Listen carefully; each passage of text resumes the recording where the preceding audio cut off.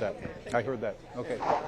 Hey, Guy. Hi, Captain. How are you? Good. All right, ladies and gentlemen, take your seats, please. Delta Stewardship Council is called to order. I'd like to establish a like to establish a quorum, so starting with Mr. Nordhoff for purposes of a quorum. Mr. Nordhoff. Nordhoff present. Ms. Gray. Great. Mark is present. Fiorini here. Eisenberg here. Okay, we have a quorum and we are established. All right, now Mr. Grindstaff, this has the potential to be a really terrific day and also confusing, right? Here's what we got to do, and members. Confusing. Well, confusing because we're doing a lot of things. I think the best, my read of this now is, I would urge all of the council members to take another look at the staff summary for agenda item 6, which is the Delta plan. And there's a memo, what is it, 5-page memo, I guess, 6-page memo, that kind of summarizes the Delta plan development. And in particular, I would draw your attention to pages 5 and 6 under suggested motion for council adoption, because this is, it seems to me, in the process, this is one of the clearer ways to explain what today's about.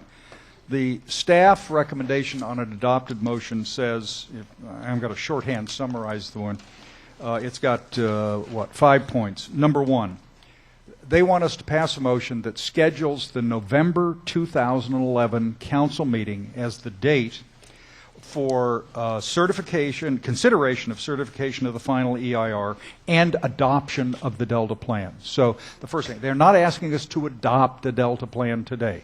Okay, but set the hearing in November. Number 2, that consistent with that schedule, that the staff is directed to take the 4th draft, which was published, discussed at our last meeting, and to revise it to reflect their best judgment and views. Chris, correct me if I'm wrong. Best judgment and views. Things they hear from us today, things they hear from the audience today, and this endless collection of comments that are coming in by email all the time. We probably got some this morning as far as I know. And to prepare for publication and posting and circulation to the public. A revised 4th draft, which will become the 5th staff draft Delta plan. That is the one that goes out for official circulation. At the same time, the 3rd point is that gets we circulate for CEQA consideration and the 45-day review the environmental alternatives. We discussed the matrix at the last meeting. We're going to discuss, I guess, slight modifications at this meeting, and so that is part of the same process. And just footnote, keep in the back of your mind, we're doing 2 things. We're doing the environmental review for Environmental Quality Act and also California's Administrative Procedures Act. We're trying to not duplicate things, do it all within the same time frame with their own unique characteristics. Number 4, as soon as possible as soon as possible, post on the council website a schedule of detailed timelines. You know, this is not easily understandable by any rational person, and we're trying to explain it, but post on our website the precise times and dates from the publication on forward, necessary for us to comply with our statutory mandate. And then continually post on the website, and this was, I thought, an interesting recommendation on paragraph number 5, up until the formal circulation and commenting period, continually post draft updates. And the reason is, you'll note that there was an errata sheet in the 4th staff draft, which I thought was pretty good. It's grammatical corrections, spelling corrections, a citation correction. I suspect there'll be errata sheets like that on the technical drafting side, but because we're going into the formal process stuff, we need to record that, and we'll need to record that in a way. Our graphic information, our charts, our graphic maps, and other documentation will be updated throughout the process as well. Okay, now, Mr. Stevens, Mr. Grindstaff, have I almost correctly stated what the motion is? and what it's not, which is not adopting a Delta plan. Yes, I think you have. Chris? Okay. All right. Take a look at that. Think about that as we go through. Ladies and gentlemen in the audience, there's a copy back there of the staff report on Agenda Item 6, and if you could take a look at that too. Okay. So, Joe, given that understanding, tell us how you think the next 2 days will work in terms of subject discussion and what you have planned for us. Well, initially we have a few administrative things. We'll try and do those quickly. The goal then is to give the council some time at the beginning to talk some about big picture items. We had a meeting actually that Ms. Gray set up with some stakeholders yesterday, and we've had a couple others before that. And she's expressed an interest, and some of you have expressed an interest to talk about some of the big picture issues. So we'll talk about that in the beginning. I'll try and set that up, and then we'll have some time there. Then our goal is to actually get through one more time. We went through them last week, but go through today all of the policies and recommendations. We've made changes based on your thoughts last week and other comments that we've received. Go through those. Those form the basis for a proposed project. And then tomorrow, and we'll get through all of that stuff. And the EIR today. Okay. And the EIR will be based on that, looking at that and what a broad, reasonable range, I think, is the technical legal term, of alternatives are. Our goal is to have the EIR document the impacts of not only this project, this proposed project, but but this reasonable range of alternatives, so that come November, if you choose to, you can go a different direction on than what's in this staff draft. So the purpose of the EIR is actually to inform the council's decision, give you options, alternatives, show you what the impacts of going those different directions are. So the goal will remain that come November you can actually make the final decision. So I would expect that there will be lots of discussion between now and then. But today we need to get to a point where we can say this project is adequate to actually begin the formal environmental review process on. Tomorrow morning we want to bring in the Delta Protection Commission consultants and executive officer to talk about their economic sustainability plan. And the economic sustainability of the Delta is a key element, and we can't include their plan because it's not finished and won't be finished by the time we get this out in the EIR process. Still, we thought it was important to talk about that. And tomorrow we'll also want to have more discussion about the alternatives that we plan to use for the EIR. And our attorneys always like me to remind the council that the alternatives are something that we're supposed to do in an independent way to provide you the broad range of options, so that it's independent, if you will, of the council. What you're saying is we cannot dictate the parameters of the study terms of the alternatives. I thought I said it more artfully, but... Well, I think you ought to say it directly. Okay. Because, a lot of people have come to me and said, well, why don't you just change the study so that all your alternatives include only this option? Right, exactly. They don't understand the point. Surprisingly Sequence, familiar yeah. refrain from people regardless of their positions. And I say right. that isn't the purpose of the environmental law. And of course, the EIR is directed to environmental impacts. It's not the whole thing. Exactly. It's not the whole thing. So the Delta plan is where we have the greater level of discretion, but the alternative range and the comparisons and the EIR itself is something that we are not going to muck around. We can't muck around with, right? Right. That's a non-legal term. Okay. All right. So as I understand it, Delta Plan today and the various elements. Tomorrow we've got the Economic Sustainability Report from the Delta Protection Commission, just released, when, on Monday? Yes. In Monday. fact, I would just note on that the commission actually is coming into session at 1 o'clock today in Stockton to have a chapter-by-chapter presentation review, actually scheduled about a 6 to 7 hour session. Right. And our Vice Chair Reagan will be chairing that meeting. But so the first full presentation to the commission by the consultants is occurring this afternoon and evening, and then you'll get again, I guess, a summary of that and any commission feedback tomorrow, and and then we will go out, not dissimilar to this process, Chair Eisenberg, throughout the summer to have review of that of a draft plan, and then schedule for early fall, try to coincide prior to Delta Plan adoption to have that a plan to bring forward. So tomorrow morning we're bringing in the people to talk about the first preliminary draft of that plan, because a lot of it's very interesting information. You've got a copy in front of you. I think I'm at page 75 and wasn't able to read the rest of it last night.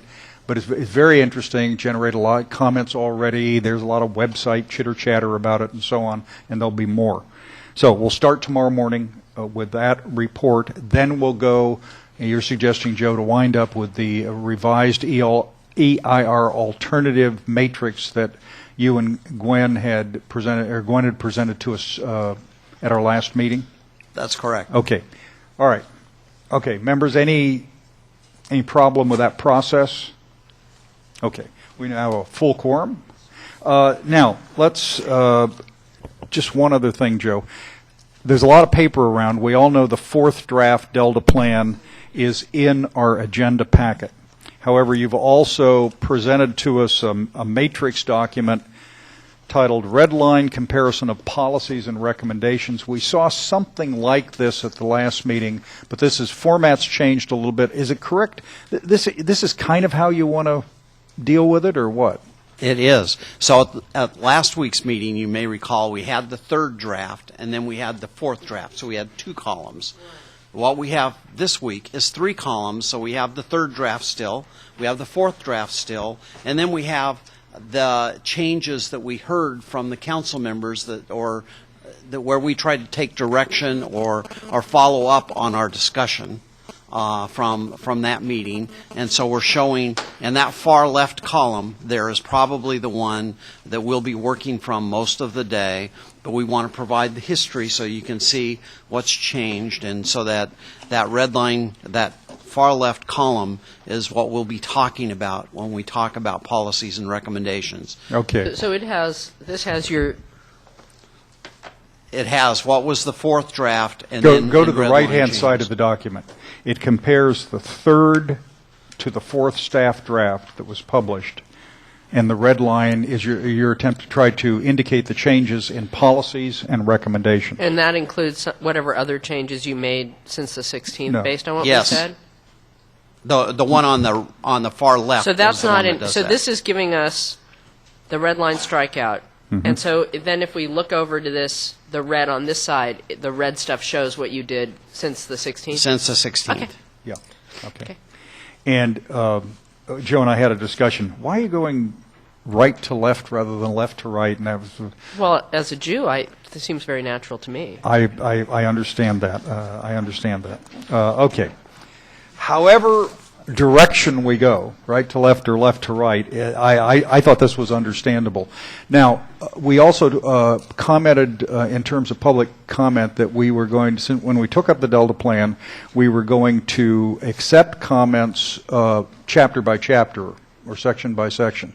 And Mr. Grindstaff, that's still your hope, although you want people to be... That is still our hope, and actually in the meeting yesterday that Ms. Gray facilitated, one of the things that I came to the conclusion we ought to do is actually have some smaller groups. The actual support language that's in those chapters is not... Support language. In other words, all The of... narrative. The narrative. The text. The discussion. Text Okay. is not the subject of the EIR, but it is important, and more important than maybe I'd even realized. So one of the things that I want to do is actually set up smaller work groups with people to go over chapter by chapter those things to make sure This is that with we've staff at least now. with staff. Yeah. Although we will invite council members, we'll make sure you're noticed when we do those meetings, and they'll be so that it's public. Anybody would be able to come. But what we want to do is actually go through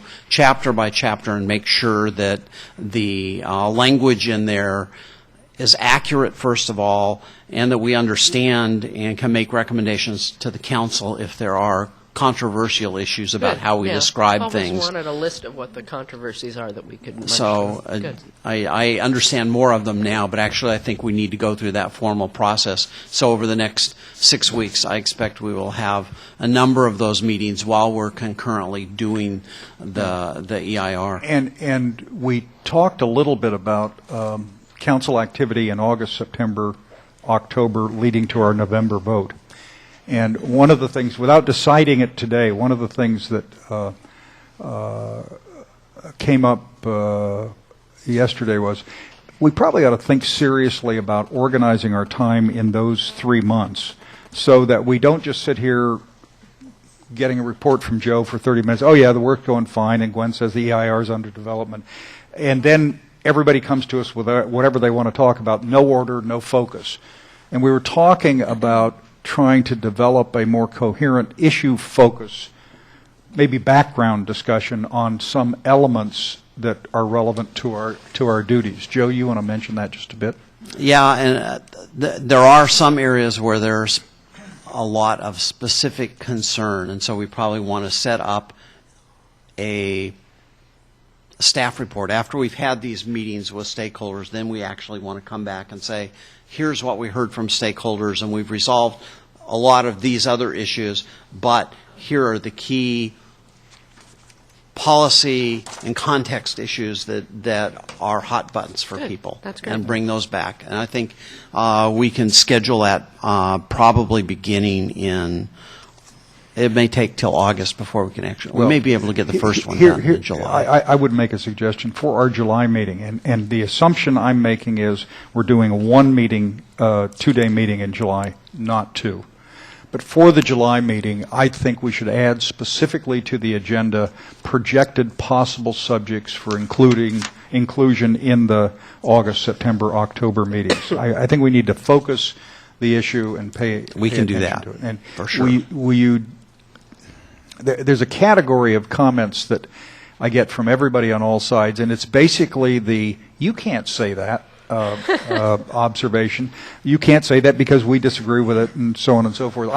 I'm interested in trying to focus on the issue areas and not how the issue itself or the Delta plan should be spun to reach a conclusion that folks would prefer. I mean, that's not the right way to say it, but we get lost often in discussions with people hoping to build their case by how we say whatever we say, and I'd rather spend time on the issues themselves than the defensive mechanisms of all the interested players, if that is clear. So in the July meeting, some suggested topic areas, discussion areas, focus for August, September, and October. We'll obviously have other business those months. Now, last point.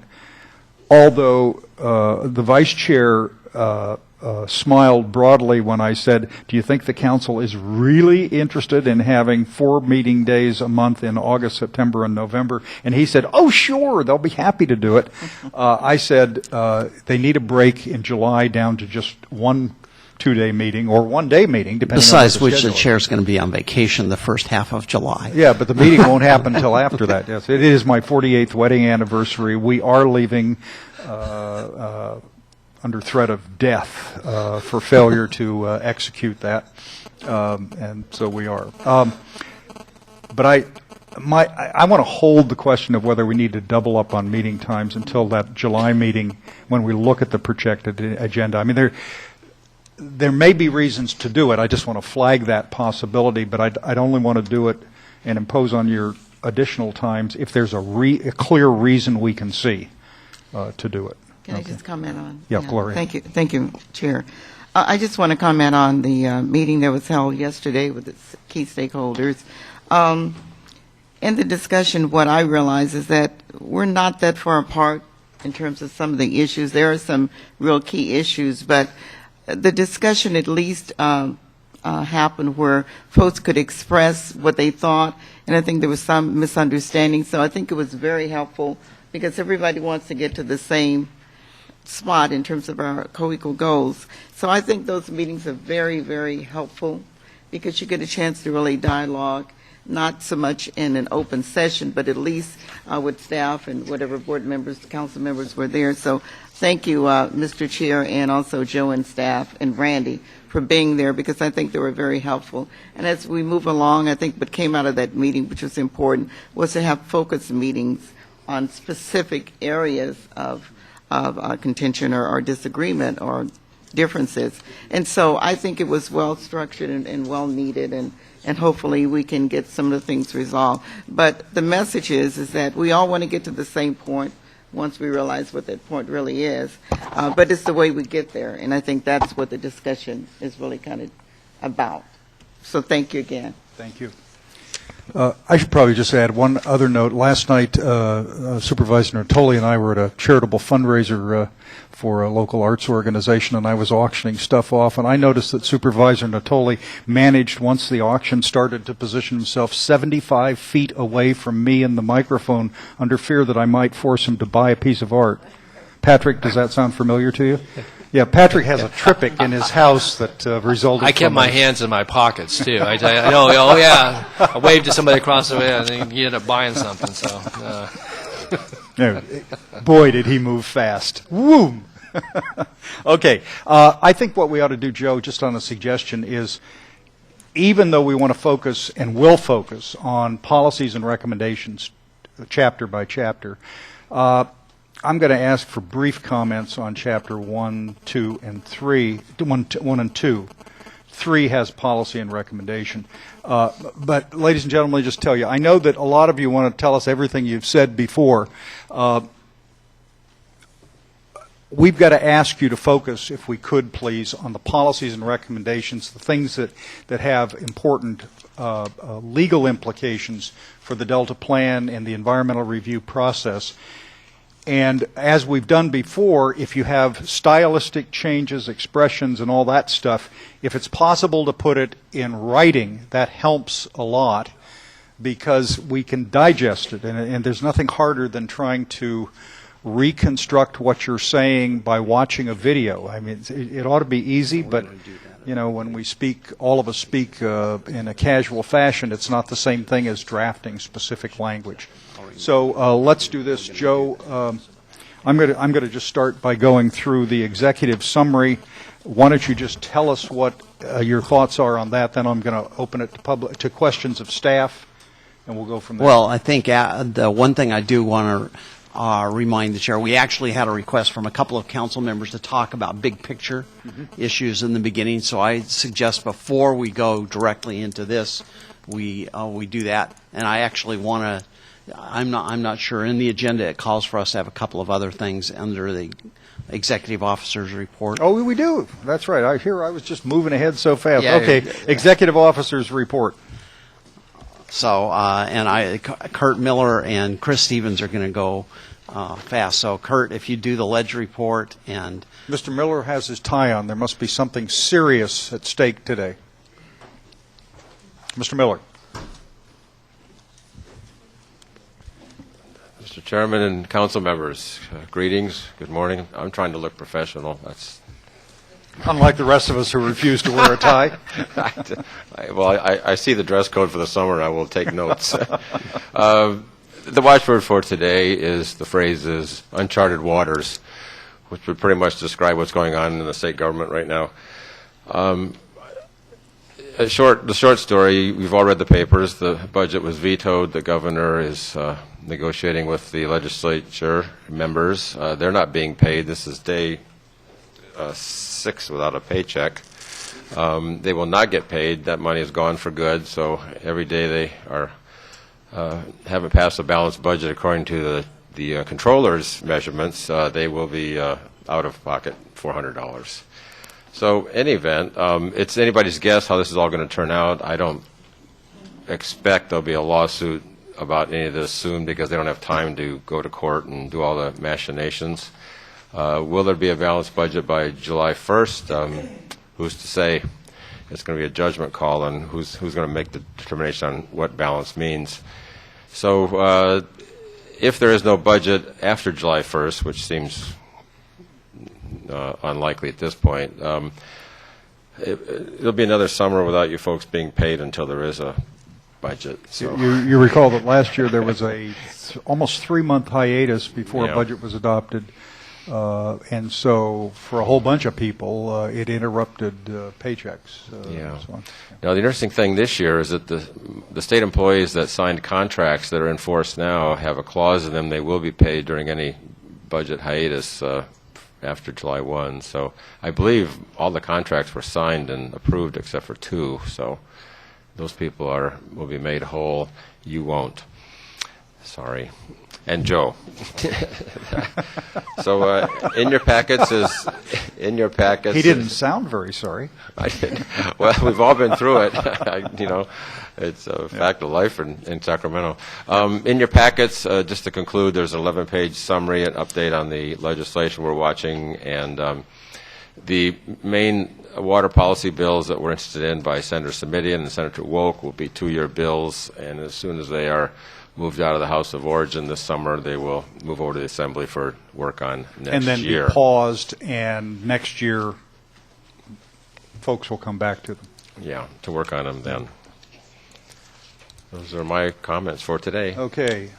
That's happy news. Mr. Stevens. Thank you very much, Mr. Chair and members. I'd like to introduce Debbie Ories from the UC Davis Law School, who just completed her first year of law school and is our summer unpaid intern who is helping me out and various others. She's jumped right on into the water issues that we're dealing with without having the benefit of taking water law yet, but she's going to be a professor. Therefore, approaching this with an honest, straightforward, completely which is very understandable refreshing, attitude as opposed to what the rest right. of us have. That's right. She's going to be Rick Frank's legal researcher come July or August. Right. But with your indulgence, I've asked her to give you a brief legal update on some of the litigation that you've heard about before.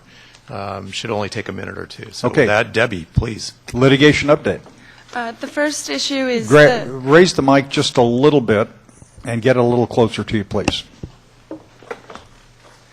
Is this better? It's better. Yep. The first issue is the update on the Delta Smelt cases. On May 4th, Judge Wagner granted the defendant's motion for amended judgment in regards to the new BIOP deadline. The defendant said they couldn't finish it by the October 1st deadline, so Judge Wagner extended the deadline for the new BIOP, RPA, and NEPA compliance to December 1st, 2013. This grows out of his previous court order, which said the prior biological opinion didn't work, didn't comply with law, go back and do a new one, federal agencies. Yes, and he had set the deadline for October 1st this year to have it be completed. The defendants pointed out that they could not finish it all by October 1st, so it was extended to December 1st, 2013, with a draft BIOP to be due by October 1st this year. Okay. Another issue is a jurisdictional issue. The plaintiffs are requesting that Judge Wagner rule upon the location Fall X2. Stop. You've been corrupted by us already. Plaintiff, let's simplify this. Plaintiffs in this lawsuit were what? Water contractors or the environmental groups? Those are usually the plaintiffs. Which ones? I believe it was the environmental groups. Other way. Other way. Yep. Okay. So and when you refer to X2, you're referring to that line allegedly in the Delta set by prior litigation settlement, I think. That is the salinity, pardon? Well, it was Bay Delta Accord, but it was also reflected in court settlements later, right? Yeah. And it's where the salinity barrier is supposed to be somewhere in the Delta beyond which salt water should not occur sometimes, some places, and all of that. Mysterious X2. language adopted by people with no appreciation of how incomprehensible it is. So basically in the fall, under the Yeah. biological opinion that was remanded back, there's supposed to be a measure that's taken that deals with X2 that's going to potentially cost the water users a lot of water and potentially a lot of money. They're asking the judge to maintain what they call the status quo since the biological opinion has been remanded. The jurisdictional issue that Debbie refers to is the fact that some of the defendant interveners, the environmental groups, have already appealed Judge Wanger's ruling to the Ninth Circuit, and their point is you've basically, Judge Wanger, lost jurisdiction over this issue because it's now on appeal. The water users are saying, hey, wait a second, you retain jurisdiction, we're asking you to maintain the status quo. They're fighting over that still, and we don't know how it's going to turn out yet. So that's to simplify things. And Oh, Yeah. okay. All And right. there was a hearing on the jurisdictional issues on Monday, the 20th. However, we're not aware of any decisions being made upon the jurisdictional issues as of now. On to the next issue is the salmon cases. However, there's no new developments, but just to let you all know. The next issue is another case that's in Judge Wanger's court. The Department of the Interior decided to cut back on water deliveries to the Central Valley for 14 days starting on June 8th due to the fact that many fall run Chinook salmon were being sucked into the pumps. The San Luis and Delta Mendota Water Authority filed a temporary injunction saying that the reduction is against federal law and also that the Chinook salmon are not even endangered. Judge Wanger, however, sided with the federal government and said that the Central Valley Project Improvement Act says that the Bureau of Reclamation is to protect all species of fish, not just endangered ones. Another case that's in Judge Wanger's court, it has to do with a group of Sacramento Valley water districts that are claiming that they should get their full federal allotment of water before any water goes to the San Joaquin Valley. The basis for their claim is that the area of origin law in the water code stating that any property owners, cities, or other entities in counties where a river originates gets preferential water allotment for development and other uses. Currently, we are waiting on a final decision on this case.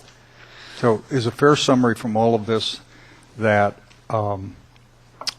that the environmentalists want to take the case out of Judge Wanger's hand because they didn't like his last decision, that the Delta Mendota people want the federal government to give them all the water they want, even if it would harm fish, and that the upstream Delta water users think they come first before anything should be downstream? Yes, they believe that they should get the preferential treatment, get everything that they're supposed to be allotted before anyone else downstream. Do we really live in one state? I mean, I think that's the message, cutting through all of this, is that there's a lot of litigation still well, and it's ongoing. growing. I think Yeah, the pattern of this right. litigation is growing as the water supply tightens. Hard to imagine this litigation isn't more frequent. And this kind of litigation. Recall that one of the objectives of the CalFed program was to decrease the amount of litigation, and obviously we've turned a corner, and the trajectory is still going up. So I think that's the message. Okay. All right. I'm sorry. Debbie, is that the last? Thank you very much. Thank you. Okay. Mr. Grindstaff? I do want to mention a couple of other things. We include for your information on the PSP. PSP. This project solicitation proposals. This is this Delta Science Program. No. In this case, it's the Department of Fish and Game, which okay. is anticipating spending about $15 million, which has relevance to us. And we provided the information in the package. We don't have jurisdiction over that, although we are required by legislation come next spring to review all CalFed-related expenditures and make recommendations to the legislature moving forward. So some of these financial issues will come before us as part of the Delta Plan as we work further on the finance chapter, and some come to us actually as a part of our requirements under the law, which said that all CalFed activities have to go to a zero-based budget next year, and that we're supposed to evaluate the council. When I say we, the council is supposed to evaluate and make recommendations on how that money is spent in the future. So I wanted to mention that. I also want to mention we have a couple of contracts, and you'll see them next month. We're going to be updating a contract that allows us to get money. We typically do a lot of science work for state and federal agencies, and we've actually done so much work that we've run up against our own limit. And they're asking us to do more of that, so we're going to do an extension of about $1 million contract for another $75,000 so we can continue to do that. And we're going to run up against the limit of our contracts on the Delta plan here. We're under budget. We're doing fine there, but next month we'll be bringing back a proposed change order that carries us through the end of the process, still being under budget and everything, but it will be a significant issue. So just so you're aware that both of those things are coming up. I expect next month to spend some time on financial issues. Stuff. Yes, housekeeping stuff. Yeah. Okay. All right. Okay. Anything else, Mr. Grindstaff? On that agenda item? Nothing else on that item. Okay. Agenda item 5, members, are the prior minute meetings. The agenda says it includes the minutes of the June 16th meeting last week, but I don't believe it does. Well, and actually, when I talked to staff, while they have produced all of the minutes, they didn't get them out to you in time for you to actually read them. And so my proposal is that we not approve those minutes, okay. but for any of the meetings. For any of the meetings. Okay. You have them now. They should be in all of your packages, but that we publish them again, and next month that we actually ask for action on those. Okay. Any objection to that? In the meantime, since I had hopefully accurately reflected Mr. Nordhoff's suggestion last week on some of the language, and that we agreed that your comments were going to be reflected in the minutes, Ms. Rogers is going to send Mr. Nordhoff a copy of it to make sure I got it right, and we'll have that. All right. So item number 5, the minute approval is deferred to the July meeting for all 3 of the indicated meeting summaries. Okay. Item number 6, Delta Plan Development. Joe, this is where I was prematurely going. I assume we want to start on tab number 6. Do you want to say anything about overviews on this, or would you want somebody else to? Probably. We tried to write a summary for the staff report that kind of reflected what the staff draft is intended to do. And we're going to, I know that Ms. Gray wants to talk some about that, so this is intended to kind of address some of those questions. But I can tell she's anxious. Thank you. Ms. Gray. Thank you, Joe.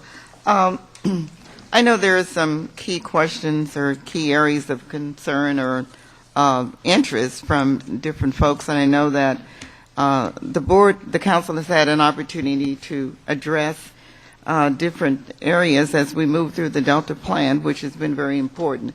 And first of all, let me say that I want to commend staff because the 4th draft it's much, much better, and I think that it's good to know that the plan is an ever-evolving plan, so it's not constant. We can continue to make changes as we move along as a council. So folks need to realize that. That's why it's important to provide the input, which the chair has done a great job in ensuring that people have an opportunity to comment on the different plans. So again, let me commend staff for always doing great work, and the 4th draft is what I've heard is a much better plan. The reason why I thought it was important, or I do think it's important for council members to kind of give an overview about their perception of where the plan should go. And again, we've had an opportunity to comment on different sections, but I think it's important, at least to staff and to Joe, to actually look at what we believe what the plan should be all about. So for me, as one council person, I think it is important for the plan to be successful. You've heard me say that there's a lot of interest from different stakeholders, and certainly the council wants to do a balanced plan to meet our co-equal goals. But I think it's a difference in terms of the process, and maybe communication may not happen, and that's why I've encouraged the chair to hold stakeholders meeting, which again I think has been very helpful because you can talk about it across the table and realize that there are some commonalities and there are still some major areas of disagreement or differences, and so those will be worked out to the best of our abilities, and also the fact that everyone cannot get what they want. I think our job as council members is really to present a balanced plan as it relates to our co-equal goals. And so for my vision, long-range planning and so forth, is that it's important that the plan be successful. I've been involved with many boards where we develop documents and they kind of sit on a shelf, or people don't really do what they're supposed to do or what is recommended. And so for me, it has to be successful, and maybe one way of gauging its success is the fact that the majority of stakeholders at least agree that they have been part of the solution rather than they've always been we're all part of the problem because we all are part of the Delta. And so I believe that everybody should be a part of the solution. Again, you can't get what you want, but at least you've had an opportunity to express what you believe the plan should be. And so for me, it should be mostly accepted by the folks who are involved. And how we get there will be the important part of the plan. How do we get there? And so that's why it's important to have these kinds of focused discussion. For example, on flow, on storage, on BDCP, on finance, on flood control, levy investment. All these are key elements, I think, of the plan, which staff has done a good job of trying to capture what you guys believe you've heard out there and what the council wants. And so I just think at each meeting, the council members should have an opportunity to speak on that, generally speaking, that they believe that everything is in the plan, but there's maybe some other areas that staff has not heard clearly as we go through the plan. And so I think this is an opportunity to talk about the big picture, and Felicia's alluded to that. How do we see the big picture? We certainly don't see the big picture as restoring the Delta back to what it was 150 years ago, but how do we look at it moving forward? And I know yesterday at the meeting that Randy attended, he asked one of the stakeholders of the group, what do you see, how do you see the Delta 50 years out? And I think that's important.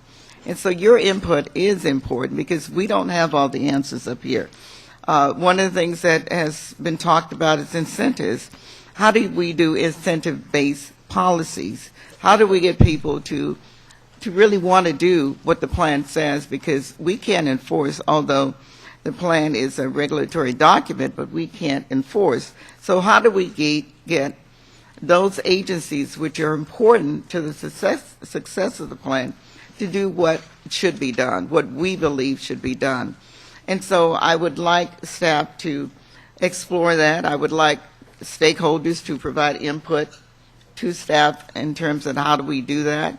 And so I guess my message today also is that the plan is we have adaptive management, which means I believe within 5 years we have to go back and review it.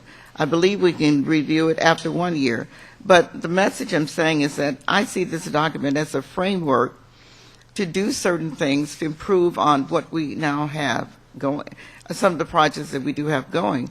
Also, I think we should include more things that are going on, more improvement. There are good things that are going on in the Delta. And I know that you kind of tried to capture the story, if you will, but I think that story should include the good things that are going on in the Delta. There are really good things that people are doing right now. And so I would like to see more of that, and also more of, because there are good things going, this is how we can help improve on those good things going moving forward. Because you don't always have to reinvent the wheel. There's some good things that are going on in the Delta. I'm just kind of looking at my note. But again, I guess the message is that focus groups are very important because you have an opportunity, key stakeholders, to kind of meet with staff and kind of iron out and identify some commonalities. So those focus group meetings are very important. Adaptive management, people need to know this is not the final plan. We can improve upon it, and we will. Moving forward, I'm sure that the council will recognize there are some things that we can do better than we thought in the original plan. And stakeholders should be part of the solution, not just part of the problem, but accept the fact that all of us have to come up with the best plan that we can as we meet our co-equal goals. I know we have co-equal goals, but I think Delta as a place is kind of a side goal. We need to look at the Delta. How do we overall improve the Delta? Yes, we have to do it through the co-equal goals, but there are some areas, flood control. For me, that's really important to me because no one knows when something may happen where those levees may break and people may be in harm's way. So that's an important item for me. So I would suggest that as a focus group subject. And so again, I appreciate the opportunity to kind of talk about those things. And I think at each council member meeting, we should have an opportunity to do that. Everyone may not want to talk about it, but at least they have an opportunity. And so that's kind of my overall message, is that it's ever evolving. It's a framework.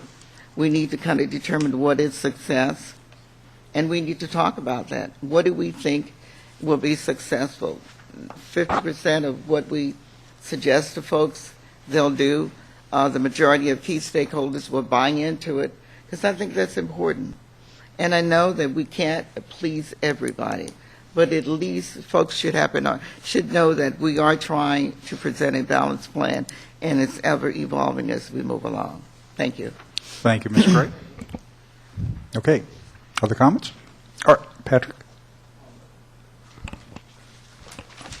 I think it's a good process to work on the policies that have regulatory effect and the recommendations, and we will be doing that. And deferring to other discussions, the background or narrative. That said, I heard you articulate in a few words informally the scope of what our challenge is here in the Delta Plan, and I wondered if you could share that so that we can kind of see what Hank has urged upon us, and that is to be able to tell a story that has some consensus that Gloria referred to, and then be sure that we're heading for the same objectives, you know, and there may be different strategies or means or objections to this or that part, but how would you briefly describe the world we encounter and what the law compels us to address? Briefly, you said?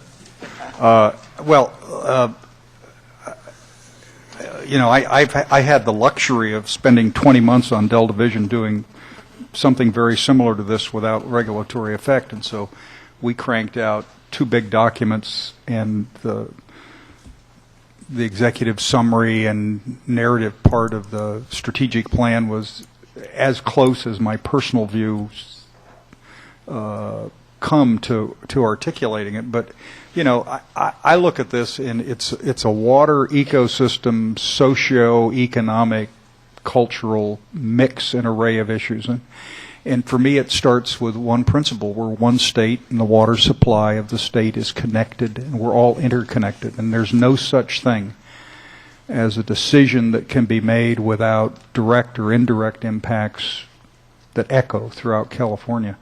So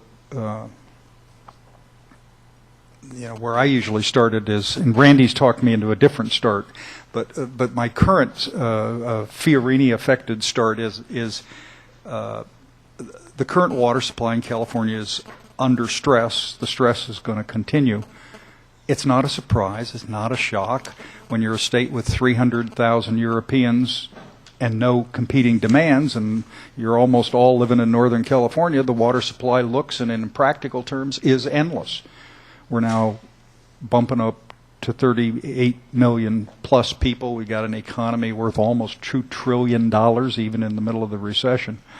And it should not surprise anyone that a water supply that looked endless in 1850 is not endless in 2011. So for me, and this is just my perspective, the water supply is relatively finite. That doesn't mean we're running out. I mean, California is fortunate to have a vast amount of water within its boundaries, most of which comes from rain and snow. But at the same time, we can't ignore the fact, this is Randy's point, that the water supply is also increasingly volatile. I mean, more high water years, more low water years, and it's all irregular. This is not, nature does not conveniently provide a regular supply of water adapted to human demands just because we'd like it to happen that way. So we build a water system, state, local, and federal, that attempts to provide conveyance for water and storage of water, and at least in the last 50 to 60 years, respect environmental damage that has resulted or might result from those activities. But the supply is volatile, and our ability, willingness, and more importantly than anything else, willingness to pay for the development of new storage facilities, among other things, is taxed by the fact that nobody's wildly enthusiastic these days about paying for much of anything. Certainly not increasing taxes, increasing fees. So if the supply, if we're under stress, if climate change is truly affecting the way water is delivered, if water managers are struggling, I think successfully, but with increasing difficulty, with adjusting old storage facilities and old conveyance systems to meet weather patterns that have now changed, and to honor contracts that were signed based on expectations of weather and precipitation that no longer exist, it just seems to me that that we've got problems we have to face. That's why the state water project reliability is decreasing. We've got those 4 reports from 2000 on, where, apart from the fact they're almost impenetrable reports, the conclusion is that there's a declining reliability. But that's not unexpected. You get a highway system that's built in 1960. You build a freeway in 1960. You got to maintain it, but it has a life expectancy, like water systems have a life expectancy, like school buildings have a life expectancy. And we benefited from a water system that was developed in the state in 1960 up through the middle part of the 70s, maybe a bit later. Well, but that only lasts so long, and a whole bunch of decisions on improvements and repairs and maintenance or replacement or substitution are out there. But the economy's growing, and the overall demand for water is growing. We've had some success on reducing per capita statewide, but it is not universal in California. I mean, Sacramento, for reasons that escape everyone, uses a higher proportion of water than I think any other region of the state, except the South Central Valley and the desert areas.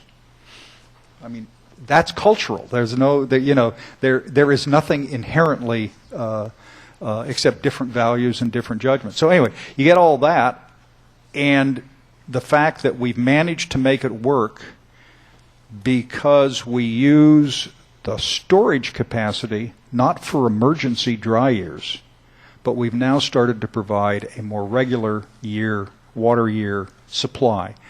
And you've heard me argue about the question of water contracts and water rights and everything else, but we've got a system where essentially people reserve the rights to water beyond the amount that's available.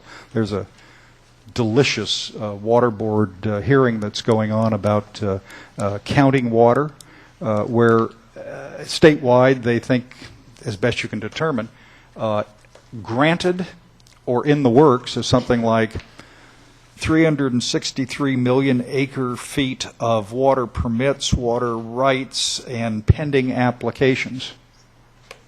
And on an annual basis, that's almost the total amount of precipitation and snow that comes into California, plus the Colorado River. And 2/3 of the precipitation and snow goes to evaporation and evapotranspiration. We can't capture it. We aren't capturing it now. We aren't using that water, but we reserve it's almost water futures. And although the futures say if the supply isn't there, you don't get it, we have converted that into a political argument that says, wait a minute, I got a right to it. Got to. There's something that doesn't work. Anyway, the point is, I've always said we are annually using more water than nature provides, just like, this sounds like the state budget, by the way. We draw down our storage capacity in regular water years because our demand is more than nature provides. Well, okay, maybe that works for a while. We tap in, particularly in the Tulare Basin, underground water sources, even in wet years. And what we're doing is we are desperately seeking to maintain the status quo with a supply that's shrinking. And this is, in the budget you borrow money. In water, we draw down underground and we draw down surface supplies, and we're puzzled all of a sudden why water is more costly. It doesn't take a genius to figure out. The consequence of all of that, the history and so on, is that you've had a notable success, I think, in regional efforts. The Diamond Valley expansion down in Met is one, where if the roughly from the 1920s to the 1950s or 60s was the era of federal facilities and the state facilities, sometime that period, but they followed the Bond Act of 1960, we're probably returning to regional development of facilities as existed prior to the vast explosion of federal and state involvement. But the ecosystem of the Delta has been substantially altered by all human activities, and it's a legal necessity that we deal successfully with the Delta as an ecosystem and a place in order to at least address the efficiencies and needs of the water supply demands of California. And I'm going to go through the arguments. You've heard me say them. I mean, we've converted land from habitat land into farmland. Okay, that's happened. We've channelized all the rivers. It's not a natural system anymore. It's a highly artificial managed system. There are other stressors that are out there causing the problem, but the complex array of the flows of water, the habitats that are available, and the combination of stressors means that the Delta is terribly threatened as an ecosystem. The laws now require that be addressed. That's the condition. That's kind of what the BDCP argument is supposed to be about in the focus of BDCP. But it doesn't solve the problem. Don, as the only local representative representing the Delta, and you as the only person who lives within the statutory Delta on this commission, it's flood threatened and flood prone. We can argue about whether it's a real threat. Can it be solved with just $500 million, or does it need $4 billion? I have no idea what it is. But all of those issues kind of come together in the Delta. And how do you solve the competing demands when the competing demands add up to a status quo nobody likes? And so you get to us, and the legislation said, look, here's the co-equal gold. Isn't perfect, but it's the closest thing we've got to a new way to talk about water. And it does, in my view, tend to cap the old argument that my side is first. All human use of water is more important than anything else, or the ecosystem restoration is automatically more important than anything. I don't buy either of those arguments. The legislature didn't buy them. The governor didn't buy them. Our job has to be done in a way that gives recognition to the uniqueness of the Delta as a place today. So we do that, and they said, look, take plans, projects, and I forget what the precise word is, what's covered actions for state or local agencies. They have to be consistent with the Delta plan. Okay, that's fairly straightforward. Not simple, but it's fairly straightforward.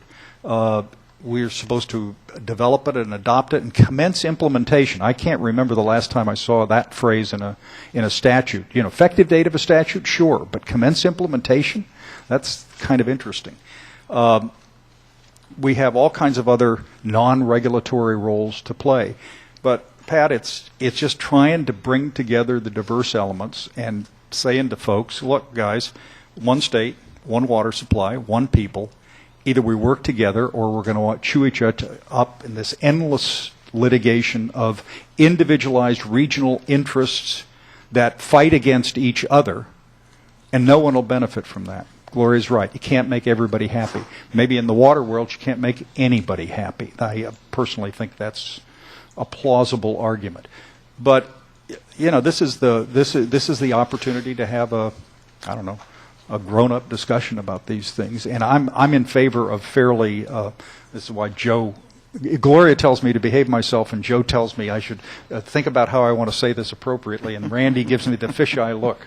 But I think this is an area where the public discussions of issues suffer from the fact that the political pressures demand that you discuss things in a way where everyone can interpret what you say to their own advantage. And that's nuts. That's nuts. I've had infinitely interesting private conversations with all of the parties on this stuff. And to try to get the same conversation from all of the parties in public is almost impossible.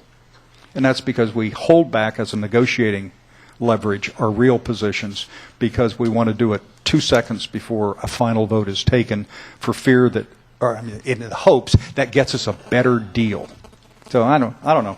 That's how I'm thinking about it. It's not a comprehensive fashion. Do I believe you have to do improvements in a Delta storage conveyance system? You bet I do. How hard to see 90 years out California not making a major improvement in a Delta conveyance system or adding more storage. But how big? What terms and conditions? How it relates to the ecosystem? You won't know the definitive answers of that, maybe never, but you won't have an intelligent base of information until BDCP or something like BDCP has identified a real project, done a real project proposal, priced the darn thing out, done the evaluation, completed their evaluation of the environmental impacts, and put a package together compared against various alternatives. And that's some time off. But doing nothing for now until that's done, or for the 10 to 15 years before you can turn dirt, even if you agree on a project, means we're just crossing our fingers hoping no disaster happens in the Delta or in the water supply system, and saying that's not policy. That's just fear. So I'm in favor of fairly plain-spoken stuff, which all of the interest groups believe plain-spoken stuff that they support should be plain-spoken, but plain-spoken stuff they don't support should be hidden, obscured, masked somehow. I'm in favor of being much more descriptive. Oh. Don. Well, since we're going to have kind of a high-level discussion, I just kind of am taking off some of the comments here, and I would first just certainly compliment all the work that's gone into not only development of the plan that we have currently before us for consideration, but all the many thousands of hours that have been devoted to people reviewing this work and also bringing forward their suggestions for whether it's just not doing it at all to the great detail that folks have poured through the pages and pages, and that work continues. I guess I would just come back to some of the comments that have been offered by Gloria and the chair, and certainly by Patrick, that I recognize certainly in representing the commission, and I appreciate the comment, kind of the try to bring the local perspective, and I appreciate also the council members taking into consideration comments that I've offered on behalf of the commission, certainly, and also some of the insight that from my experience at the local government level. And I recognize fully, and I think my fellow commissioners do, and certainly those at the local government level, that the legislative package had a very Delta-centric focus in it, and that in calling for addressing the co-equal goals, that it goes back to what the chair said, that recognizing that we are one state and that there are important elements that are vital to not just the economy, but to the day-to-day life for people throughout California, many millions of people. And yet I think what I'd come back to in looking at those co-equal goals, and at the local level, we participated along with many folks here in the audience, folks here at the dais, in those conversations to get what we termed the third leg of the stool as a part of legislation. That didn't come out the way that local government, certainly with the counties and some of the cities in this region, had brought forward, but it did get recognized in the legislation. And the reason I mention that is that recognizing that this had a focus on the Delta, and it kind of goes back to some of the considerations about conversion of land in the Delta from what may have historically been and was a habitat that was occupied by some of the native Californians and so forth, but just as California, and you using your example that it got settled with a few 100,000 people, and here we are today with approaching 38 million. On the other hand, you can say that for any place in California. You can look at the Central Valley, you look in Northern California, you look in Southern California, and it's people who occupy the state and share it with the environment, the various critters that occupy the lands and so forth, and I think it's with the Delta being center to the focus and the conversation that we put forth here, that I would just put forward this thought that it's not just a conduit for moving water, and it's not a treasure trove for potential habitat restoration. It has both of those elements. It is important that from the water supply standpoint that we recognize the conveyance that occurs currently and trying to find solutions to address those issues, and recognizing that the decline in the species and some of the habitats, important to look at restoration of that. And it's fragile. There's no question about it. Yet it's resilient. And I think that what we hear from our scientists, what we hear from folks who come from different perspectives, is that there's the potential to do something very good here in developing this plan, and what we can encourage both in the plan but also in the various realms at which studies are done and actions are taken. But it's also home to thousands and thousands of people. And what I'm very, very concerned about is I read through the plan, and it gets into some of the detail we have discussions about over the past many months as we've labored through this plan development, is that in trying to protect and preserve and to address the co-equal goals, that over time we potentially have the effect by taking the legislative direction and then incorporating that into regulations and other aspects of the elements in the various chapters here, and that in the very thing that we're trying to protect, that ultimately you may protect the land in the sense that you put it into habitat, or you drive towards the agricultural direction, but you lose the people. You lose the ability for those folks to make a living, to make their lives there. And so what I'm concerned about is that 90 years from now, that if we don't take the right approach and find balance, and which I think we're all striving for, is that you end up with ghost towns. You have remnants of what exists down there, and it's people that bring that vitality to the landscape, to the activities there, that the water that passes through, and the environment which can coexist with restored habitat and agriculture, and that if we aren't careful, my perspective from the local view, but I think it's an important one. I think you've heard farmers and business people and others come forward, that if we aren't careful about how we approach it, not only from the standpoint of any facility development, but in the regulations that we craft here, and certainly we have responsibility at the local level, and we have other entities, federal and state agencies, that the very thing that we hold precious, at least from the standpoint of the human element, you will lose that over time, and you won't get it back.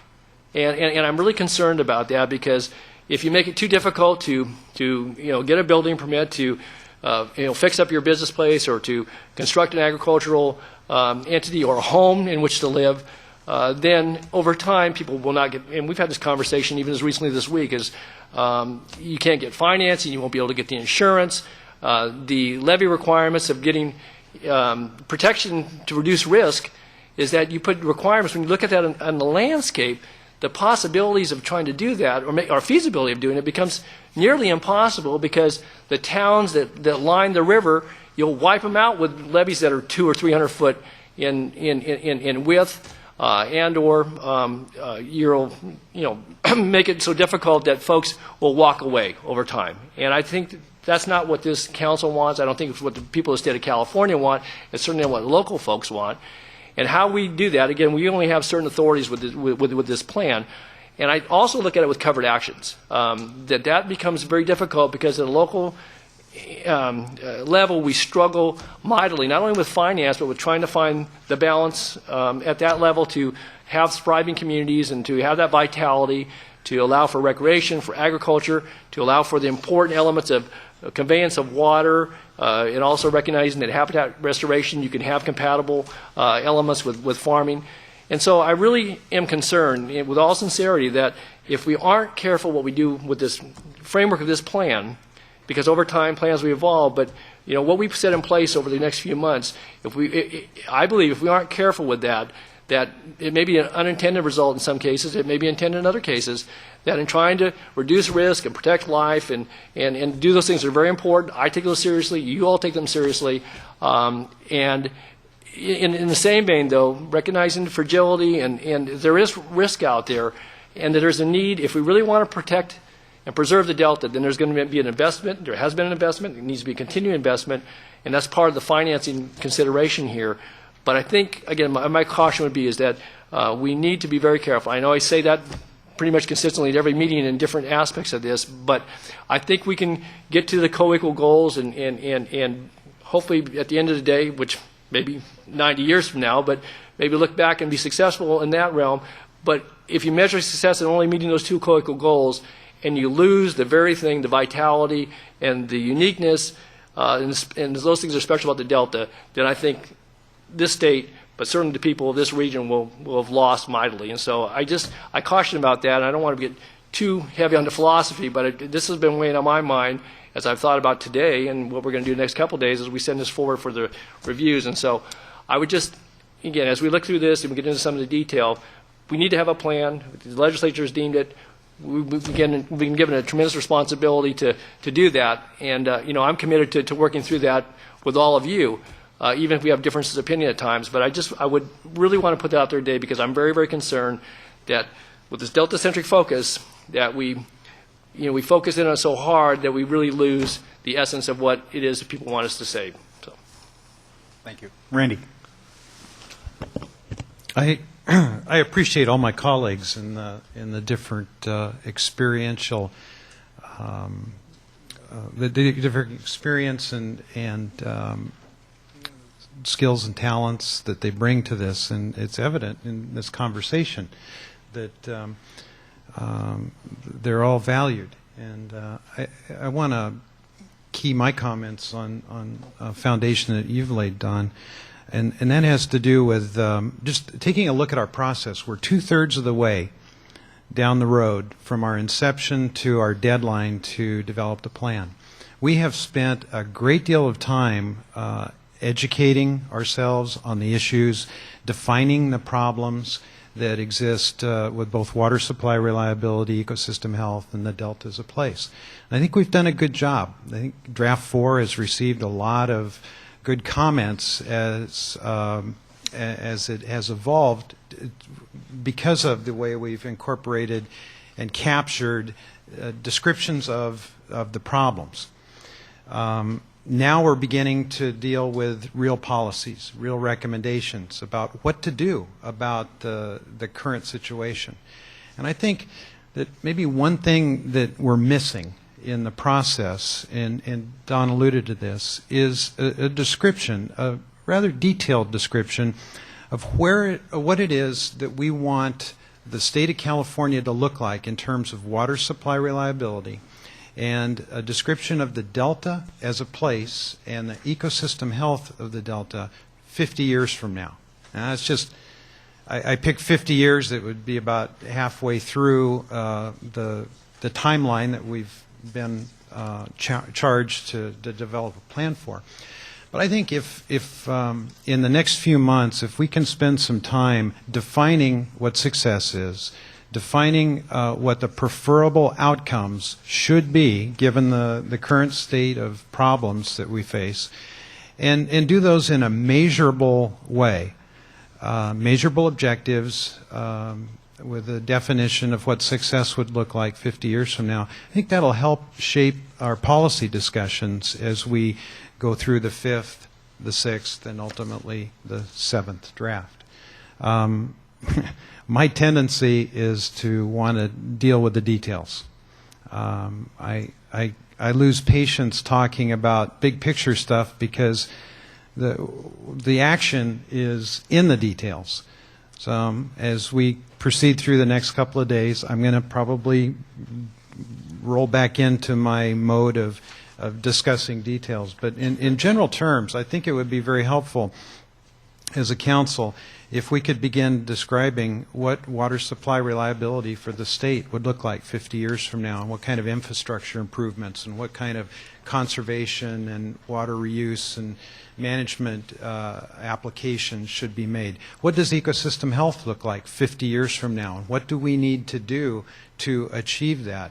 The deltas of place, the agricultural, the recreational, the cultural aspects of that.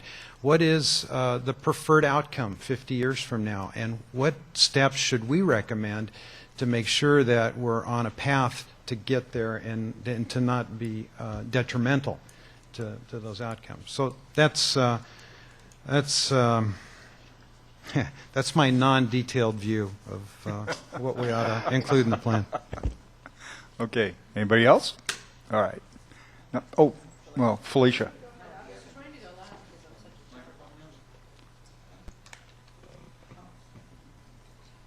Just a couple of comments more. First of all, I wanted to thank the public, the stakeholders who have sent information in, because I commended the staff, which you guys have done a great job, but certainly I think Don alluded to, or Pat, the fact that we have gotten a lot of information from the public, and we do appreciate the fact that you have taken the time to do that. Kind of going back to what Randy said, and I was going to try to mention that, you're right. I think we should focus, we should ask staff and the council to kind of define what success is. Because once we kind of determine that, then how we get there may be easier. So I totally agree with that. Don mentioned Delta as a place. I think that should be a focus group subject. I think that should be a subject that we focus on. Some other areas I want to recommend, I think we talked about storage and flow criteria. BDCP, that's another hot button area. Water supply reliability and water quality. I think we should have focus groups on those areas, so when we talk about what success means, we have an idea of, we've kind of come to some understanding of what water reliability and supply and quality is. And also ecosystem restoration. It's one of our goals. I know there's a document that was sent in from the Environmental Water Caucus in Coalition, which is great, but there may be some other areas, so we may want to invite them in, or whomever, to talk about that. Also, we haven't talked about the implementation. I think it's inherent in the plan, but how are we really going to implement the plan? What does that mean?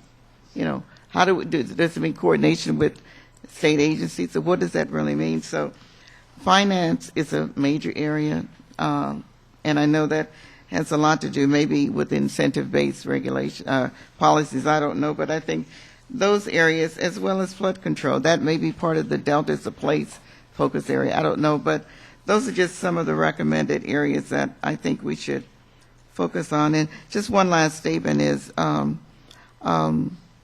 there was a meeting that a group had with Senator Steinberg yesterday. One of the things he talked about was dealing with the perception that there's north versus south in water.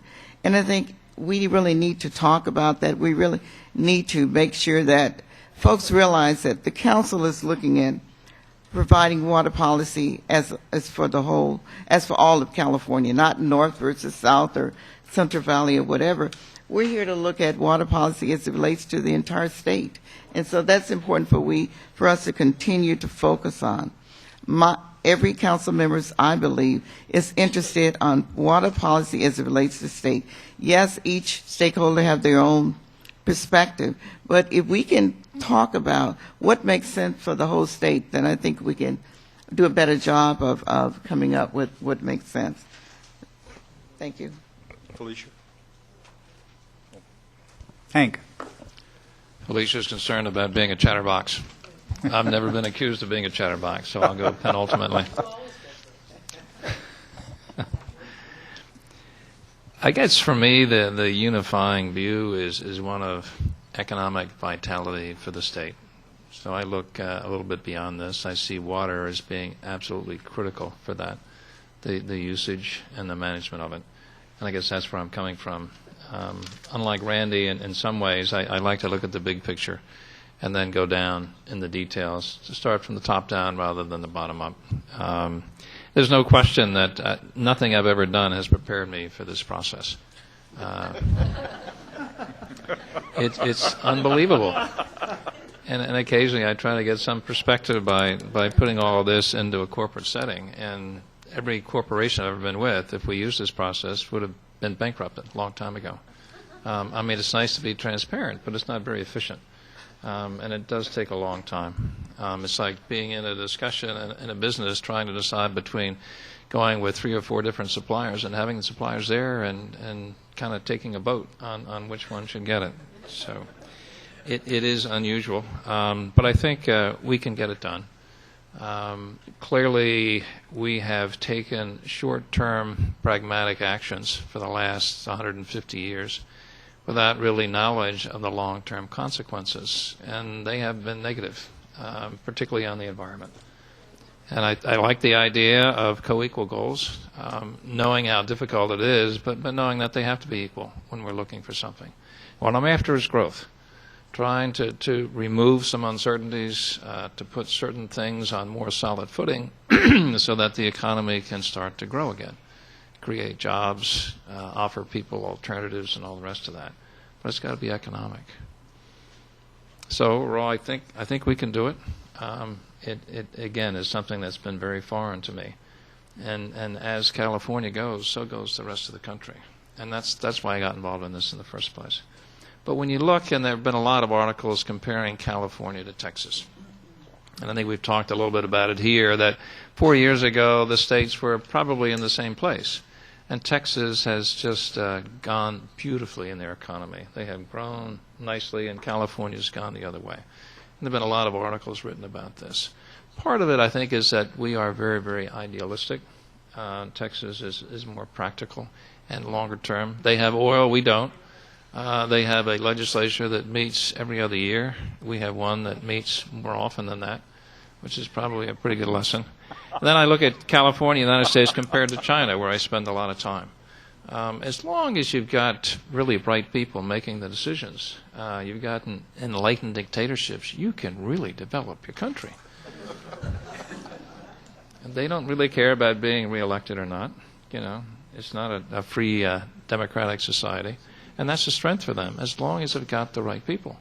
They can make decisions. They can do things very quickly. I mean, there is a tremendous expense in terms of human rights. But I was living in Korea in the early 70s, and Park Chung-hee, who was then the president, was being criticized by the Japanese and other people for being developing industries that were very pollutive. The air quality was bad. I mean, not as bad as it is in Beijing today, but bad. And he looked at people right in the eye and said, the pollution is a price we will gladly pay for development.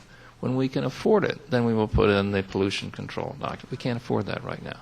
We're at that stage. So there's certain things we can afford now and other things we can't. I think this group is going to try to come up with a recommendation that will put everything in balance. And I like the idea of looking at things 50 years out. And my next recommendation is that to help us all keep perspective, both on the details, because this plan has to be executable, or we should be executed, to make a because this is really an opportunity. I mean, one of the things. Yeah. That's what they do in China. It works. One of the things I'd like to see as a suggestion would be a ranked list of the contentious issues, just to see where we are with our stakeholders. And the contentious issue, that one that would be ranked highest would be one that generated the most controversy. And then look at the alternative recommendations and take it from there. But, I agree with Phil. Let's be pithy as possible. Instead of talking about, I think there was a word called seismitism, call it an earthquake.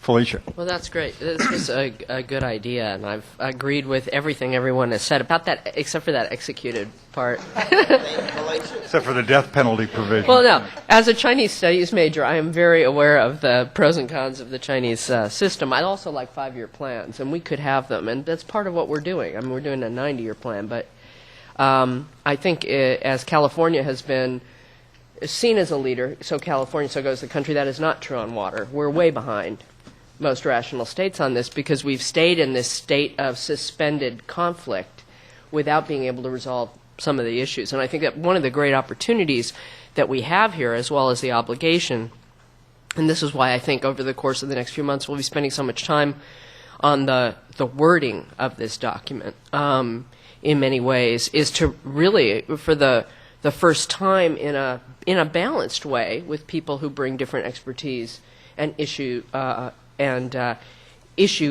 interests or tendencies that come either from the water world or not, which is one of the great things I think about this commission, that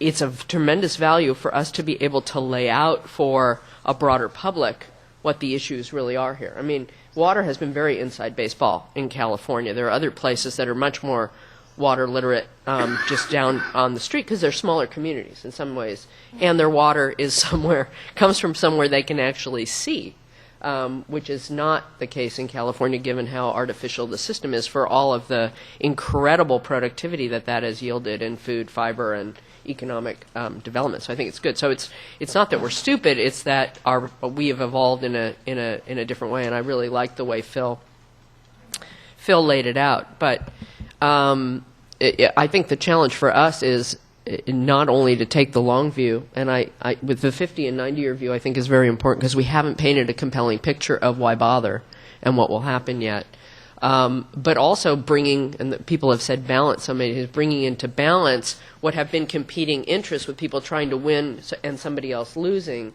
and that's kind of the heart of governance, which is why this stuff is different than an individual company, although there are certainly some similarities. So I feel in a way it's a little bit of everything's been said, but not everyone has said it. I love that adage. But here I really agree with what people have had to say. But I think we do need to work on both that big picture view, but also explaining the why bother. I don't think the why bother is really here yet. I think it's been in some of the white papers.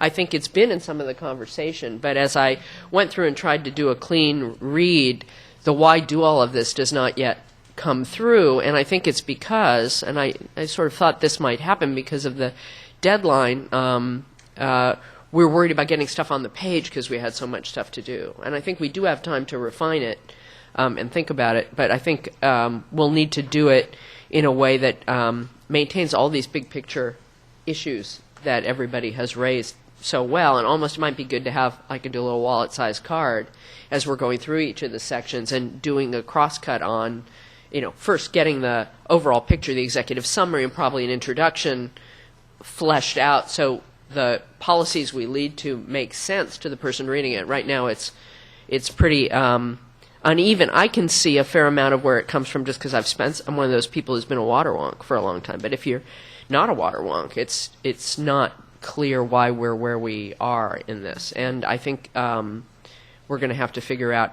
how to do that. I think also one of those messages that came out that Phil said and others said is it's not just balance, it's like all these things are integrated. Yet we have to do them in separate chapters and then figure out how to integrate it. So in the chapters we need some cross-referencing, but that works when we have the story. And then we need to figure out how to make sure the story's teed up at the beginning, so as you read through it, you're not confused about why we're jumping into this issue. And a lot of that is editing, and I think we can all... I have a zillion edits that I hope are helpful. I'm not going to go through all of them in our discussion, because I don't think that's the best use of everybody's time. But again, that's only a place you can get to after all the hard work everybody's done. So it's like writing a big term paper or a big brief or something. It's not pretty till you're towards the end. A couple other points I wanted to throw out there is governance. I mean, that is one of the areas that still jumps out at me. We talked about it a little bit. But part of the problem we have is that governance or responsibility for water issues is totally scattered across a zillion different agencies, and they're not sitting here struggling with how to do that. We haven't struggled with how to do that and bring them into the tent. There's language about coordinating, but there's a whole story to be told about how well-intentioned people whose mission is just doing this does not yield. It yields very good professional work in this, but it doesn't yield an integrated, balanced view about co-equal goals and trade-offs and the delta, and that's how we got here. And part of what the legislature was trying to do was to create an entity that would do it, but also help bring those along. And we haven't put any mechanism in here for doing that. I mentioned that last time, and that's going to be one of the things I harp on. Again, obviously it has to be a recommendation, but I think we have to do a better job of laying out that problem, not to critique government and government agencies. They're doing what they think they're supposed to do. They're very devoted to their mission. They have expertise in their mission. And even within one department, you have different subsections that do that. And we've got to figure out how to create a mechanism that gets an integrated view and look at all of this. So we've got some work to do there, too. So with that, I agree with the map of sticky issues. I would think of it as a map of sorts. And the smaller groups are great as mixed because that illuminates more. This is very good, but we can't really get into conversation in the format. So and my hope is that when we're done, people will be able to look at this document. It's something that really raises and elevates the level of dialogue and comprehension across a much broader public than we've had, that goes beyond the combatants in the expert public. And so that we're having, and I've said this before, we're having a conversation, as you've said, on what matters to the whole state of California, without leaving anybody out, but as the state of California, rather than an alignment of the combatants or people of particular interests, where the dialogue is bounded by the interests of the people in the room. And that's where the Delta's been left out time after time, and I'm glad the Delta's not left out here. And that's where sometimes you get to someone wins and someone loses, or all the people who are in the room win, but the general public loses. I mean, our charge is a very heady one. I think we're on a good track. I agree with all the improvements in the fourth draft. I think it'll get much better as we go after. I think the input of the public, both online and in this room, has been incredibly helpful to keep us honest and on track. I think the focus groups will help even more because we'll get to a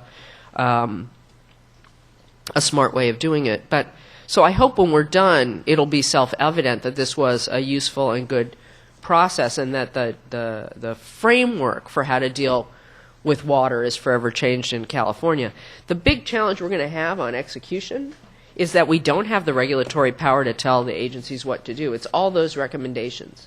So we're going to have to think about a game plan for how to make sure those recommendations are implemented. And I think part of what we need to think of in the government is we're going to have to do report cards on the agency, just like the Delta Vision Foundation did in some way, shape, or order. And we're going to have to run out to the legislature, the governor's office, and everybody else to say, this is really important, make them do this, as opposed to waiting till they miss a deadline and then figuring out what we're going to do to spank them, which we have to do too. So there's a lot there that's not perhaps that coherent, but I really, really value everything that's just been said, which just validates why it was a good idea to do it. So thank you. Pat. Thanks. I asked a question of Phil, and everybody had input. And as we've gone through this, I end up with more questions, but they're informed by all of our discussions and what we hear from those who have taken a lot of time to do that. And I think the report, knowing that we're going to be implementing in chunks of time, like 5 years, won't answer all the questions that we all have. But,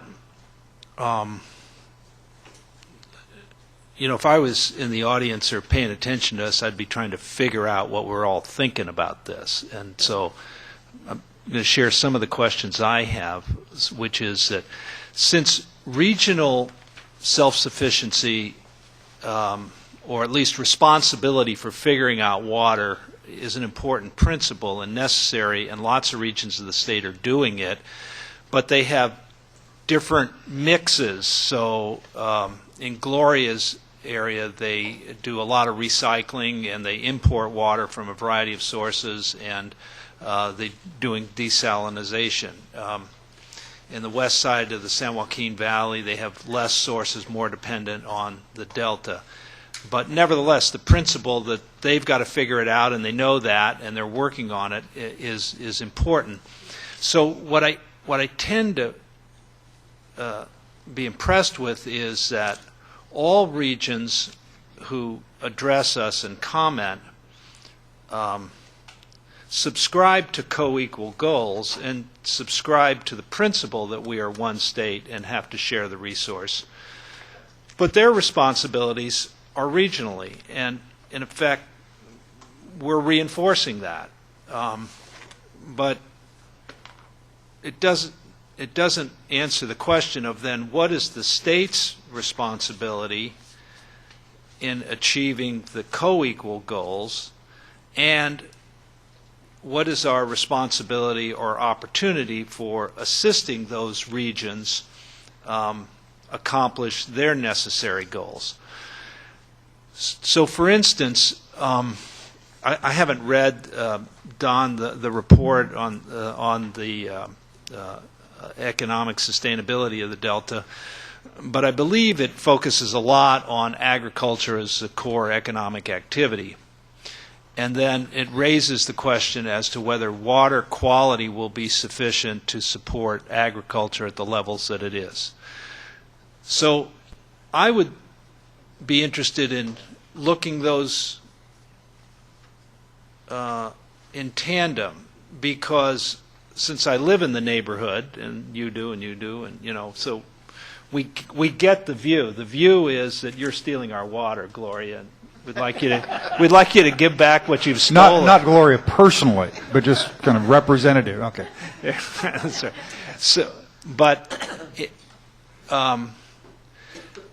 so embedded in a lot of what local people in and around the Delta feel, and it inevitably presses upon the people who are hired or are responsible or speak for that regional interest, is that orientation or that competition of North versus South. And that's why Phil can have conversations that are not on the record, in which people are way more flexible than they could possibly have in public. So, it's understandable. But for instance, on the merits of it, is if the Delta agriculture requires a certain water quality or delivery level, what is it? And is that something that the Delta plan ought to address in pursuit of the Delta as a place for agriculture? Which is, I think, identifying what is claimed to be the issue, and that is water sufficient for agriculture, and ignoring what is actually behind it. I mean, that's the real issue, but behind it are all my neighbors and me when I ran for office, which is you can't do a peripheral canal. So that gets lumped into it. So when you see the views often of a region, they're embedded with more than what is reasonable for us to address. I think it's reasonable for us to address the problem of, if we believe that the delta as place is going to be sustained economically, and the recommendation and the evidence is that that's basically agriculture and to a much smaller degree recreation, but not ignoring that, but focusing on agriculture, then that's what we ought to talk about water. All of the local delta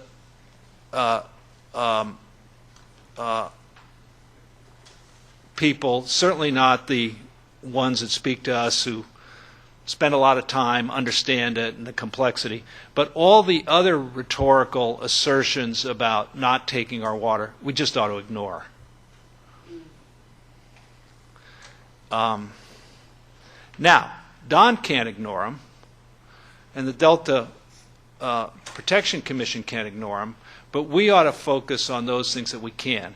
And, you know, I'm picking on the Delta as place only because I have a little more familiarity than with a lot of other of the issues where, like, well, I'll get to it, but for instance, will Delta legacy towns become ghost towns?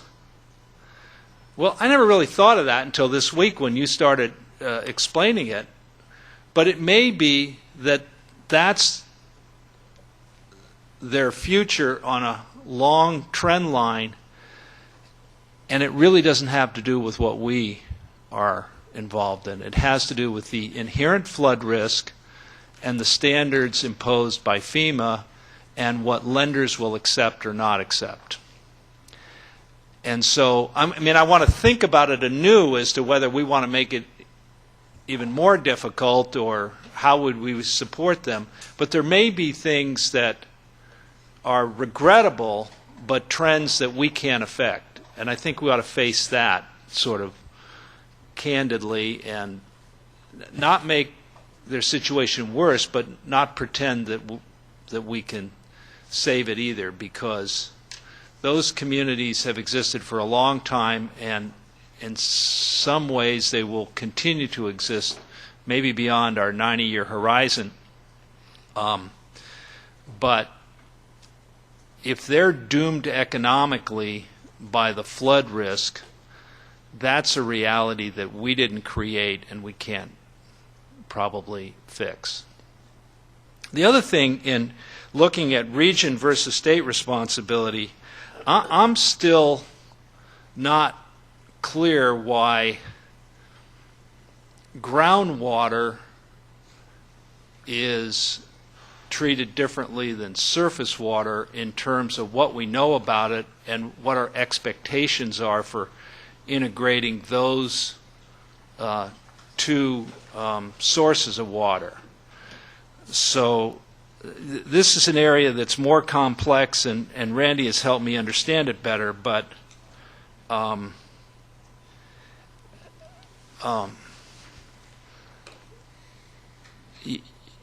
you can't justify exporting water from the delta to fill a bottomless pit.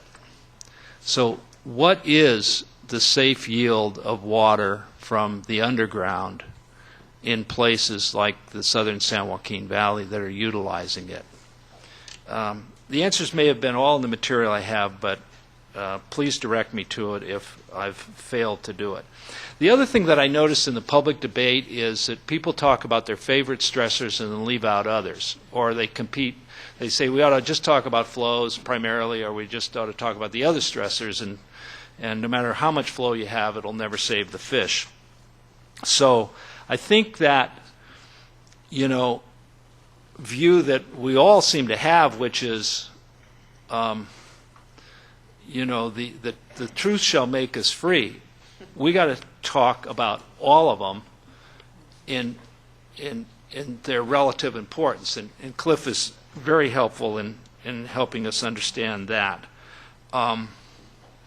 So, you know, we're facing these recommendations or policies about what we'll do or not do or allow or not allow based on the State Water Board's determination of flows. I don't know what the comparable level of importance we're going to assign to the other stressors, or whether flows falls in such a different category, since this is all about water and flows are water, that we can't do that. But I am concerned that by going in a direction that says nothing will happen unless somebody else does something that's really hard to do, we're like Pontius Pilate. I find no wrong in this man, so I'm sending him off to somebody else to crucify. I think, in other words, we ought to face up to what we expect in flows, and what, not that we would dictate flows, but since there are multiple reasons for the decline of the fisheries, we ought to account for them all, or at least figure out how we're going to hold accountable the entire system for all of them. And then I think this debate that we've had, that Hank and others referred to too, on the levies continues to vex us, and I think this draft gets us a lot closer to it, as to what levies are most at risk and what the state's participation will be in protecting those islands, because part of that is regional, but a large part of it has to be state. So, and the other thing is, I think, Phil, your description, which I don't think any of us disagree with, of the magnitude of the problems that face California with respect to water, could justify just making recommendations.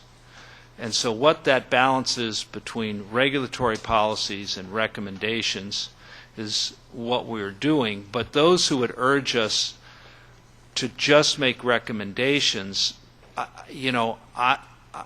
in hopes that voluntary cooperation and coordination will be enough, have the burden of proving why we still have such a crisis. I think the law compels us to have some rules that people have to follow if they have not contributed to a solution of the problem for their own region, and one that supports the co-equal goals. Hank. I think it's intriguing that we're talking economics and all that, and no one's mentioned money, and the fact that we're going to need a lot of money to fix a lot of these problems.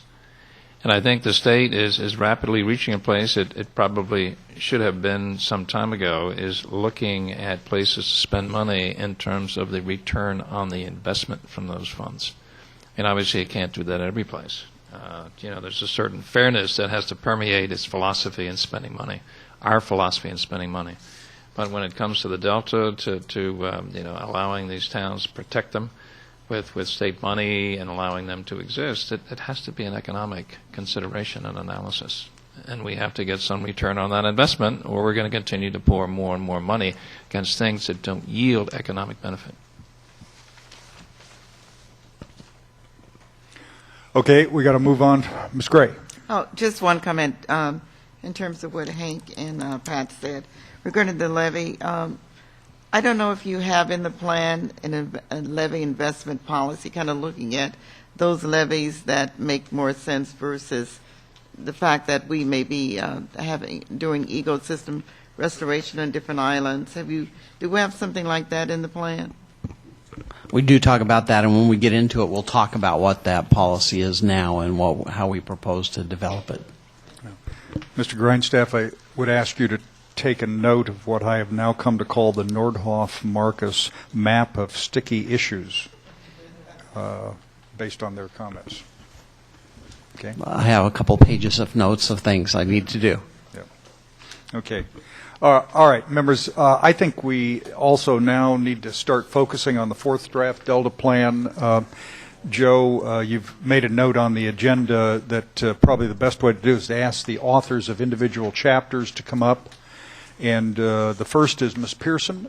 You had both the executive summary and Chapter 1, is my recollection, apart from your other duties. And I'll remind the council, I told staff I wanted to focus on policies and recommendations, and so the staff aren't all prepared to talk about all of the details in the chapters. Oh, Jessica's prepared to talk about everything. And there is, by the way, if there's a hard job in the world, writing a report in a complicated subject area and listening to 7 members of a council, 15 senior staff, and all the interest groups involved and trying to make sense out of it has to be high up on the list of really impossible jobs. Ms. Pearson and the other chapter authors do it well. Thank you. Thank you. Now, the criticisms. Okay. Jessica, tell us about the overall approach, I think. Sure. Without going into the details of what's included in the executive summary, what we've tried to do here is to put the Delta and its challenges in a statewide context. So you can see in the first few paragraphs, we try to talk about the state as a whole, where the Delta fits in, and where all of the issues inherent in the co-equal goals fit in. We introduced the legislation, the Delta Reform Act, and the Council and its role briefly. And then we talk about what the difference is between the Delta Plan and all the other government documents that deal with the Delta and Delta issues. We've come up with this way of talking about the Delta Plan on page 4, which is that the plan is foundational in that it lays the groundwork for near-term actions, but also for actions over the next 90 years. It also uses existing programs, policies, state law to the extent possible and builds on those. The plan is also adaptable. It is designed to change over time. The policies and recommendations within it, as you know, have changed and will continue to change until this plan is adopted and then in future updates of the plan. The plan is also practical. Like I said, we're trying to use, for example, urban water management plans and ag water management plans. These are plans that are already required by law. In some cases, we add tweaks or additional areas of focus that we would like to see, but by and large, throughout the plan, we try to build on things that are already underway and that have been recognized by the legislature and by state and local agencies as important things to do.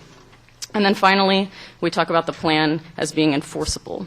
That is how it is different than a lot of the other government documents that we've seen dealing with Delta issues and water supply reliability and ecosystem health.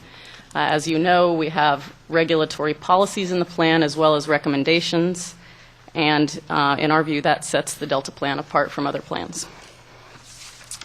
Finally, the executive summary goes to summarize the highlights of the plan. I expect this section to change as the plan changes. But anyway, we're trying to get at that great story that everyone wants us to tell. It's a work in progress, but I hope that you'll find that we are making strides. Okay, Hank? Not unless you want to.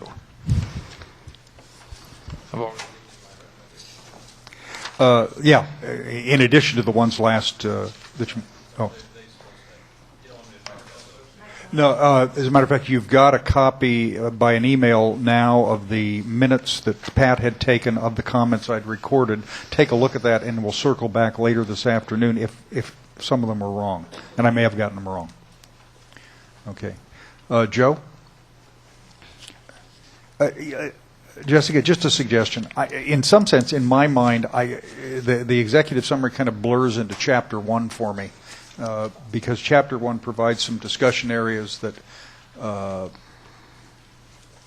tie directly. Maybe you just ought to summarize Chapter 1, 2, and then I'm going to ask at the end of the discussion we have on both of those for public comment. There's no policies or recommendations. This is narrative stuff, but important.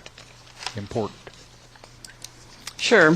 I'm turning to Chapter 1, which begins on page 9. Mm-hmm. The overall framework of Chapter 1 is essentially the same as it was in the third staff draft. What has changed is under the current conditions section, where we try to quantify, describe, explain California's water supply. We must have received 1,000 comments on this section.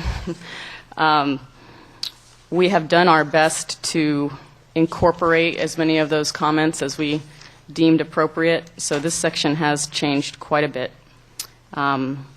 We got comments that we were too focused on the State Water Project and Central Valley Project, that we needed to put it in greater perspective, so I hope you will find that we've done so. Also in Chapter 1, earlier in this morning's discussion, I heard a lot of comments from the council about how we really need to perfect our description of what we expect to see and accomplish out of this plan.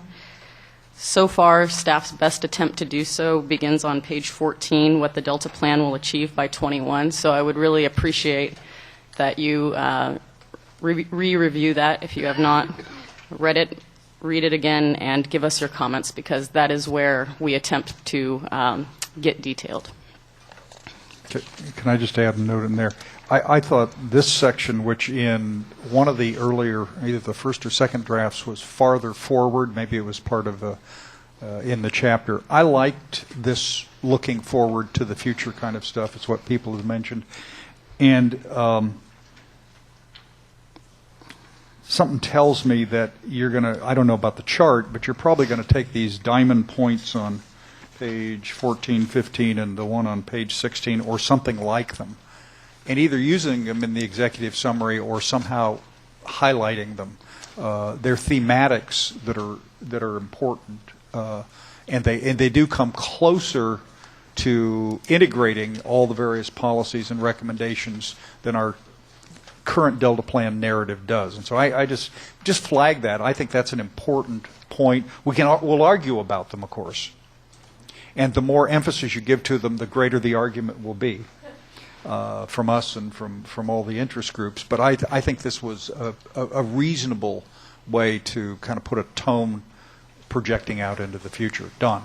Yeah, just a quick comment. I would hope that as it becomes clearer and focused, the economic sustainability plan might inform this particular segment here. Again, that work is still fairly early on, although I think there's been some staff discussions, at least some indicators. So there may be some indicators and some information that would help set the targets for what the plan would achieve by 2100. Obviously, that's a council decision whether to bring that forward, but I trust, Jessica, you and your colleagues have had a chance to at least see the draft. It's only been out for a few days, and you've got lots of work. But as that goes through its various iterations, I would hope that, I may make the comment later today in some of the other sections too, that we reserve some opportunity, and I think staff's indicated that, at least in previous discussions, that there would be some room, maybe other fits that take other segments of that. But I think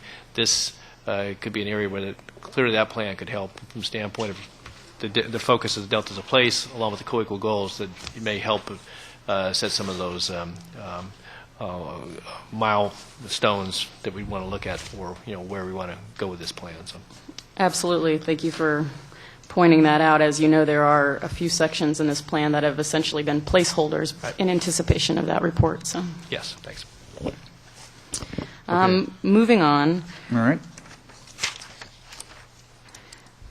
You will find that actually, I think in response to some of your comments, Chair Eisenberg, that we've moved the description of the Delta and state's water supply and the ecosystem up front and most of the process stuff to the back. Additionally, in this chapter, we removed a lot of the discussion about incorporating other plans.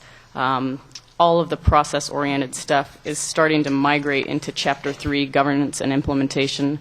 So if you're missing sections that were in the last version, those are now in Chapter 3. Yeah, and my instinct is you're further going to wind up migrating is a pretty good word. Some of the sections from this first chapter will migrate into other chapters, and you may bring pieces from other chapters into something further. I'm open on that approach. I mean, for example, we've got the box in here about we've got this discussion of integrating plans, and we've got BDCP scattered around and discussions of it. I think in at least 3 places, maybe 4. And I'm not opposed to doing it that way, but I just wonder whether it isn't better to summarize things and then amplify in a single section, as opposed to have the reader chase the discussion around from chapter to chapter. I just don't know. Right, yeah, I'm already thinking of ways now that we've got our first draft executive summary to better combine and also distinguish executive summary from Chapter 1 and Chapter 3. So now, I don't want to horrify you, and this is not a request, but last night I was yelling as I was trying to thumb through and find something, and I said, damn it, we should do an index of this. Now, I don't want to require... Let's wait till we get to the final plan. No, but I mean, but Joe, on the just the stylistic stuff of a plan, the need for an index increases as you either become more detailed or as you scatter subject matters around, because a table of content that doesn't allow you to find, I mean, if BDCP is a subject matter, normal people would like to see it at one place so they can figure out what's going on, but 2 places, says Randy, or 2 places. But the point is, the table of contents doesn't lead you there necessarily. That's the problem. So I don't know the right way to do it. It's a stylistic thing. It's very complicated, but I like the migration theory. if everyone just downloaded the Delta plan on their iPad, they could use the search and find feature. But no, it doesn't scare me as much as it might scare Gwen, because I'm sure that that task might fall to her. But I scare understand. is not the word that Ms. Buchholz would use. She is giving us her engineer's best professional look, which is leave me alone. Yes, right. So really, the good news about Chapter 1 is it's shorter. And other than the current conditions section, actually the framework has remained mostly the same since the third draft. Yeah, well, I view Chapter 1 and the executive summary as linked together. I think you're going to wind up doing substantial editing, rewriting, shifting in between, and that's appropriate. I think ultimately your executive summary is going to be written rewritten substantially right before the November actual adoption, a motion to adopt the Delta plan. Hank, then Felicia. Yeah. Just a couple of comments, Jessica. I leave out most of the notes that I took. There's one that puzzled me a little bit in reading it on page 11, line 23. This is really a nit. Of the total water flowing into the delta, almost 30% is diverted upstream of the delta.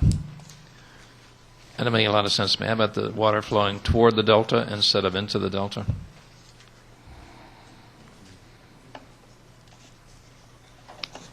Or through. No, but it's not through, so I guess. It's into the system, I agree. Into the system, yeah. There you go. But once it's in the delta, it can't be diverted upstream. Unless it is. Most people have a position that they have their preferred points of measurement for everything, and it has a lot to do with whether it helps or hurts cases for being involved or not being involved. It actually is possible with the Freeport project to take water that's in the delta and divert it upstream. Yeah. But in general, that is not the case. And so the point, I think the correction is a good one. I think we spend more than enough time on this one. I'll leave it up to Jeff. One word that I mentioned earlier on page 14, line 14, second word in, seismicity. if we could somehow. Seismicity is stricken from the vocabulary to be substituted by Dr. Dom. One of our independent science board members is Brian Atwater, famous for studies of earthquakes, and he too pointed out that use the word earthquake rather than seismicity. Good man. Very wise. Would you get Mr. Atwater together with Mr. Nordhoff so they can sandpaper this language collectively for us, please? Thank you. On the little section that says what the Delta plan will achieve by 2100, I think that's terrific. And we go down to the top of page 16, but we don't say how. And we do on the next page, which I think is page 17. Could we refer to that in terms of continuity? This is what is going to be done. This is how it's going to, but we don't say how it's going to be done, and that is detailed in the next page. I think on also page 16, we talk about three broad categories on lines 26, 27, and 28. Actions that prevent worsening, that will improve, and make it easier possible to take additional positive actions. Can we give examples of that? Specifics? One of each? Absolutely. Good. And then the final comment on page 17, where we're talking about how it's going to be done, we don't specifically talk about levee repair. And I assume that is subsumed under a larger topic. Should that be mentioned?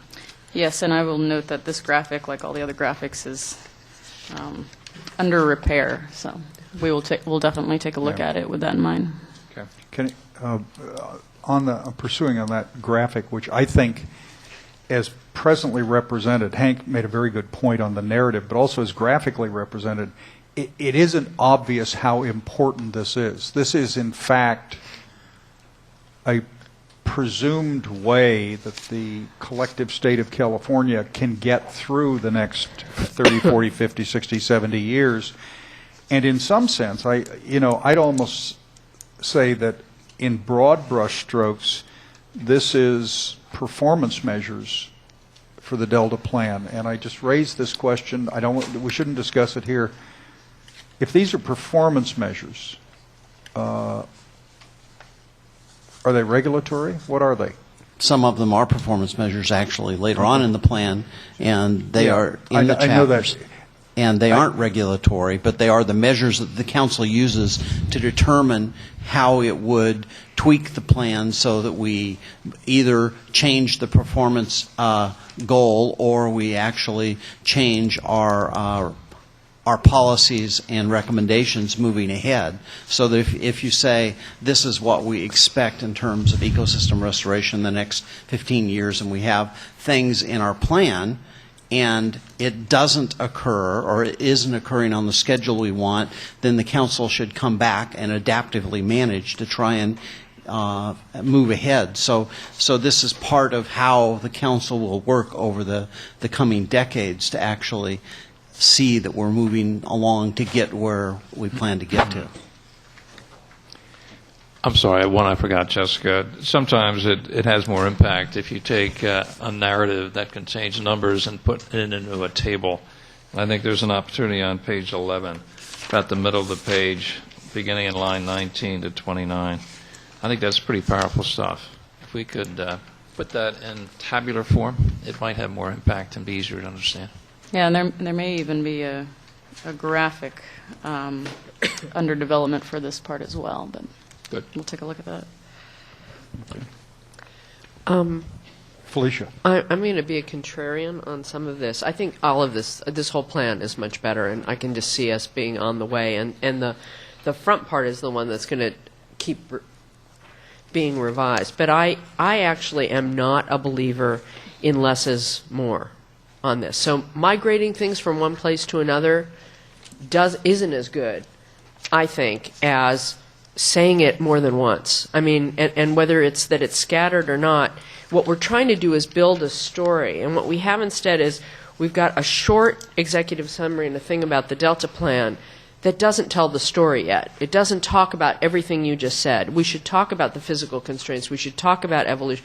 We should lure people into that story, as well as talking about the political and financial, and all of those other challenges so people get that what we're trying to do is really hard. We should talk about the prior attempts to do something about this and whether they've made progress or failed without it being long, and say people have struggled with this a long time, and here's what the legislature wanted us to do and what we're trying to do. But we should be talking about, by this point I was sort of still looking for a picture of the physical ecosystem, the fish stocks plummeting, the water law layers and contract rights that, make your eyes blur, the fact that we don't regulate groundwater. We should say that all up front as a problem statement somewhere, so that then people are looking for us to help solve the problem as well as dig deeper into each of these elements. And instead, as we go through, some of these dive in, but there's just stuff missing because we have. And again, I will take responsibility for saying I didn't want this to be really long at the beginning, and I'm recanting. Not quite as much as Galileo did, but it's still the threats aren't quite as immediate. Yeah, perhaps. Well, except that he got to say, but it does move under his breath, and I don't have a good analogy for that. Or so there's just some stuff missing. So I don't know that.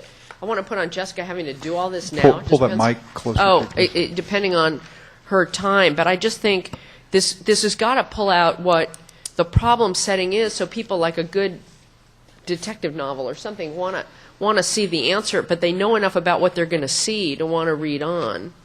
And we've got to talk in here a lot more about what it is we're recommending in the plan. I agree with the comment that someone made at the last meeting that we do need. It may have been. No, I don't remember who it was, about putting the highlights of what we did more directly in the plan. So this executive summary and introduction should be long enough that then when the reader goes through the rest of it, they understand where the rest of it fits in. And that means you are going to repeat things. Would you be satisfied if the recommendation that the executive summary contains a summarization of each chapter by chapter? That could work for me. To give you an opportunity to put in some of those controversial and important issues. Well, and also so then people can see what they're going to find out later. Mm-hmm. So as you're reading, I found it uncomfortable as I read it, and I know a lot of this stuff. So I was seeing things that were missing. I was saying, well, wow, you haven't laid the predicate for why we're doing this, and it's got to be done in fewer words in the executive summary and introduction, and then flow through the rest of them. Some of that's drafting, but it's sort of... Yeah, but I agree. I think it gives the reader a bit of a roadmap if we have a couple paragraphs as a summary of each chapter in the executive summary. Right, and footnote stories and things that make it real, and the examples that you were talking about in another section I think helps. And I love the charts and graphs. I thought that graph, I know it needed more filling in, but it's really pretty, which is kind of nice too. It's pleasing to the eye. That's what we're shooting for. That's what you're shooting for. I can't resist it. You said this ought to read like a novel. I had muttered under my breath, it was a dark and stormy night as the start. Randy, he didn't even write it out, handed me what he'd already written. The story should have a happy ending where everyone lives happily together. Showing a difference in approach to this issue. That would be right. Yeah. Can I add add to this conversation about executive summary? The Delta Plan development that's included in today's binder does what I think you're asking for. Right. And maybe look at that and see if that gets closer to where you would like to see the executive summary going. Yeah. Okay. Hank, had you finished? Okay. All right. Other comments from us. All right. I'm gonna run through. There are a couple people who wanted to speak, but I want to make sure. Now, this is on executive summary and chapter 1. There are no regulations in that. There are no recommendations. There's narrative only. So if I look grumpy, if you want to rewrite everything, it's because I'm going to suggest to you, as I predicted at the beginning, that the rewriting stuff, the rephrasing, the grammatical, and all of that ought to come in letters so we can understand what you're talking about. Mr. Wallace from East Bay Mud, did you wish to talk on these two chapters? No, that'll be later. Thank you very much. Mr. Moran, as I understand your note, it was not these two chapters. Okay. Mr. Zlotnick, you did. Okay. From the state and federal water contractors. Yes, sir. Lights on. Let's wait till we crank up the volume. No, just a minute. Let's crank up the mic a little bit. Try it Hello? now. Yeah, thank Okay. you. Thank you. And, Mr. Chairman, I will try to stick with things that implicate policy choices or general clarity rather than Thank you. editorial. Thank you. One, and this is actually just a general comment, and you may or may not agree, but one of the concerns with the tenor of the document as a whole, which obviously implicates the introduction perhaps, is a feeling, although there's a lot of talk about resource development and there is mention of storage and conveyance and things, but there's sort of a feeling in our community at least that the tenor is, instead of a process that's looking to, if you will, grow the pie of water supply in California through various mechanisms, which includes those resource developments, improving flexibility, all those things, it seems to be more of a sort of slice up the current pie more finer or reallocate slices of that pie without growing it. So I just put that as a general comment that we think could use some work. I'm going to mention this as it relates to the table of contents, but that way I don't have to mention it anywhere else in the document. And that is the use of the term more natural flow regime. We actually talked about this a little yesterday. And just we would encourage different language that gets to what I think the science folks are intending by that. And as you know, the words sometimes trigger perceptions or feelings that may or not be true, but just want to throw that out as something to consider that might be reworked as well. Felicia's comment actually raised an issue about the problem statement and getting to really what you're dealing with. And I agree with you that all of those issues are part of the problem. Would like to make sure that if you do that, you don't forget about the scientific uncertainty problem. And in fact, I believe in the third draft there was a actually fairly good description of what's come to be known as the wicked problem. And that may be worth reconsidering because it's a pretty good understanding. There's no real win-wins anywhere. You don't really know enough. You're trying to deal with a lot of uncertainty. So I would encourage that. And then specifically within Chapter 1, on page 5, at lines 1 and 2, it actually carries over on page 4, where you're talking about the relative importance, I believe, quote unquote, of imported water supplies, and you talk about them only being a portion of things. I think that we're concerned that undersells the importance of the foundational nature of imported water supplies generally, and for some folks, it's not just a portion, it's 100%, and so just want to point that out. And then also a more generic comment that is language-oriented but is throughout the document is that, and it first shows up, I guess, on page 5 in lines 14 to 20, whenever you're talking about the state board process and processes, and I know you've had language from the state board, which makes it particularly problematic, just want to make sure the appropriate terminology is used. And I know, Mr. Chairman, you went kind of toe-to-toe with Ms. Kincaid on this at one meeting, and I don't intend to get into that. But the issue, it's water quality objectives and flow requirements. Just tell me, which do you prefer? Which do the water contractors prefer? We prefer the appropriate legal terminology. Which is? It's either water quality objectives or public trust. No. Water quality objectives are what a water quality control plan does. Develops those. Okay, let our lawyers and take then flow requirements are a tool that the board uses when they move toward implementation. That's all. So, and that's something throughout, but I won't mention it again. Let us take a look at that. Thank you. Thank you, Mr. Lotnick. Mr. Rockwell, not clear whether you wanted to talk on these 2 points.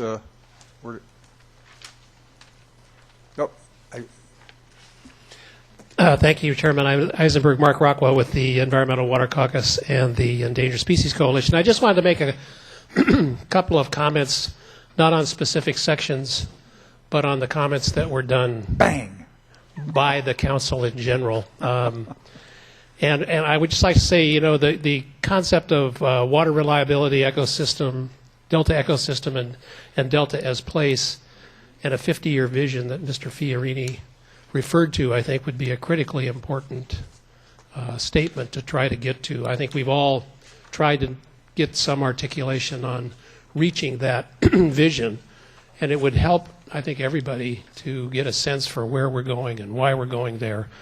And then, we also fully support Mr. Grindstaff's position on need for plain language. I think the more plain language we use, the better off we all are. Whether we agree with it or not is not important. I think understanding the language and knowing what it means is critically valuable. And then Ms. Marcus's question, why bother, I think is a good one, and I think articulating that would be really helpful. We need to articulate the reasons. It's critically important to communities that we do this because people's lives are at stake, and it's not just certain communities versus other communities, which is the way it's framed many times. I think the Delta farms and Delta communities are involved, fishing families, Sacramento and San Joaquin Valleys, businesses and communities are at stake here, as well as coastal and Southern California communities. All of them are at stake in this process. And I think we need to be able to articulate the why bother, is that is the reason why we have to bother in this. The water is critical to everybody.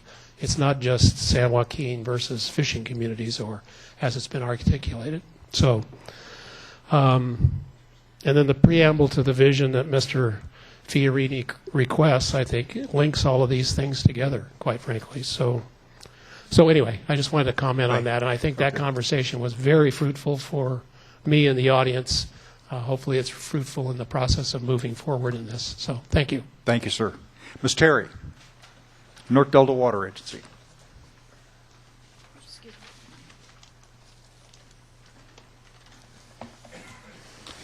Good morning, Melinda Terry, North Delta Water Agency. I'll probably make some Central Valley Flood Control Association comments as well.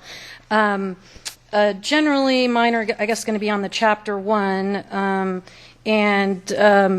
Just by example, on page 10, some of the concerns when you looked at my comments that I made for both North Delta and Central Valley Flood Control Association was it didn't feel like we're really balancing the good news, if you will. It's all just the bad news. And there are some really good stories about what's happening in the Delta, both in the past and where we are today. And so, for example, on page 10, where it talks about the valued elements of the Delta ecosystem are by almost any measure in serious decline. I think for the aquatic species, yes. And when you look at this document as a whole, it is constantly focusing on the aquatic species, but the Delta is also home to a number of other species. I think I put in my comments, we've got 230 species of birds, 45 mammal species, 25 reptiles and amphibians, and 150 species of flowering plants. And so it didn't seem like we were really balancing what the Delta is providing in terms of that. For instance, the Pacific Flyway, of course, is the most well-known. Even if you Google it and you go to Wikipedia, from Alaska to Patagonia, there are 10 critical spots for those birds to stop. 3 out of the 10 are in the San Francisco Bay Delta. Okay, so it just felt like, okay, yeah, I could say that for aquatic, but can we say it for everything? I don't know, because the plan doesn't even talk about the other species. Is there good news? There are mentions of other species in the chapter on ecosystem, but in fairness, my recollection is the greatest proportion. Cliff, correct me if I'm wrong. I think the studies show the greater proportion of migratory waterfowl congregate in the Suisun Marsh. Now, for purposes of the Delta Plan, that's part of the same study region, but it's not what's typically called the statutory Delta. Correct. Like three of the 10 that I mentioned, it's the Yolo Bass, which is in the legal, as you said, Suisun is the other that's not in the legal, but it's in your plan. And then the third is the San Francisco Bay, which technically is part of the whole ecosystem, if you will, because it's called the San Francisco Bay Delta, even though the legal Delta does not include it. But again, it just seems to me if we're going to look out for them, we need to also be able to describe the good part, if you will, as well. Also on that same page, it talks about the subsidence, and the thing I'll just bring up there is we do have good news there, and we put it in our Central Valley flood control comments, which is when our engineers have looked at the 1997 LIDAR and then the most recent, there's really been a slowing down in it. And I think what it's trying to capture here, of course, is in the history it's occurred, but there is some good news in terms of that it's really slowed down. Only about 14% of the acreage, if you will, currently has any subsidence issues based on those LIDAR studies. And of course, they occur in the interior of the island, so they don't really typically cause as much levee stability issues as is indicated here. So again, it's just kind of a good news thing, if you will, that we need to make sure to kind of balance a little bit. And just generally on the levees too, it is good news. The history, 1988 is when the Delta Levees program was put in place, and the investments that have been made during that time period, actually since 2006 because of Prop 1E and 84, we've had more spent on the levees in the whole Central Valley than we have in the last 20 years. But the Delta Levees program has been very successful, and so we've actually found that the levees are getting better, not worse, if you will, because we've had less levee failures than we were prior to 1988. And of course, we had the big serious flood in '86, and it was one of the reasons they said, wow, we got to do something. But the good news is we have done something, and they are actually getting better. So we'd like to see that story told a little bit more and just balance out the bad with the good, if you will. And then, in speaking of that, of the good, there are lots of examples, and it kind of goes to what Felicia said about we kind of need to tell the story, because this isn't the first time we've tried this. Of course, CalFed had a big board, and a lot of effort was put, and a lot of money has been spent already. There are some really good examples of things that have worked in the Delta, and it seems to me, to the extent we can identify those, like the Delta Levees program, the Suisun Marsh Plan, you've got a lot of habitat plans going on that are good stories where the locals have come together and cooperatively done those, that we should be able to describe those, because then we need to figure out, how do we build on those? How do we expand them? How do we duplicate them? But if we don't describe them, you can't ever really get there. So to me, that should be a little bit of the thing that could be described there. And it's not just habitat that should be described. I mean, for example, the Delta, as our supervisor said, is a very vibrant place. We have lots of, when you look at the statute of what you're required to protect, part of it is cultural. We've got like the Pear Fair, we've got the Cajun thing that just happened last weekend in Ileton, we've got the boat parade in Stockton. I mean, there are all these events that people come from all over to participate in, including the bikini and wet t-shirt contest that's very infamous at Lost Isle. So, I mean, there are good things happening in the Delta that just aren't even described. Much as I'm intrigued by the bikini and wet t-shirt contest in Ileton, I do not think that will get Lost Isle highlighted, mentioned in the Delta plan. It's on Lost Isle. It's well known. I'm unless just teasing. Supervisor Natoli insists that it is. No photographs included either. Yeah. It's pretty amusing, but they get a lot of boats to go, needless to say. Fishing tournaments, all those kind of things. So there's lots of things that could and should be described, I guess, is obviously one of my points. And let me look at my other comments that I made on Chapter 1 and just see if there was... Yeah, I think that was it. If we could just balance some of the positive, because for the Delta residents, they have the most to gain in this plan, but they also have the most to lose. So thank you. Thank you, Ms. Terry. Okay. Anything else on the executive summary and Chapter 1, Don? Just a question. It goes to page 11, line 11. 11. We talk about most of the state's annual precipitation occurs in only 5 to 15 days combined, but we're talking about the Delta watershed. I mean, in the preceding paragraph, you talk about the Delta, the heart of the state's largest water collection levee systems, but I'm not so sure, just in kind of reading those two paragraphs, that the kind of the connectivity there, and that the watershed that feeds the Delta is one that has snowpack. It has certain characteristics that may or may not distinguish it from other watersheds in the state. But Dr. Don might comment, because this Dettinger report, I think, is what led to the sentence being inserted. That's a report you sent to us. I can't remember how long ago. 2 weeks. It's not a report. It's a peer-reviewed publication that came out very early. He actually just gave a seminar on a lot of this work and gave us a lot more detail yesterday. Could you explain what the report did in general that led to this kind of a summarization of it, or the study? The work that Mike has been doing with a number of colleagues is looking at the mechanisms that bring us our moisture and our precipitation, and a growing understanding that they come in large intensity storms. Significant number of the producing storms that actually generate our water supply come in a very few days. You're And going to quote Glenn Campbell when you rewrite this, right? I'll try. Just as a bottom, let me just try to make a quick summary on what he's telling you. It goes back to this issue of variability that we were talking about earlier. We are a highly variable place in terms of how much precipitation we get annually and how it comes to us. And there are certainly some geographical differences, but these atmospheric rivers and the importance of them in delivering a substantive part of our water supply is what was the intent of getting into this chapter. Explain again the concept of an atmospheric river. You've done it a couple times before, but it's useful to... Right. I think most of you have had the idea of Pineapple Express is kind of built into our understanding of storms that have a major impact. Well, it turns out that a better description of these is actually an atmospheric river, because the energy gets focused in long linear bands that are fairly narrow, that is putting a lot of moisture onto the shores of the western United States at an elevation that as soon as it hits topography, as soon as it hits the Coast Range or as soon as it hits the Sierra Nevadas, large quantities of water drop out.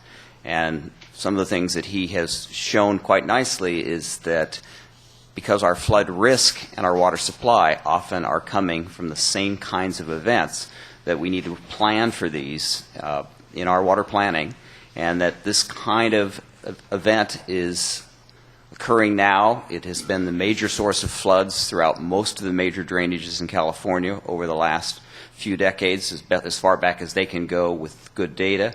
And that going into the future, we need to realize that this variability and this high-intensity precipitation events is where a lot of our water supply comes from. So if we're going to capture that water, we need to start thinking about storage and conveyance issues that we're talking about here.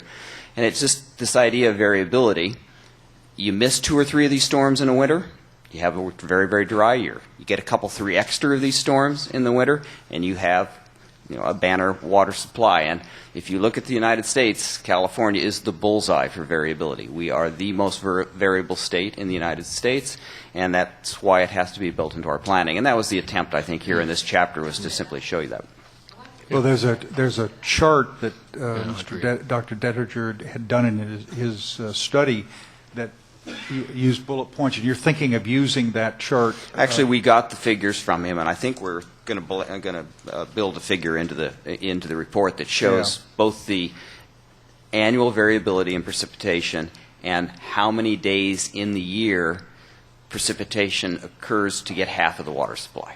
And refresh my memory, either you just had or you're just about to have one of the brown bag lunches. It was yesterday. It was yesterday, okay. Was it Dettinger who showed up? It was. Yeah. Okay. And if you'd like, I can provide the paper again. He's actually published another paper that goes into a little more detail. Oh, a supplemental paper. Okay. Well, a new paper, another journal paper. And I appreciate the background. I think that, just as Felicia said, though, that kind of how you just simply kind of summed it up a moment ago, that I think this is a paragraph that cries out for a figure to make it more understandable. And also the plain spoken way you just explained it. Yep. That's a tonal thing I have throughout it. It's like, just say it, as opposed to it sounding microphone. like a paper that you're going to get a couple of. No, sorry. I just think there's a common theme I have throughout it, and this is that we need to do a read-through and write it like you just said it, so that it's just, these things are just common sense, and this gets stronger in some of the more scientific chapters where I think they'd be great appendices, but it just doesn't work as telling the story, so you need to translate it into sort of I don't want to say a public policy document because that can sound turgid too, but something that just explains it and makes it make sense to the reader. Well, one of the things we've used in some of the other chapters, and maybe this is an example where it would be good in this chapter, is to have a box or two that actually then highlights some of these kinds of things in just enough detail that it is not embedded in just to the more homogeneous even text. better than the footnotes. Randy. I'm one that would recommend addressing these issues in sort of a summary fashion here and then expand on it in Chapter 4. And I had a conversation with Martha earlier about the DWR chart, a bar graph that shows the last 100 years of precip. that highlights the variability more so in the last 50 years than in the previous 50 years, that's useful in the discussion that we have policy-wise in Chapter 4. Pursuant to that, the whole question of management of existing water storage facilities in the face of climate change and what some of the practical implications are for trying to adjust the old structures with the old financial agreements, bond covenants, promises, and representations, where the weather pattern is changing and it's not as reliable. I guess that's the right word. That might be one of those things where you think of a boxed, short discussion. Because, you know, Cliff, when you did this, this narrative talks about the precipitation occurring and so on, and it mentions, you know, to serve as a buffer, we build storage and stuff like that. But really, the meatier discussion is, guess what? The system we've got now to store water is neither probably not sufficient in total capacity, nor is it sufficient in operational criteria and flexibility, whatever that means. I mean, it takes a problem, lumps a discussion, tries to focus us in plain language that would be very helpful in support. Mike Dedinger in his seminar yesterday has talked about sort of the next generation of research that's now been ongoing after this publication, and it is focusing on what does this mean for the future. And so a lot of the issues here are we going to see more or less of these? Are they going to be directed more to one part of the state or another part of the state? And this is, you know, active areas of science that we don't yet have the answers for, but this is something where, as that information comes available, will be very important in future iterations of the plan, and some of the adaptive management decisions would have to be made 5-10 years down the line. Okay. All right. Anything else? Don, okay. Jessica, we're going to get you back, I think, for the next chapter. Right? I mean, for another chapter in the future. Another chapter in the future. 3. Okay. Members, let's go to chapter number 2. We've had the public comments, as you know, on the executive summary in chapter 1. Let's go to chapter number 2, please. And Ms. Correa, if you would please come forward.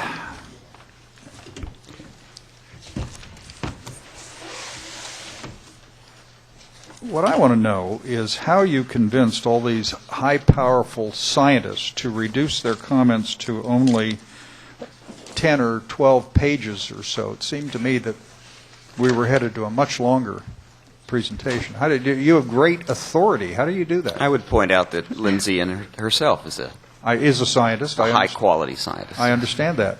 And she's obviously a rigorous editor. She writes well. Thank you. Well, we did spend a lot of time with the Delta Independent Science Board on this chapter at, I forget when their exact meeting was, but I believe it was the last meeting they had in person. And I received a lot of feedback from them. So I just want to go through and highlight the major changes, which are overall fairly minor.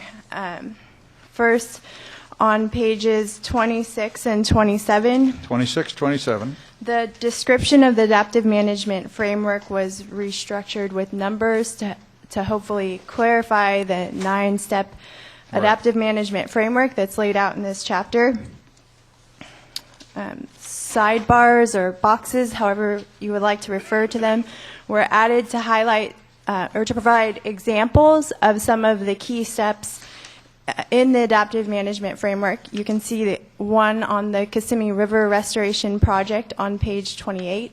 This example provides a positive example of modeling linkages between objectives and proposed actions, as well as the design and implementation of a monitoring plan step within the adaptive management framework. Another example is provided on page 31, the Healthy Waterways Initiative, and this example was put into the plan to highlight the communicate current understanding and adapt steps that are well practiced in the Healthy Waterways Initiative. Cliff has presented on both of these examples as positive examples of adaptive management at prior council meetings. I like in the knowledge base for adaptive management under the best available science section, table 2.1 on page 34 is different than table 2.1 in a previous draft. This section used to have two tables within it. The one that was taken out was on the sources of best available science. We wanted to emphasize the criteria for best available science, as this will be really important for evaluating whether or not best available science was used when looking at proposed covered actions. And then also to be responsive to several public comments, as well as the Delta Independent Science Board on page 35 and then on to page 36. There's inclusion of a subsection on a Delta science plan. These few paragraphs describe a forthcoming comprehensive Delta science plan, which will be essential to organize and integrate scientific research, monitoring, and learning over time. And so to be responsive to the Delta Independent Science Board, we laid out some of the items that should be included in that science plan and preliminary strategy to moving forward on that. So those are the major changes, chapter 2 from between the third and fourth Don draft. has a question. Yeah, a question on the section on effective governance for adaptive management. Obviously, Page 36? Yes, it's rooted in science, but it would seem to me that when you talk about governance, that part of it would bring into thinking the Delta Conservancy, which is a part of the legislative package. They're going to, at some juncture, be responsible for some of the lands in restoration and so forth. And again, you allude to decision makers and some other comments here, but I think that with not only the strategic plan that the Conservancy is bringing forward, but that their approach, and again, this is still early in its developmental stage, but again, I just offered that as a suggestion, Lindsay. I don't know if that was talked. Take a look at chapter 5, page 92. Okay. This is the recommendation on the Delta Conservancy. Goes on page 92 and 93. It's pretty long, and it links to the science program discussion in the last diamond point on page 93. Mm-hmm. That may address some of the comments. Okay. Lindsay, you guys actually had a hand in this last diamond in the environmental section, is my recollection. This is the one, work closely with the Delta Science Program 2. Or was that, it's Lauren. Okay. Ms. Hastings. Lauren can comment on that. Since that's in Chapter 5. Yes. We haven't gotten to Chapter 5 yet, but this is one of the new things that we've added, this whole section. On the Delta Conservancy, yeah. Yeah, the recommendation to the Delta Conservancy on things that they should include in their strategic plan, that was there in a previous Don's draft. comment probably suggests that you might consider a reference sentence in the scientific chapter to that point where more specificity has been provided. That's true throughout the Delta plan. Things get discussed later, and it's hard to follow a narrative line by line unless you're referenced to the other part. And there may be, there could be other sections too that go in that same direction. I think it goes to Felicia's point earlier on. She's made a couple times this morning and consistently that kind of that back and forth without getting too much redundancy. But I think that begins to thread the connectivity of your efforts here. So. Okay, and I guess maybe just a question for Cliff. Is anticipated? You've got kind of the frame. Not kind of. You have a framework here for best available science and some measurements and so forth.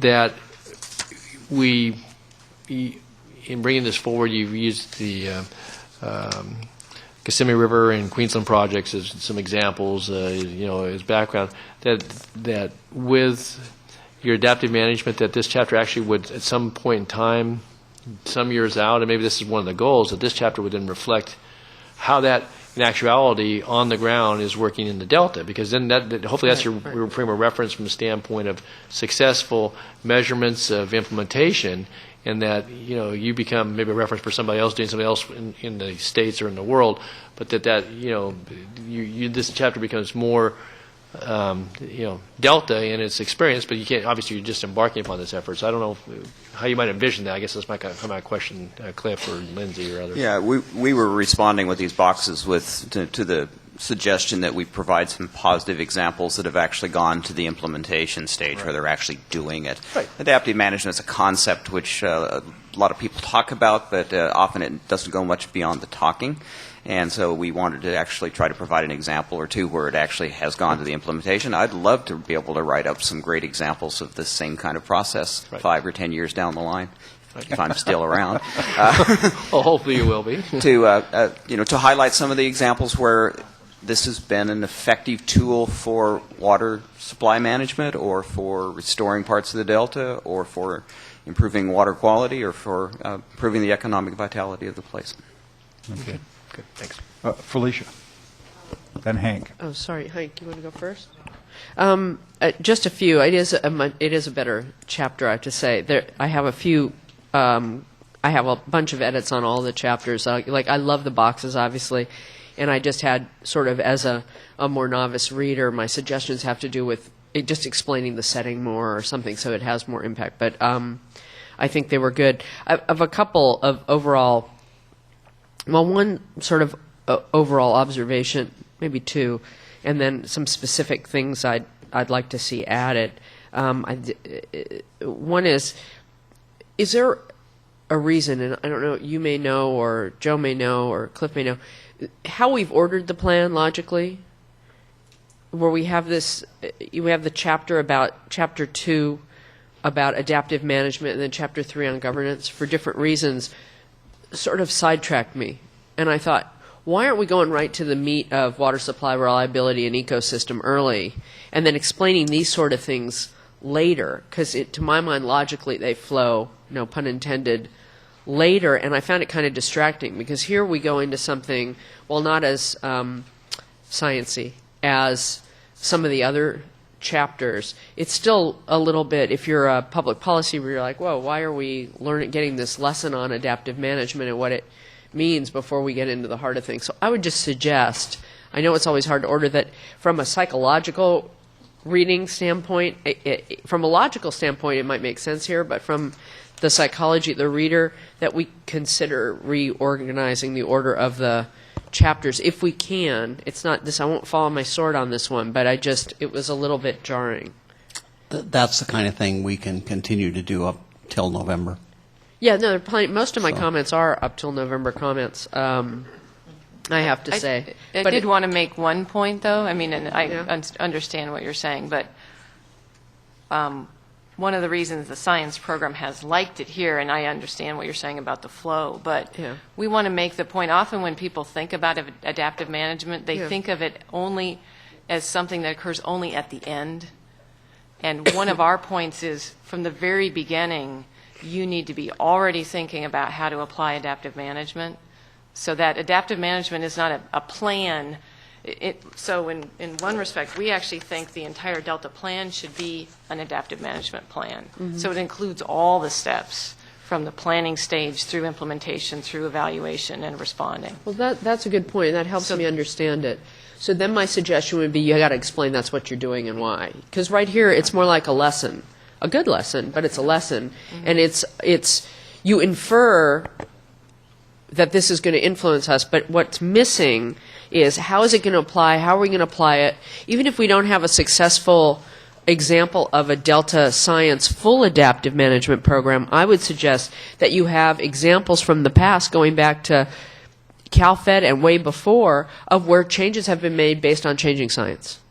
And there've got to be examples of that. I mean, I can probably come up with them if I just get enough sleep and remember them. But I think you got to paint a picture of a story that this isn't an academic exercise, that this is something where you're making important changes based on good science in order to, and experience, it's science and experience, so that you're going to actually be using public funds more effectively, and you're going to have a better shot at protecting the species and ecosystem. I mean, it's all about being effective as well as being economical. So I think we need to paint that in. I also think it is worth saying even a little more in here, why science? And this should make the science board happy, because I think people who aren't scientists sometimes think it's, sort of scientists following their bliss. They remember their biology professor who just got misty-eyed over whatever it was, and then they do their whole PhDs to funnel down, because it's just so interesting to them what this little whatever it is does.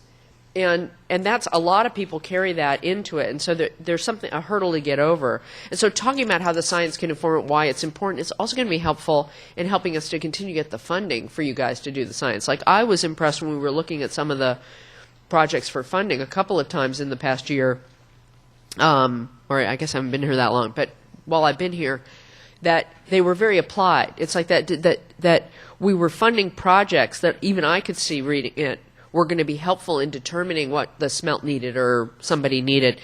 You're going to have to draw those connections, because it may seem obvious from what's written to you, but you need to make it more obvious and spell it out for the non-scientists. And that's true of every one of these chapters in some way or another. And it's really important to explain how, with good little examples of how advances in the science or experience have led to changes.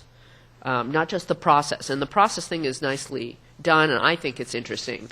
But I still don't think we've sold this to not even the lay public, but even the people across the river in the Capitol. All meant in support of what you're trying to do.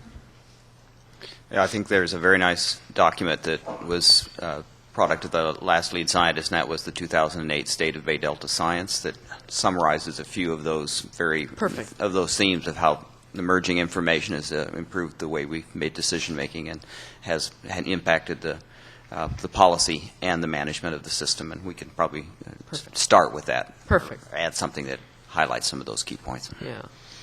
Hank? Oh, and then Gloria. Thanks. I'd like to take Felicia's comments and go a couple of steps further.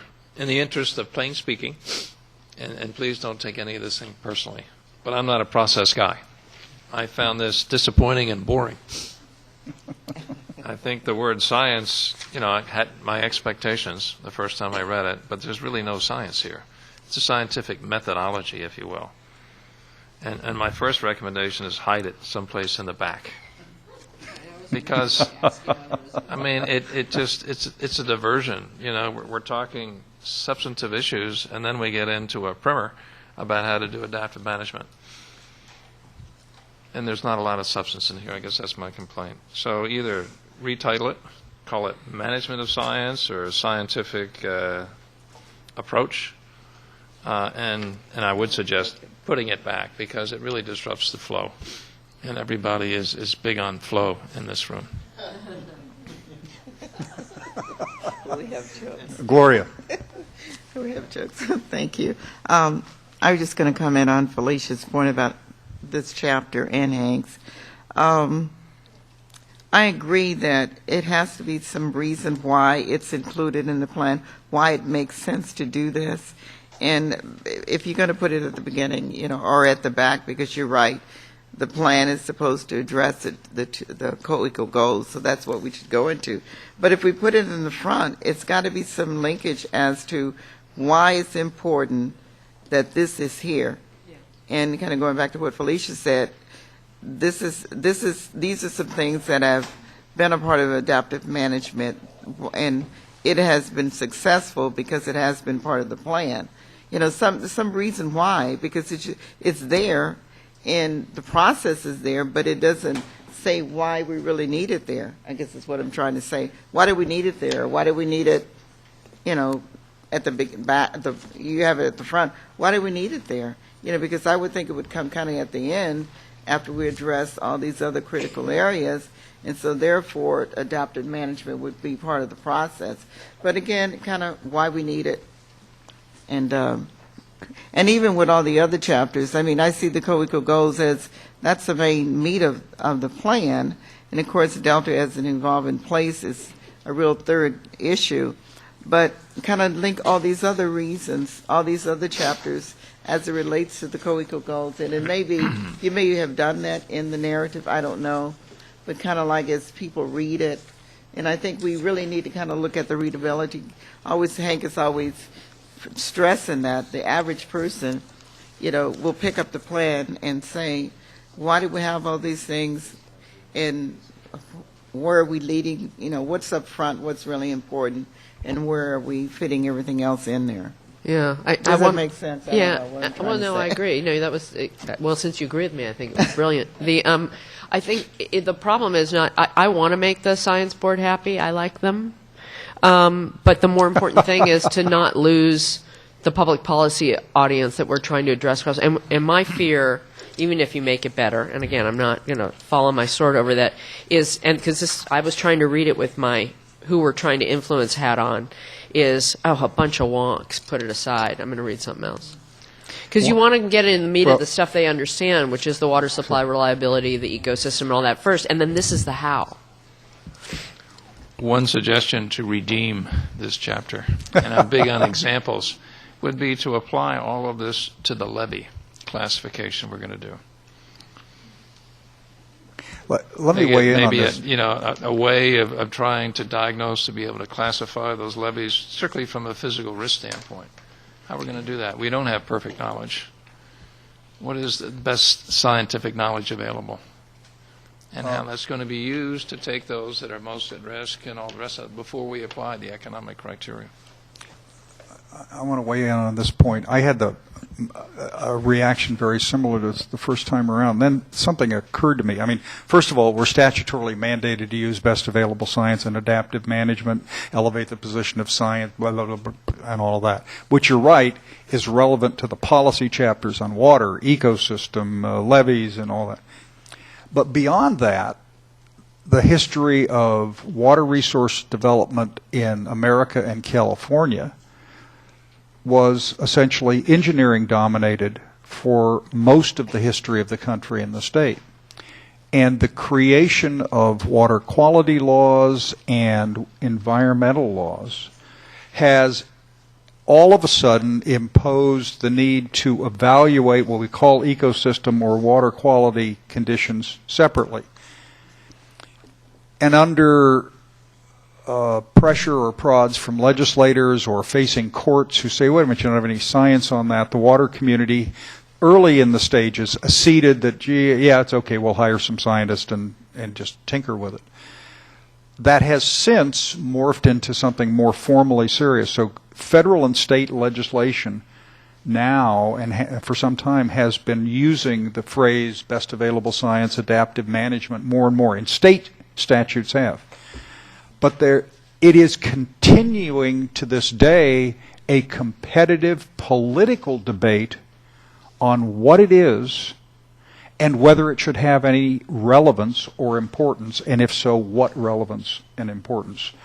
And I think this could be a more public policy focused discussion of scientific procedure. That's my opinion. But the reason for including it is because this is one of the solutions that legislatures, federal and state, are reaching out for to help solve these problems.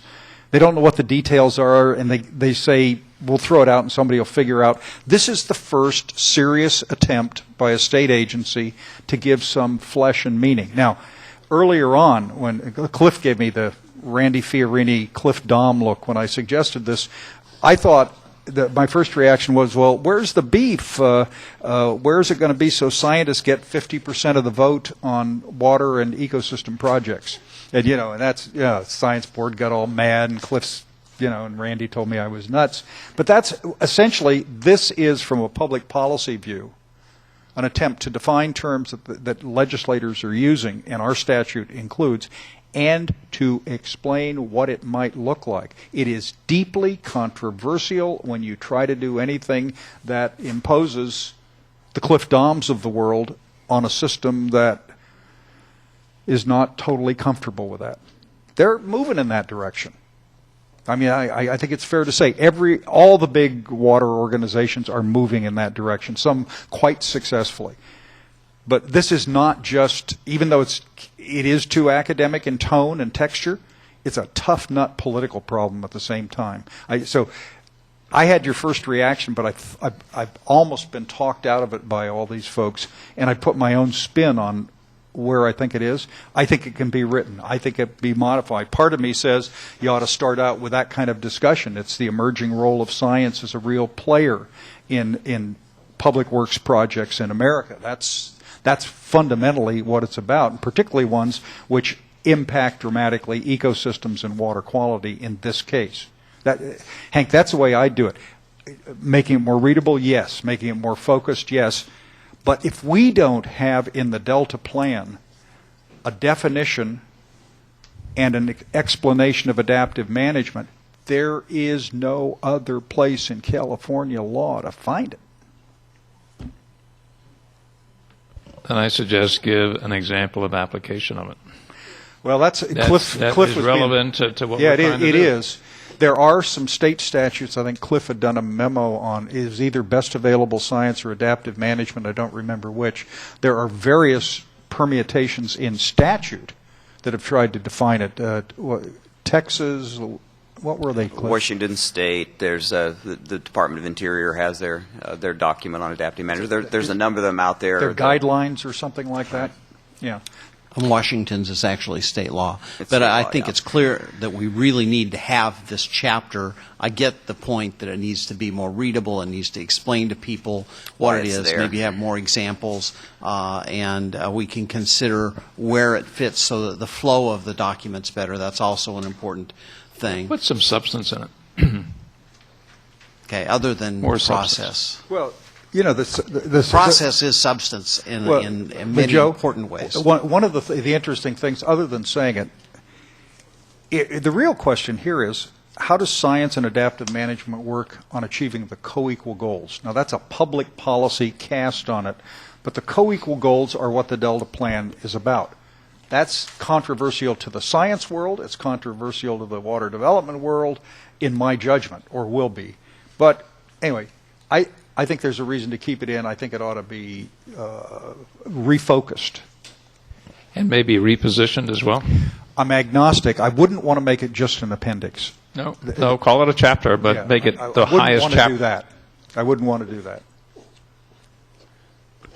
We will work through the issue. Yeah.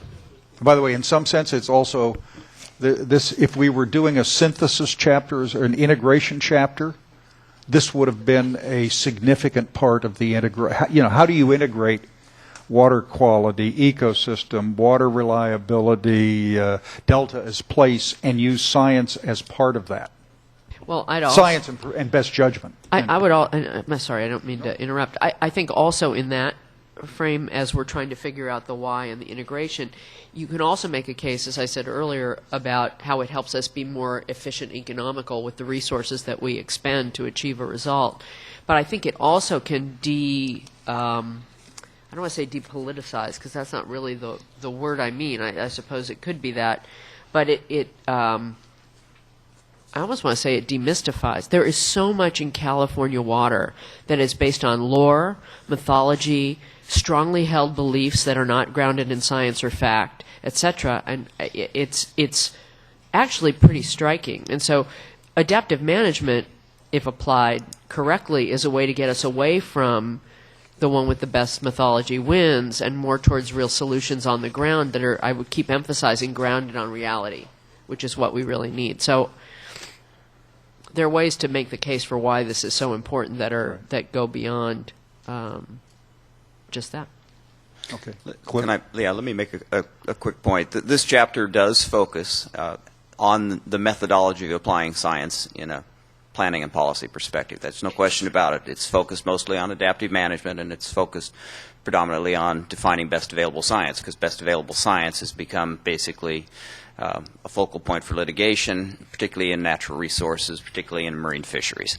So we were kind of attempting to make sure that the definitions of those terminologies that are in our Act were clearly stated. What it does not have is a preface that says why there is importance for having the best science and understanding that science and having it used. It's more embedded in Chapter 1. I think we could actually think seriously about highlighting some of the key scientific understanding that has been generated over decades as a preface to start this chapter, and then go into the sections that are more, as I think Hank stated, the methodology of doing the science, which is really what adaptive management and the best available science is. And it does then get very structured. I think it gets, to me, less exciting, because I think the science side of it and the science breakthroughs and the emerging understanding is where I enjoy writing it. We've put more of that into Chapter 1 and then into the individual chapters like Chapter 5 and 6, but we could really consider actually pulling some of those key science process and nuggets and begin the chapter with that, if that's something that there seems to be resonance in doing. And some of that's in Chapter 1, some of it's in Chapter 4, some of it's in Chapter 5, some of it's in Chapter 6. Okay. I don't think we're going to decide exactly what the format is, but Joe, that's up. You guys are going to have to fiddle around with that. And we actually talked about that in the beginning and decided once we had one chapter order to leave it this way until we got further along in the process. So it's okay. All right. All right. Any other questions on Chapter 2? Okay. Let's get some audience comment, and I'm going to go through the sheets I'd gotten previously and ask you all over again for those of you who didn't put down a chapter to discuss. Mr. Wallace from EBMUD, did you want to talk about Chapter 2? Don't see him. Mr. Moran, I know you did want to talk about Chapter 2. Yes, sir.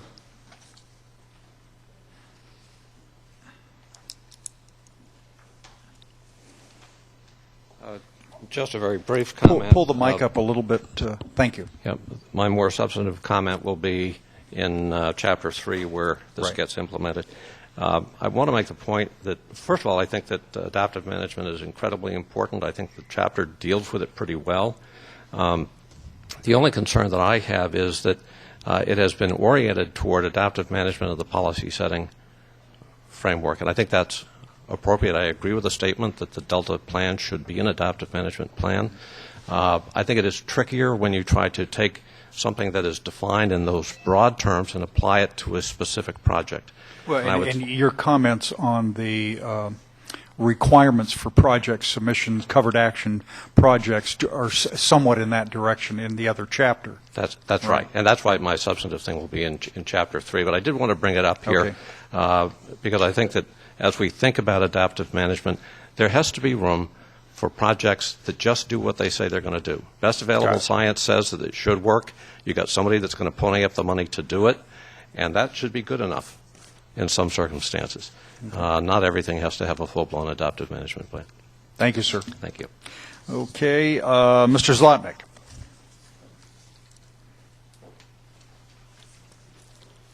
Thank you, Greg Zlotnick, State and Federal Contractors. Just a couple of things. One, related to some of the comments that Felicia was making and just ended in terms of resource management, basically, allocation of science. At the bottom of page 34, it basically talks about the science program or the independent board being the place where new research is going to be identified, developed, whatever. We also think that the program, and probably something the ISB should get engaged with, is reviewing current research that's underway, whether it's still pertinent toward the co-equal goals, the resources might be better spent elsewhere, whatever, but that should be an explicit issue as well. It's not just new stuff, but what are we spending money on now? Is it still relevant to what we're doing? Okay. And then just on a organizational, the science plan issue, which I know Dr. Mount was here one day and really hammered on. It seems it's a bit of an afterthought at the end of the chapter, and in fact, in terms of discussing the role of science in the policy development that you just discussed about maybe putting in the preface or whatever, it certainly seems a development of a robust science plan to help that would make sense also more towards the front of the chapter rather than just sort of as an afterthought. Okay. Thank you, sir. Mr. Rockwell, Chapter 2? No? Okay. Ms. Terry, Chapter 2. Melinda Terry?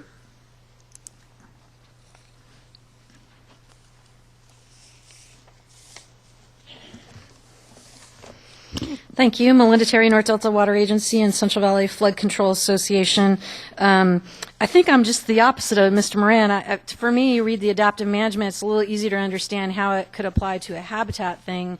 But I think Mr. Nordoff was right. Really, it's going to have to adaptively manage a lot of things, including levies being, Chapter 7 and how that will happen. And because it goes to what Ms. Marcus said about, the dollars that we apply, are they achieving the result? And you kind of hope that, whether it's for the levies or a habitat project or any of those things. And so I think that was a really good comment. And then on the effective governance for adaptive management, it talks about the decisions being made by the entity responsible for implementing the adaptive management. One of the things just generally in this section, I guess we would like to see is the inclusion of the participation and inclusion of some of the local Delta expertise, if you will, at least when it comes to the water supply and habitat ecosystem restoration that are mentioned. What do you mean by that? What Well, are you for instance, specifically later, suggesting? like there's an adaptive management team, if they could participate or if there is some kind of advisory group or something like that, because they have my example is for the ecosystem and water supply projects that will occur. As I've mentioned before, almost all of them, at least in the BDCP plan, are actually flood projects. So it might be just helpful to have some of those, but to have the locals, talk about help with feasibility and issues of third-party impacts and things that may come up. I mean, maybe that's something that needs to really be discussed in the governance section. I'm not sure, but I just bring it up for now because I do know for the BDC, I sit on the BDCP governance work group. And the implementation board is not planning on dealing with any third-party impacts. They said we kind of just have to go to those agencies separately or go to court or whatever. So we may need the plan, if you will, to provide that opportunity if you're going to fold it in. Okay. Thank you, Ms. Terry. Oh, examples that you may want to use as locals, maybe the YOLO Wildlife Management Plan. I assume it has an adaptive management plan. It would at least give, I think the Kissimmee is a good one because scale-wise it probably is related to the Delta, but just as a local, you could just see how their adaptive management kind of worked, how they worked through it with the locals, just as an idea. I don't know if Stone Lakes has gone on long enough for them to give examples, but I believe the YOLO has. Thank you, Ms. Terry. Mr. Minton, and then Barry Nelson after that. Mr. Minton. Good morning, Jonas Minton with the Planning Conservation League. We believe that adaptive management is very important and should be a part of your plan. I also personally agree that it's very boring the way it's presented and the way it's presented. And that's no disservice as people are too into it. And I think there's a way for you to deal with this, and it gets back to one of the earlier comments I think Ms. Marcus and others had. You don't have a story yet. How'd you get here? And where you're going, and then you get to the real reason why adaptive management is important. It is not merely because science is now part of the paradigm and it's in the law and so forth. It is important, and the story should highlight this, because of the great uncertainties involved in the Delta. Climate change, ecosystem response, financing, what money is going to be available. We don't know those things. So if you tell people that story and say, oh, well, in light of these great uncertainties, do we just go out and adopt one cookie-cutter approach to 80,000 acres of ecosystem restoration? Well, that doesn't make any sense. What do? Well, you come up with your best theory, you give it a shot on an appropriate scale, and then you learn. Well, I think you can explain that, perhaps with one or two brief examples. You could fit that into this much space, and I'm showing about 5 column inches, and then to Mr. Nordoff's suggestion, to the details of the adaptive management, how you do it, and the very important steps in good science and peer review, then you can refer that to a later chapter. And I think that way you've incorporated the need for it, the essence of it, the how you do it, which is important, comes after. Thank you. Thank you, Mr. Minton. Mr. Nelson. Mr. Nelson, you're here in tie and a jacket and looking quite dapper. I think I'm going to say thank you. Barry Nelson with the Natural Resources Defense Council.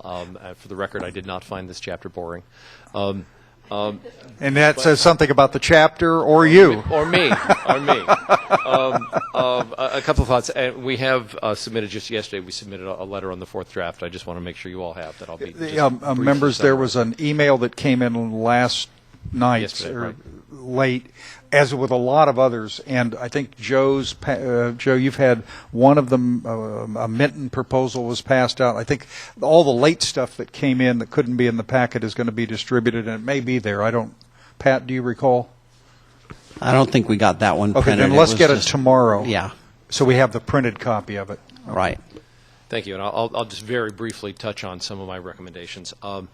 First, adaptive management is absolutely central to the success of this program over the long term. This is an extraordinarily complex, broad program with a lot of different elements. Obviously, from our perspective, adaptive management is central to ecosystem restoration in a program as complex as this one's going to be. As Melinda Terry mentioned, it's going to be important for other programs like flood management. Two things I'd just like to mention briefly. The first is the role of experts in decision making. And this is actually one of the things I did when I went through our comments on this plan, was to also read the Aqua comments. So as I talk today, I'll comment on some places where there's some overlap in our comments. This is one of them. Aqua also talks about the role of involving experts in establishing goals and objectives, and we completely agree with that. We'd recommend that you be a little more clear. You need goals and objectives in all of the different elements, the different chapters of this document. We'd recommend that you solicit expertise of folks with expertise in those chapters. So biologists and other experts on ecosystem restoration, flood management, delta's place, and so forth. We think that's absolutely critical to the success of the program. The only way for us to adaptively manage is to have clear goals up front. Your document does a good job of laying out that chain of adaptive management.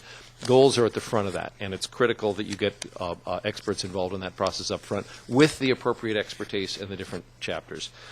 Attached to that, one of our recommendations as well is that you also build in a role for those experts in the analysis, synthesis, and evaluation phase, not just in establishing the goals, but make sure you bring those experts back in to the adaptive management program later on, so that expertise can then go to the decision makers. So that's our first set of recommendations in this area. It is to be clear about how you're going to involve experts in setting goals and objectives. Also to be clear about including them in the back end of the process, evaluation of monitoring and so forth. The second recommendation here is about decision making. Adaptive management, a great deal of it is about who makes the decisions.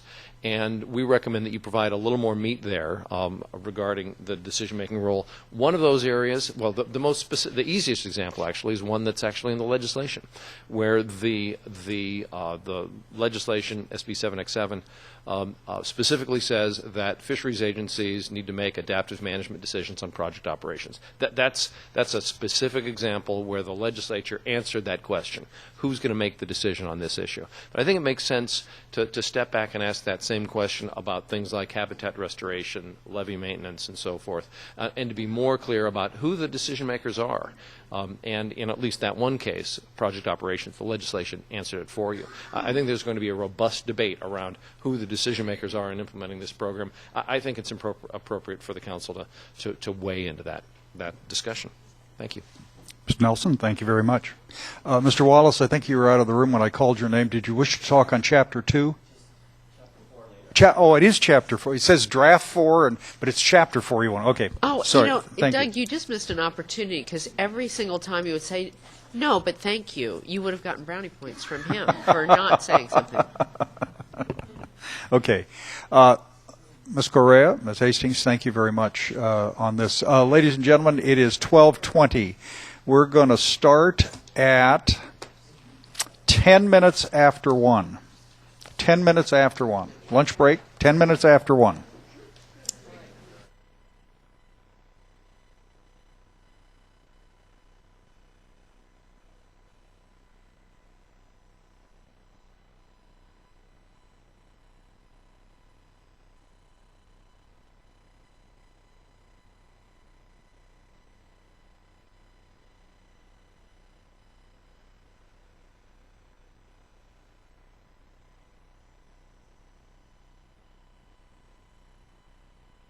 2 minutes, 2 minutes.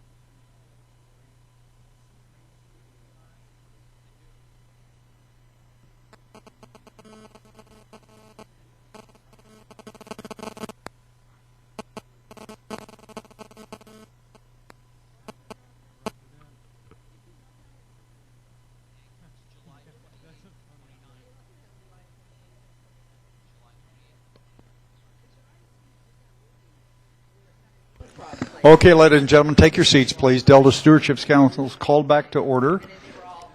Shh. Okay, we are going to start on chapter number 3. Ms. Pearson's back at the table. And also, members, on your desk was, as mentioned previously, this red line matrix comparison of policies and recommendations. And if you would be good enough to pull it out, because this is the first occasion where we have used to reference this document. And again, I think it's probably the right-hand column compares the third and fourth draft plans in red line. The middle column is the fourth staff draft as presented and posted. The left column is the fourth staff draft plus changes, suggestions, observations, comments, issues highlighted occasionally by our staff, which is the kind of thing they just want a general reaction to, if possible, for potential inclusion in what will become the fifth draft Delta plan. Okay, so if you could reference that. Ms. Pearson, how do you suggest we start? I'm going to just take a minute to summarize Chapter 3, the chapter, but then we really just need to focus on changes to GP1, or Governance Policy 1, which is the only proposed regulation in that chapter. So as you well know by now, Chapter 3 is really about how the plan works and who it applies to. So it's a very process-oriented chapter. The chapter starts out by discussing the various roles that the council plays. What we've been hearing over the past few days, and particularly at the last meeting last week, and from comments from interested parties, is that we really need to do a better job emphasizing the coordination role of the council. And so I think in the next draft that message has been received, and we will better emphasize that in the fifth draft. The Chapter 3 talks about what is a covered action, what is the process for certifications of consistency for those who are affected and covered by the Delta plan.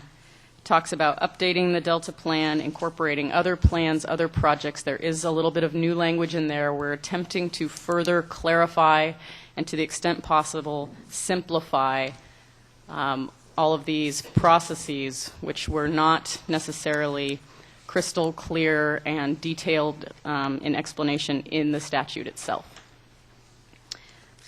So moving to GP1, Okay, on the matrix, members, please. And I think I should talk about this one. Sure. Because remember, last week, we talked about the fact that we need some way, if there are conflicting objectives, to have a waiver. I'll call it a waiver for lack of a better term, something that we've had comments from many parties about, and this is our attempt to do this language. I'll give you an example of a project that might require a waiver, and I'll try and pick one that you might not normally think about. If you're in the Yolo Bypass area, there's an area that's owned by Fish and Game that's within the Delta. We actually say in this plan that you should only restore functions in certain areas based on their elevation. Well, if the Department of Fish and Game, remember, this is their own plan that we're talking about, decides that in that area they want to dig out some of the land and modify it so that they can make tidal wetlands or do other kinds of restoration activities, that may not fit perfectly within their own plan. But if interpreted literally, our Delta plan might restrict them from doing that. It may, however, be exactly the right thing to do in the context of the co-equal goals. And so what we want to do is have a provision here that says in the overall perspective, if you're looking at a project or program, if it meets the co-equal goals, the council has the ability to say this meets the co-equal goals. To that end, actually I want to change one of the words that's in here about the 1, 2, 3, 4, 5, 6, 7, 8th line in. It says state or local agency project proponents must clearly identify areas where consistency is not possible, explain the reasons therefore, and what I want to change the word possible to is to feasible. So another suggestion for you on language, Joe?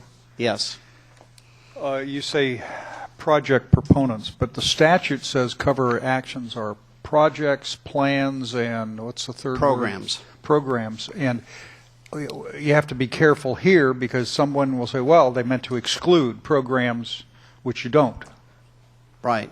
And so so it's going to be project, plan, or program proponents. Yeah, it should be the statutory That's a lot language. Of peace.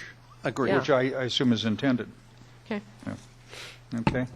All right. You understand feasible for possible is Joe's suggestion. Okay. Now there's a second change farther down the next diamond. Do you there want is a to second talk change about that at the now? very bottom diamond, and this is actually in response to the chair's comment.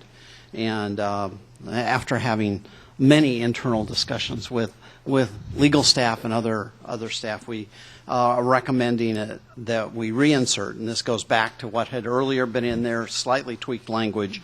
All covered action proponents shall certify that the covered actions will be consistent with existing applicable law. So. And that is but you know, my point was your original stuff said identify and comply. And we talked a lot about that. The challenge we found with identifying it all is that there may in fact there's a lot. If you have to include, for example, the water quality control plan, there's a huge volume of law that applies here, and what we're expecting people to do is to certify that they are in compliance with the law and that they have looked at the applicable law. And your question to me was, well, what if they lie or they don't know about the law and they therefore are in non-compliance? Mm-hmm. And my answer is that we'll know the next time they come in for an action, because remember, the only people covered by this are government agencies, because covered actions are all actions by government agencies. Well, then I do not assume that they will be dishonest. Well, let me ask you a question. The covered actions will be consistent in the by and by, in the great land in the sky? That they will be consistent with applicable law. So Well, I mean, but the point is, one way to read that phrase is the date for consistency can be in the plan, and I don't object to that. You may have a requirement of something, and you get approval and check off, and you have 6 months to implement it, 9 months, a year, 2 years, 5 years. Right. But if you fail to say that, this language simply indicates, well, it doesn't tie to any time deadline. And so looking at it again during implementation, I would say, well, we certify the covered action will be consistent. Yes, by the year 2075 will be fully consistent at the discretion That's of the clearly agency. not the intent. I understand. Would you prefer, Mr. Chair, that it says shall comply with all applicable law? Well, I mean, that's my preference. I'm that's willing. Fine. Oh, that's fine. That's fine. But you know, we should talk about that. Is that okay? Yeah. Bart? I have just a question. And this goes to one of my suggestions, which again, just in the writing, to make it, because this is such a weird process, to make it really clear and spell out how it would work if someone wanted to challenge it. So somebody appeals their certification, which has this, presumably one of the arguments they'll make is that they lied because they're not consistent with applicable law. And that's going to have to be one of the things that we look at. It also may well be one of those things that someone can then take to court. Since we don't get to enforce it, but someone has to take it to court ultimately, this would just be another, I think it's good to have it in there, understanding that there's a potential vagueness there. So I'm not sure how to limit it so it doesn't end up being every piece of, you don't litigate every issue that could possibly litigate. I agree. It.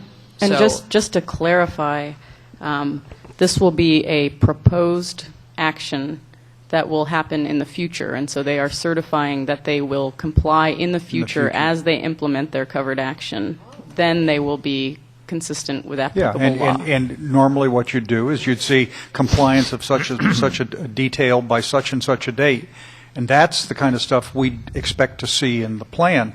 But the question is, if they don't identify the action and the date and simply make a generic promise,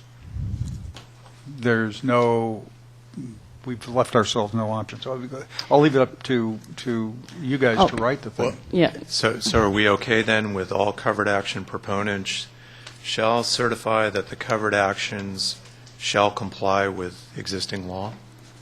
I just say, same question, when? I mean, the point is, the question to the they say, we're going to comply, when? Right. Just tell me when. From the start of their Isn't that actual right? implementation From of when they start Initiation of the action. From when they implement the action through the completion of the action. Well, it's fine with me if it starts at the date of the, but I suspect there'll be covered actions that are phased. Okay. And you might have different compliance dates with different things. God knows what it would be. All I'm suggesting is not to object to this, but to clarify the language so that we get the information we need with dates that the proponents are choosing to suggest for compliance, so we can judge how it is consistent or not consistent with the co-equal goals. I'm going to defer to legal counsel on how we word this, because I think it's clear that, at least to me, it's clear that they certify their compliance with the law, period, which starts when they start implementing the action and ends when they stop doing the action. There isn't a limitation on time. At least that's how I looked at it. And I do understand, however, your concern that somebody can interpret it a different way. Mm-hmm. I'm still a little troubled by the language in the first paragraph. We have an action which is inconsistent. We know it's inconsistent. It's inconsistent and yet the with council one of the policies. says it is consistent. I mean, there has to be better language than that. That it's deemed consistent, or that there are mitigating circumstances.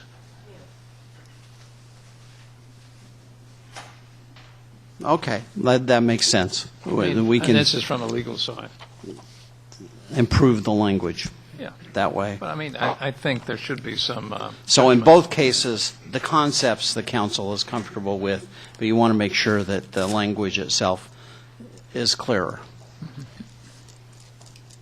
Okay. Okay.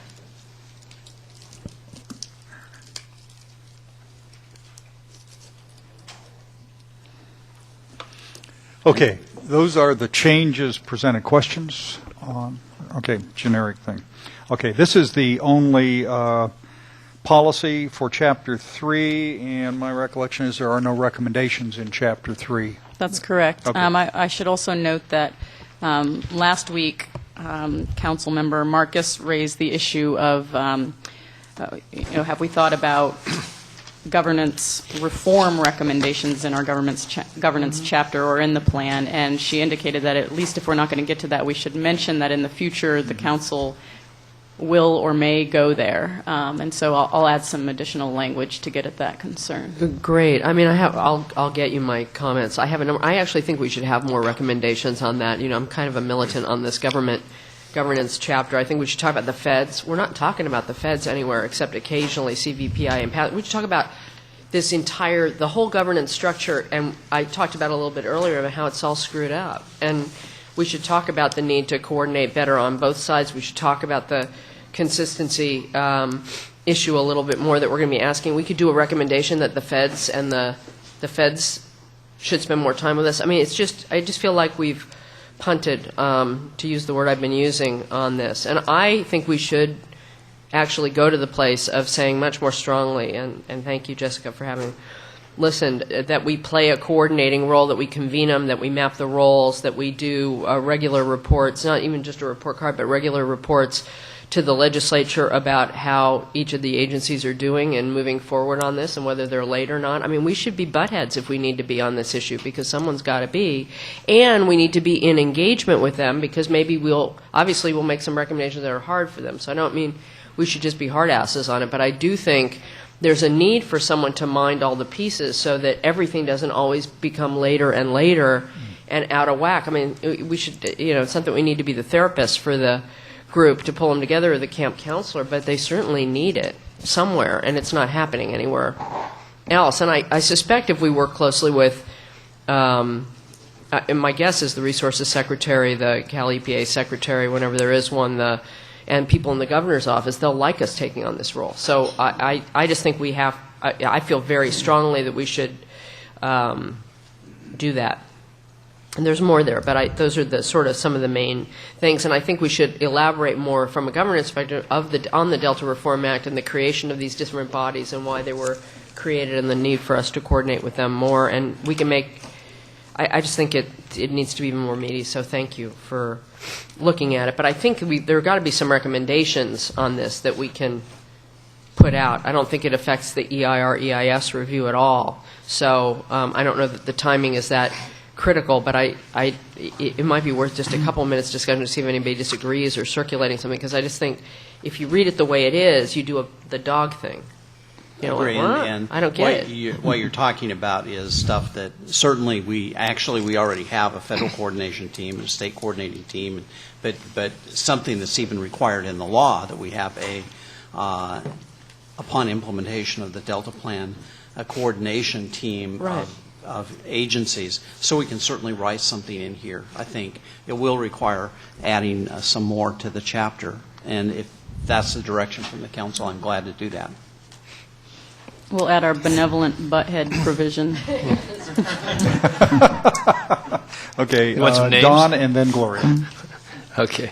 A couple of items, and this goes to some of the text relates to covered actions. And one of the questions has been posed to me on behalf of the Commission, Delta Protection Commission, is that under the list of either covered actions that are described as being exempt, the way it's currently structured, it does not line up with those things that are in the Commission's Land Use and Resource Management Plan that are provided for exemptions. And so I guess my question is, was there some comparison to what the plan, Land Use and Resource Management Plan for the Commission, and whether or not otherwise we're going to have, right from the get-go, inconsistencies under that particular setting, and recognizing that plan will actually have to come into compliance with some, we'll have to true it up if there were differences in Delta Plan. But the answer is yes, that you've looked at that and decided that some of those things should not be exempt under the Delta Plan? Yes. The answer is we looked at that. I personally, staff brought it to me and said, should we exempt all of these things? Because there's an extensive list in the Delta Protection Commission's Land Use and Resources Management Plan of everything that's exempt. And I did not think that we should just automatically exempt all of those things, although many of them may be not covered actions, may be exempt for that reason. It seemed to me that some of those things were actions that I wouldn't recommend to the council that we make exempt. So, and I understood at the time that that was different than the direction that the Delta Protection Commission might desire us to take. But that was deliberate. Was that we actually looked at it. Well, and again, I didn't bring the list with me today, and I didn't drill down to it.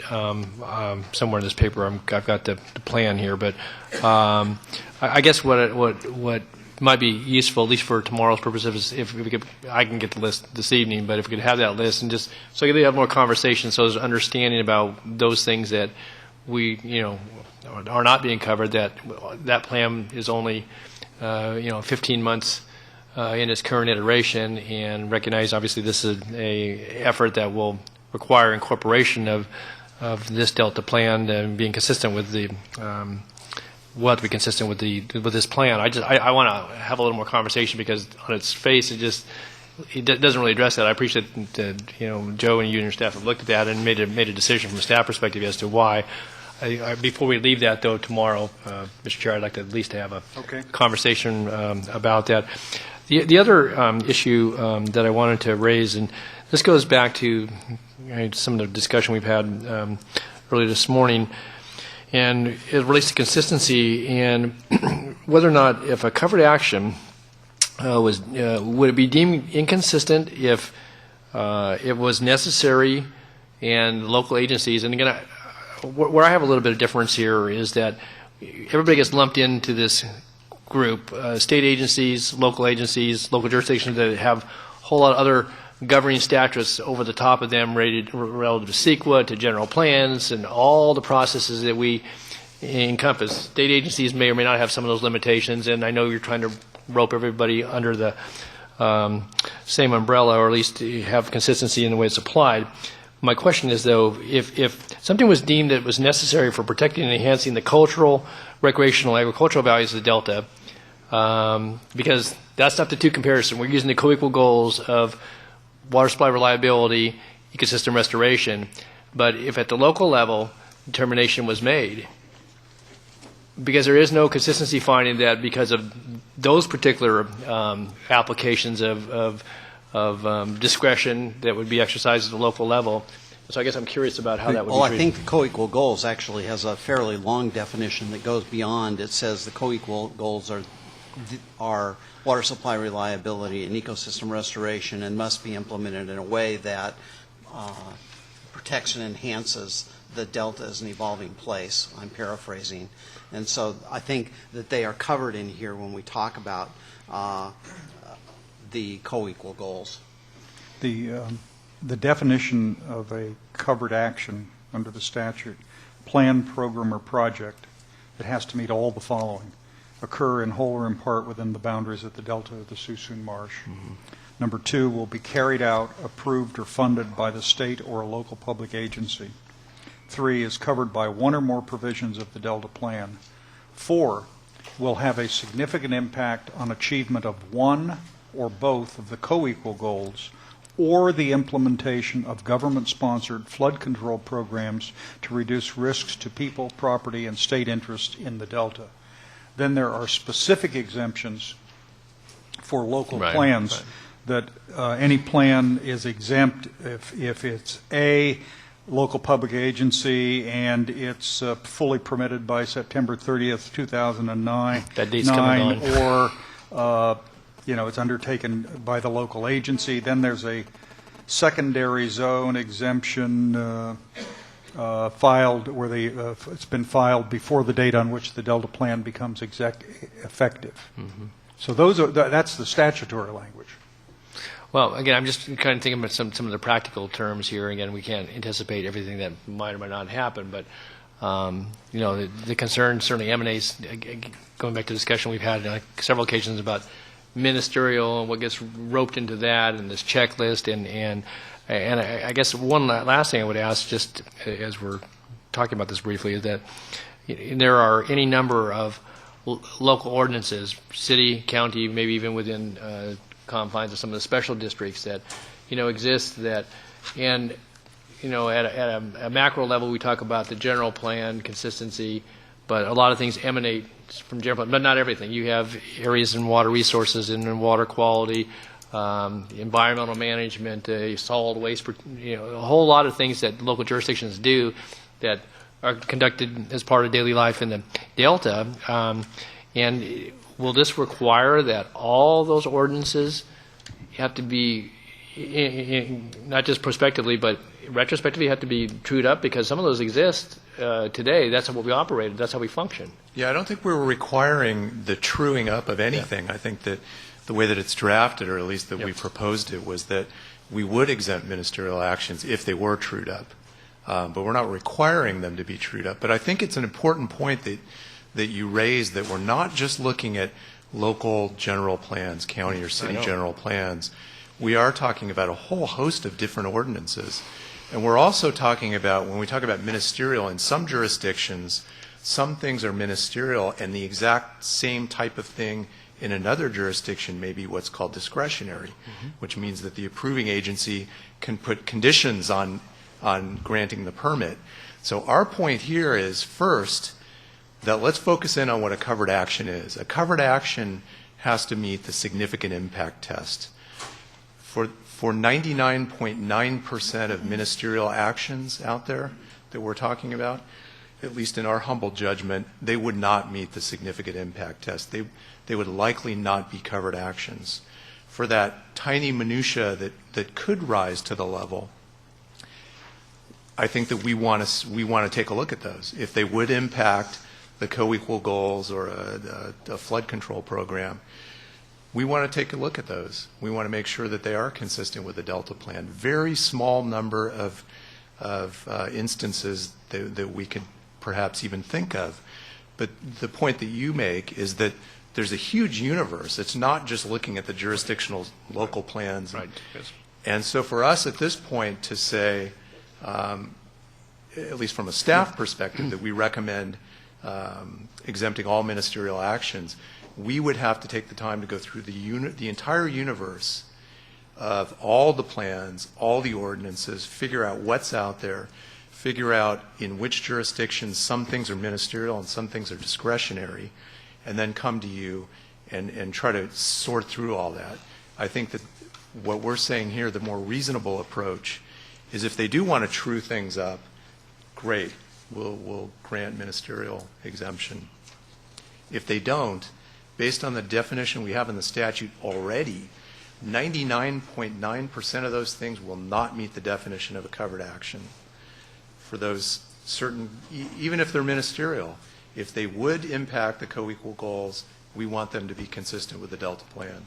So we think that, we haven't done the entire universe search, and in fact we have, as you know, put out an invitation to the locals to meet with them to talk about that.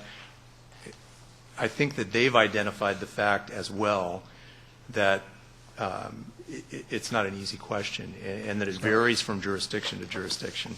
So, from a staff perspective, we would like our early consultation business to be very narrowly focused. We're not looking to, take over the universe of all potential business and marriage license decisions in the local jurisdictions. Watch what you wish for. We're trying to make it simple too, but I think the real message here is, through the statute, it's an inartful statute. We all agree it's awkward, but they did make it in the definition of covered action. They made one very significant criteria, which is the significance criteria. If it doesn't rise to that level, it's not a covered action. Let me just one other question to follow on, though, Chris.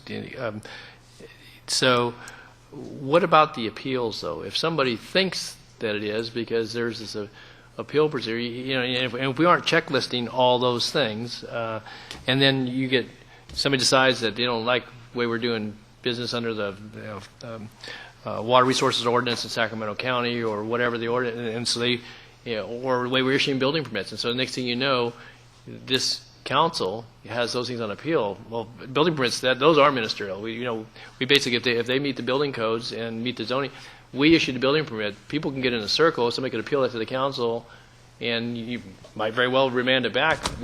We'd have to issue the building permit again.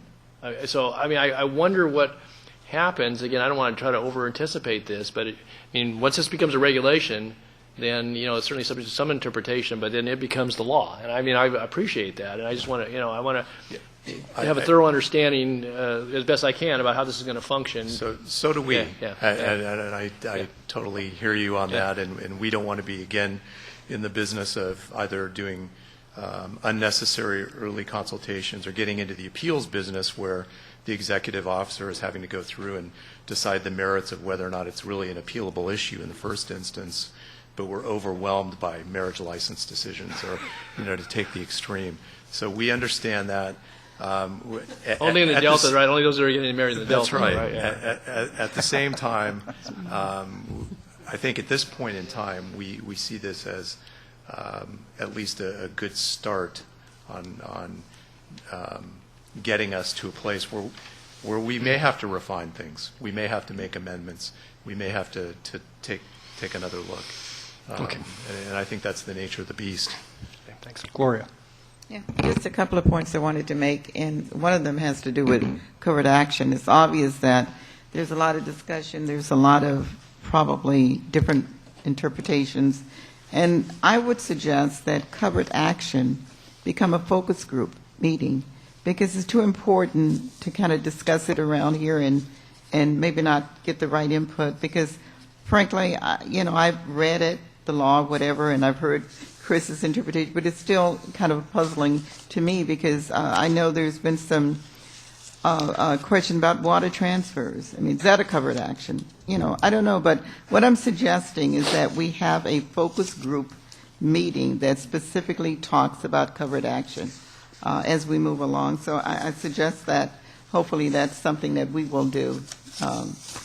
Mr. Chair and General Manager, Well, not General Manager. But I don't know. Executive Director. I don't object to staff talking to anybody, but I think you're going to find that issue. Some of the water exporters believe that all water transfers, all water contracts, all water shipped into the Delta, through the Delta, out of the Delta, are not covered actions. For me, I don't see how you can have co-equal goals, one of which is water reliability, and articulate that the co-equal goals have nothing to do with water that runs through and out of the Delta. I mean, maybe there's a rational argument to make for that, but I can't see it. So that's one, I suspect, where the conversation may be interesting, but not and all that's that okay. productive. That's okay, Yeah. but at least there's a conversation, Sure. and there may be something there that makes sense that everybody, everyone can agree on. But I'm just saying, I think we should have that dialogue. A thorough dialogue about it. And like you said, Mr. Chair, maybe a rationale to look at it differently. I don't know. But I'm suggesting we have the conversation. Okay. On the other, going back to Felicia's point about coordination of those agencies that are required to do whatever as a result of the plan, I know I've kind of talked about approach, and this may be pie in the sky, incentive-based policies. But I really would like to pursue that. I mean, there are a lot of out-of-the-box thinking people like Hank over there. But maybe we can come up with something. The out-of-the-box guy. But I would really like to pursue that. Ask stakeholders to send in their out-of-the-box thinking about incentive. How do we kind of get those agencies to do what we think they should do? Because Felicia's, issue about monitoring them and doing whatever we can do to be hard on them. And bottom line is that if it's not something that really they think they need, they may not do anything. So I'm just asking for a discussion, or at least some thinking about incentives that are not, we don't have any money, which certainly the chair has said. We all know that, but something that perhaps we can come up with something. I don't know. But, Joe, you have a very smart staff. They may come up with something. So I suggest that you do have that dialogue with staff on that. Thank you. Randy. A question about early consultation. Is that going to be at the staff level or at the council level? I think that the way that we envisioned it would be at the staff level, and I think that was a recommendation. It's in the rules. It's in our rules. It was a recommendation from the local jurisdictions. I think we had originally drafted it as the council, and they wanted it clarified that they'd prefer an informal, and I think that makes sense. Yeah, it makes sense. I didn't recall, that was my recollection, but I wanted to clarify because there was been some discussion about, well, the council's going to spend endless hours reviewing a lot of these types of things that may be sorted out like a planning department in the planning process. Yeah, my recollection is one of the hopes we had last year when we developed that is that if an informal procedure existed, the jurisdictions and agencies, state and local agencies, would come in and say, look, I got this one coming up, what do you think? And you get a staff reaction, doesn't look like to us, it's one, might be, here are 4 questions you need to answer, so that before the official action is triggered by an agency determination that it is a covered action, which does involve the council, may involve the council. Absolutely, and I did want to point out that some of the local jurisdictions have already taken us up on the offer and have contacted our staff with some of the projects that they have in the pipeline, and they've been very receptive, and we're obviously struggling to come up with the policies to measure against. What did you say about the pot farm in Isleton? Yeah. No, just teasing. Okay. All right. We've got some folks who want to talk on this. Mr. Koutras, Delta County Coalition. Mr. Koutras.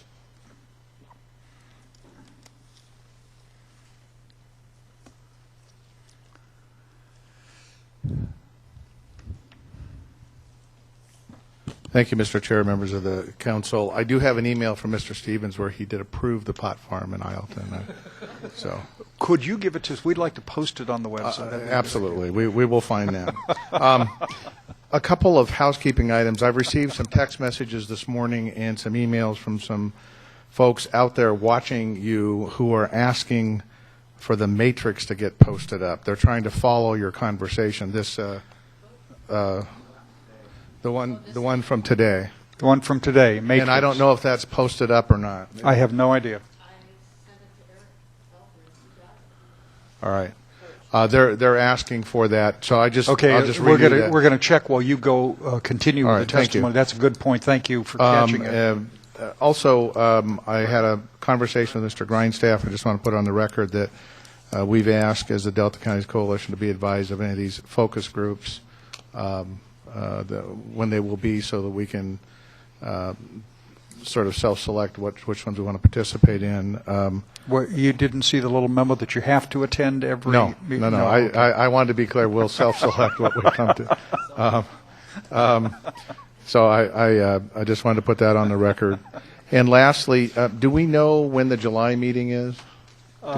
I believe the July meeting's been set. Mr. Grindstaff, if you or the staff could check on that. If we can just clarify I think it's even tomorrow posted on our leave. website. We put a memo of projected meetings through the end of the year, but let us 28th and 29th of July. All right, thank you. Yeah. All right, as to covered actions in this chapter, Yes, sir. some specific comments. We're trying to work with you, and I think Mr. Natoli's questions are part of that, and also Mr. Stevens' explanations, and Joe has provided them along the way as well. We're still struggling.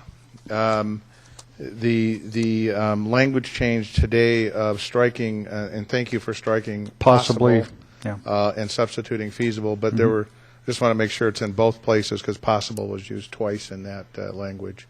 So I just want to make sure it's feasible in both. I was going to come up with cannot be achieved, or I just didn't want the standard to be possible. My mother always told me anything is possible, so I don't want to be in that standard. That is a helpful change. Thank you. As far as the checklist, we've been talking about the council will develop a checklist since last summer. We've had that discussion at the old sugar mill. We've had it along the way. We need to see that checklist. We need to get it, and what we believe is it should be part of the plan before it goes through the APA review. because we think that checklist is critical to understanding how this is all going to work. And to leave it down the road, I think, leads to uncertainty. So we wanted to renew our request for this checklist. We haven't seen a draft. I realize staff is very, very busy. This is a checklist that goes beyond ministerial actions. This is the check. It's referenced on page 45, line 19 through, I guess, line 19 and 20. Mm-hmm. The council will develop a checklist that agencies may use to facilitate the process.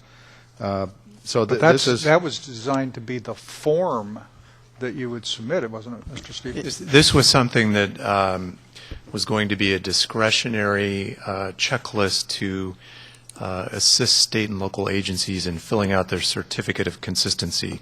So the way that we envisioned it would actually probably tear off of an abstract that had the policies and recommendations from the plan, something short, chapter by chapter, and that would be kind of a check the box. So if you describe your covered action in a few sentences or in as much detail as you need, and then check the boxes for which policies your covered actions may implicate, and describe how they're consistent with those policies. And now we've got a new policy that they have to be consistent with the co-equal goals, and that should help to form the basis of the certificate of consistency.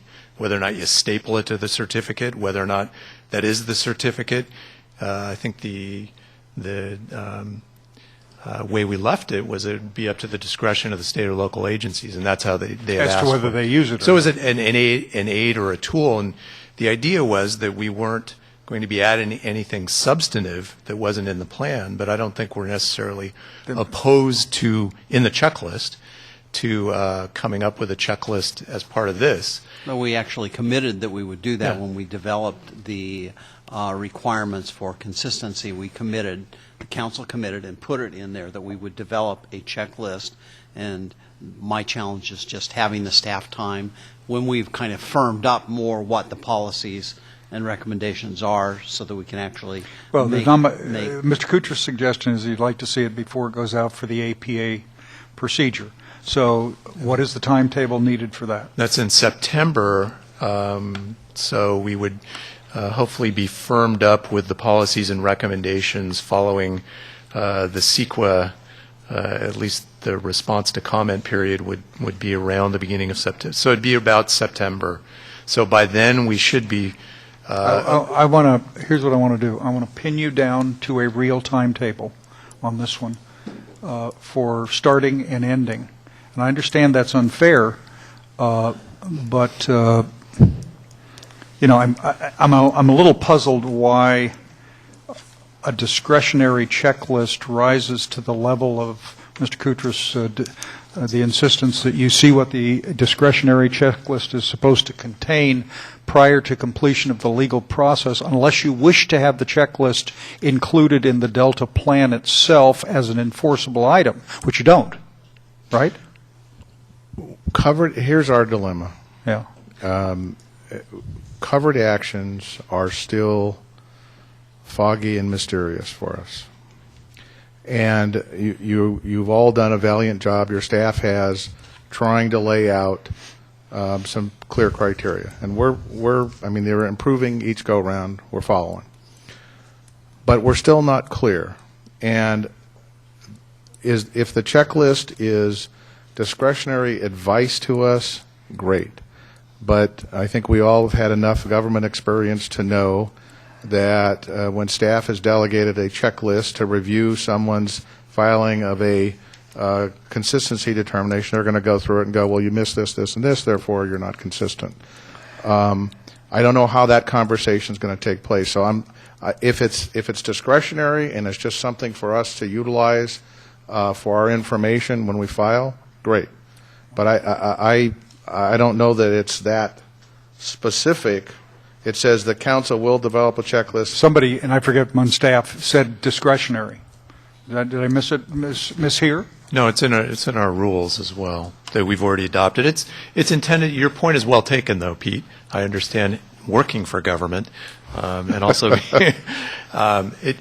it's the a disability many of us have. That's what I hear. Yeah. If the checklist adds substantive requirements that aren't in the plan that went through the rulemaking, your point is well taken. That's the concern. And the intention was not to add anything extra that wasn't in the plan. I will commit to bringing a draft checklist to the September 15th and 16th meeting, so that, and that's the meeting where we're planning to approve sending something to the Office of Administrative Great. And Law. if it's a discretionary list to be used just And as that's the guidance, intent. that's great. That is clearly the intent. That's great. All right. But it's something that actually may clarify a lot of issues for people, so it's a useful thing. It's just Right. Thank fine. you. The ministerial project issue, still trying to wrap our heads around, and the individual county comments will have some of that. But if a ministerial act will not rise to the level of having significant impact, say again? Not a covered action. It is All right. not a covered action and Right. therefore not subject. But then we move to, and this is what I'm trying to figure out, if there's an independent judgment on a ministerial act that's not a covered action, then I'm trying to follow the blanket exemption, how that integrates with that. Are we saying that there could be a ministerial act that does have significant impact, but that would be exempted if the ordinance in which it was approved has been certified as consistent? Is that correct? Okay. Let the record show Mr. Stevens nodded his head in agreement. Nods his head in agreement. I must confess I don't understand what either of you have either proposed or agreed to.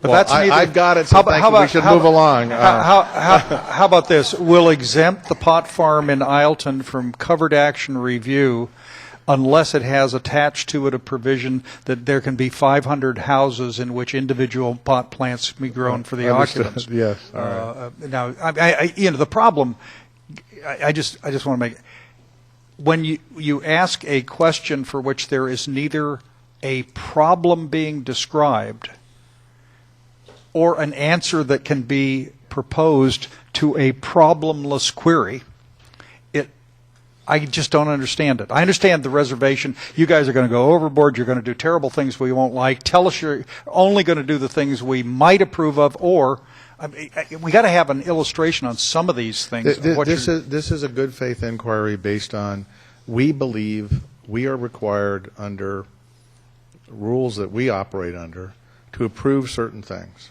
that an applicant brings to a county or a city or a special district. These are truly ministerial non-discretionary ministerial act that we don't have discretion. We got to do it.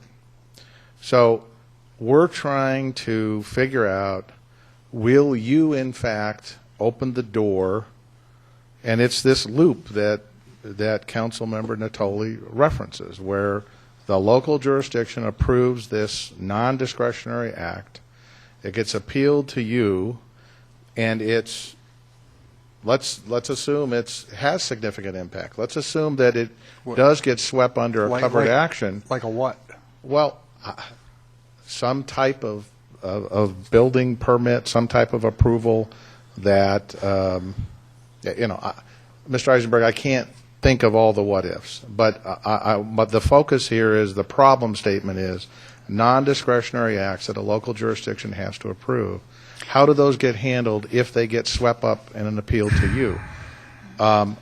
If you find that it is not consistent with the Delta plan as the plan has been adopted, and we have to approve it, how do we resolve that?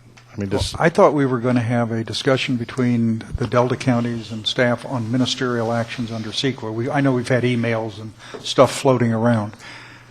Mr. Stevens earlier reported that one of the problems is not all counties have the same rules on what a ministerial action is, suggesting that counties may be on their own able to determine that certain things are ministerial or are not regarding their own actions. There are other ministerial actions perhaps required by federal law, state law, maybe court order, for all I know. Correct. But we don't know what whether we know for sure they're not the same everywhere in the 5 Delta County regions. But how do we develop a common definition of covered actions unless you're suggesting anything a local jurisdiction determines is a ministerial action for themselves is automatically excluded from the Delta plan? That's where we're at. That's correct.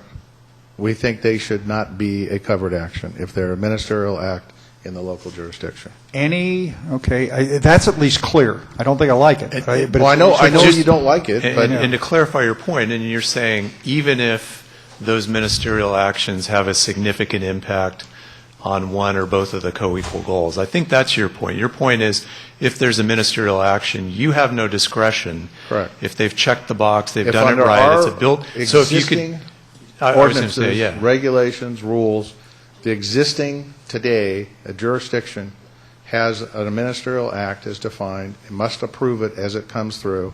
That's the law in that county or city or special district. Mm-hmm.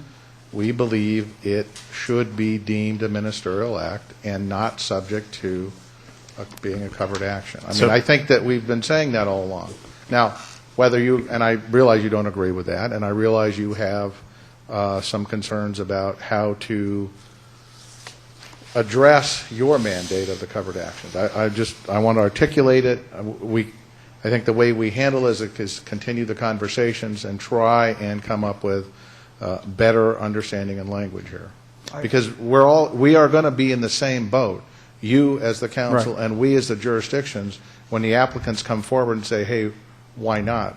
Felicia, there's something in that just triggered a thought, because if your local statutes or whatever you call them, rules and regulations, are totally inconsistent with the co-equal goals, you can't immunize yourself from this plan by doing it. It's the same as the contracts and transfers, although there's a scale issue, of course, saying that they're exempt. So that doesn't seem logical to me. That would mean you could, the advent of this plan means that every local jurisdiction should write the broadest rules possible that allow them to do whatever, because then they can exempt themselves from state law. Yeah, it's illogical to me. So there might be a step in there where we have to take on the ordinance or something. I don't know how we do that. I think that I take your point. I think the issue here is the same issue we face with counties that already have adopted and approved HCPs. The permitting agencies have said their HCP it's gold, it's there, great, go forth. And they're implementing actions under those already approved, already in place HCPs that, we have a question, are you going to sweep those under covered actions? And how do those get integrated? That's another question here. We have the same kind of issues where we have legally sufficient adopted general plans and other property rights types, rules, regulations, and ordinances that those property owners enjoy today. And the question we've got is, where it's a ministerial act, I'm property owner A, and I know under the existing general plan I've got the ability to do certain things, and the county can't tell me no if I comply with the existing general plan. That may not be consistent with what you adopt as of January 2012, or put in place as of January 2012. And so when we have the conflict of that pre-existing property owner right vis-a-vis the new state law, if you will, in the body of your plan, how do we get from there to there? And that's the question we're struggling with. Can I just follow up, and then I don't mean to jump, but just to follow the point so that I understand it. I see that conundrum, but maybe there's some process we have to come up with. Maybe there's something else we should think about that says that after we do this plan, that the counties and other jurisdictions should be reviewing their general plans and revising them to be consistent with our plan. That is the law. Which is the way state law says that. Well, so then they need to change it. The statute says that. So maybe we need to spell this out more, because it doesn't make sense, because they don't have a property right forever in the way a land use plan is written today. Just to clarify, the statute doesn't say that, and that's the problem. Well, I'm For sorry. the Delta It says- Protection it says- Commission, I'm sorry, the Delta Protection. which Don is familiar with, there is that provision. Yeah. So once the Delta It must Protection- conform its plan. No, they they must write, conform they write the to the resource Delta management Protection. plan. The locals have to conform. Okay. And so what we were trying to do was come up with a creative way to allow the locals to identify some areas perhaps where they should conform. And then I think that their point is well taken. Ministerial should be immune from our view. But again, we don't know the universe. We think that most of the projects aren't going to rise to the level of covered action anyway. But in those certain cases where it may, we think that it's appropriate that you have a say with regard to consistency of your plan. I want to add that it is a requirement that in the future, as they update their general plans, that they be consistent with the Delta plan. So what we're talking about is the temporal issue between when this plan is 2009. adopted and when their plans are updated and are become consistent with the Delta plan. So they are required, local agencies are required to be consistent with the Delta plan with new actions that they take. But there isn't a provision in the law that says you must, within a certain period of time, get that done. And so we have that. And that's what Mr. Koutras is talking about. What happens to somebody that comes in the month after the plan's adopted and wants to take an action that's legal under their current general plan, but which is inconsistent with our Delta plan? I think, as Chris Stevens identified, that's highly unlikely that there would be a real covered action that's going to rise to that level. But I understand his issue, but I don't know how we can say, it's all right, you can do whatever you want during this period. So we'll have to work Would it be through unfair to ask the jurisdictions to identify the potential areas of concern that they know now, so we could know what in the dickens we're talking about?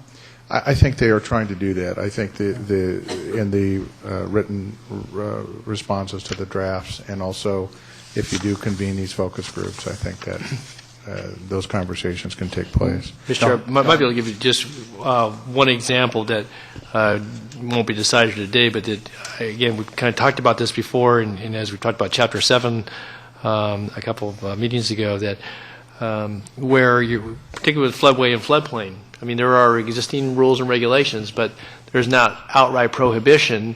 We've talked about that even in the tables and so forth, but I could see an example where someone might have a very large tract of land and could meet other regulations and seek a building permit. It might be for a habitable structure, or it might be just for an agricultural structure, but it might be contrary to what's in here. We'd issued the permit because unless all the building rights are taken from that property, and then that gets into the whole issue of property rights and how were those acquired. And I mean, I think, Felicia, you're right, that zoning and other ordinances attribute those entitlements, but in a lot of cases we have ag zoning that's been there for 40 or 50 years, and I don't think this would happen very frequently.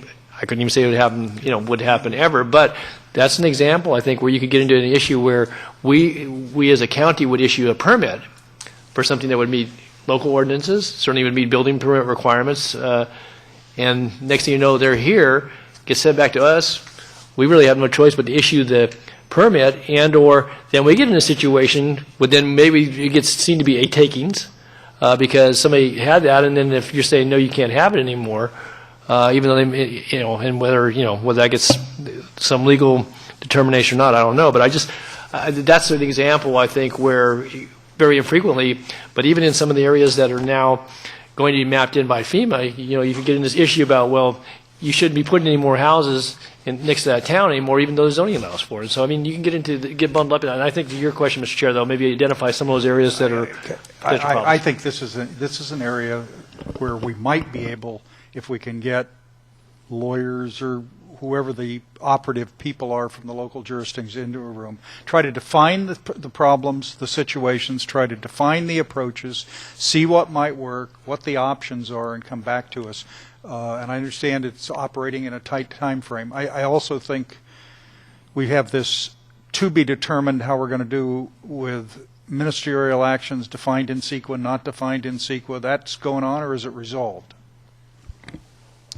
No, it's not going on. I think that the resolution, to fall back on previous discussions, it was resolved in the statute. So with regard to your question, and we've heard it in comment letters as well, why aren't ministerial and what are called categorical exemptions under CEQA excluded under your definition of covered actions? And it's not the way the statute's written. And it's not for want of our staff actually going out and seeking out some of the top CEQA attorneys and land use attorneys in the state who agree that that's the way the statute was written. But the beauty, the sick beauty, might I say, of the statute is that you have that significant impact criteria. Don't over-argue your case. Okay. The significant impact criteria, again, is key, as Joe keeps pointing out. No, I understand. So you talk about, the CEQA analysis and categorical exemptions and ministerial exemptions from CEQA. They're there because typically those kinds of projects don't rise to the level of significant adverse impact on the environment. So there's that significant component. For our statute, we have a different focus. We're focused in on impacts to the co-equal goals. And we do have that significance threshold as well as part of our definition. So it is there, a bit awkward, not completely resolved, but it's in the statute. So, okay. Two more quick points, and then Yes, I sir. will be quiet and sit down. First is just as a thought, and I haven't vetted this with the counties, but potentially, I realize you don't want to redo the legislative arguments that led to the reform legislation, but in this particular case, for everyone's sanity, it might be appropriate for a recommendation to come out of this council that you do harmonize the CEQA statute with your covered actions, that the legislature consider that as a minor change in terms of how we cover these issues. I think that's something to think about in terms of a recommendation, because I think it's not redoing, it's not eliminating covered actions, it's harmonizing with an existing well-known California statute, the CEQA.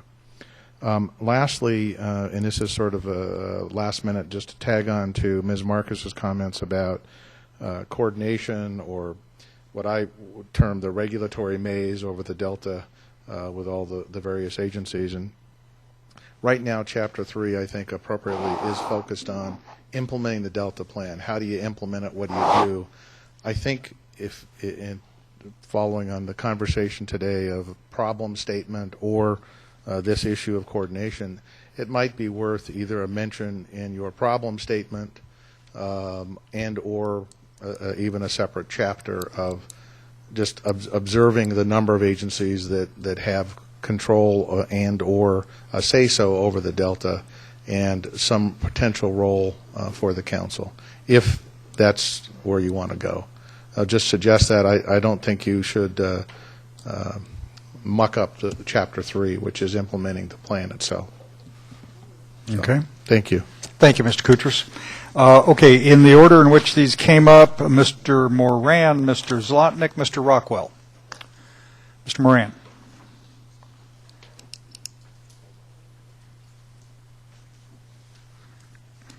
Thank you. And as a mark of how well this is going, my comments get briefer every time I stand up.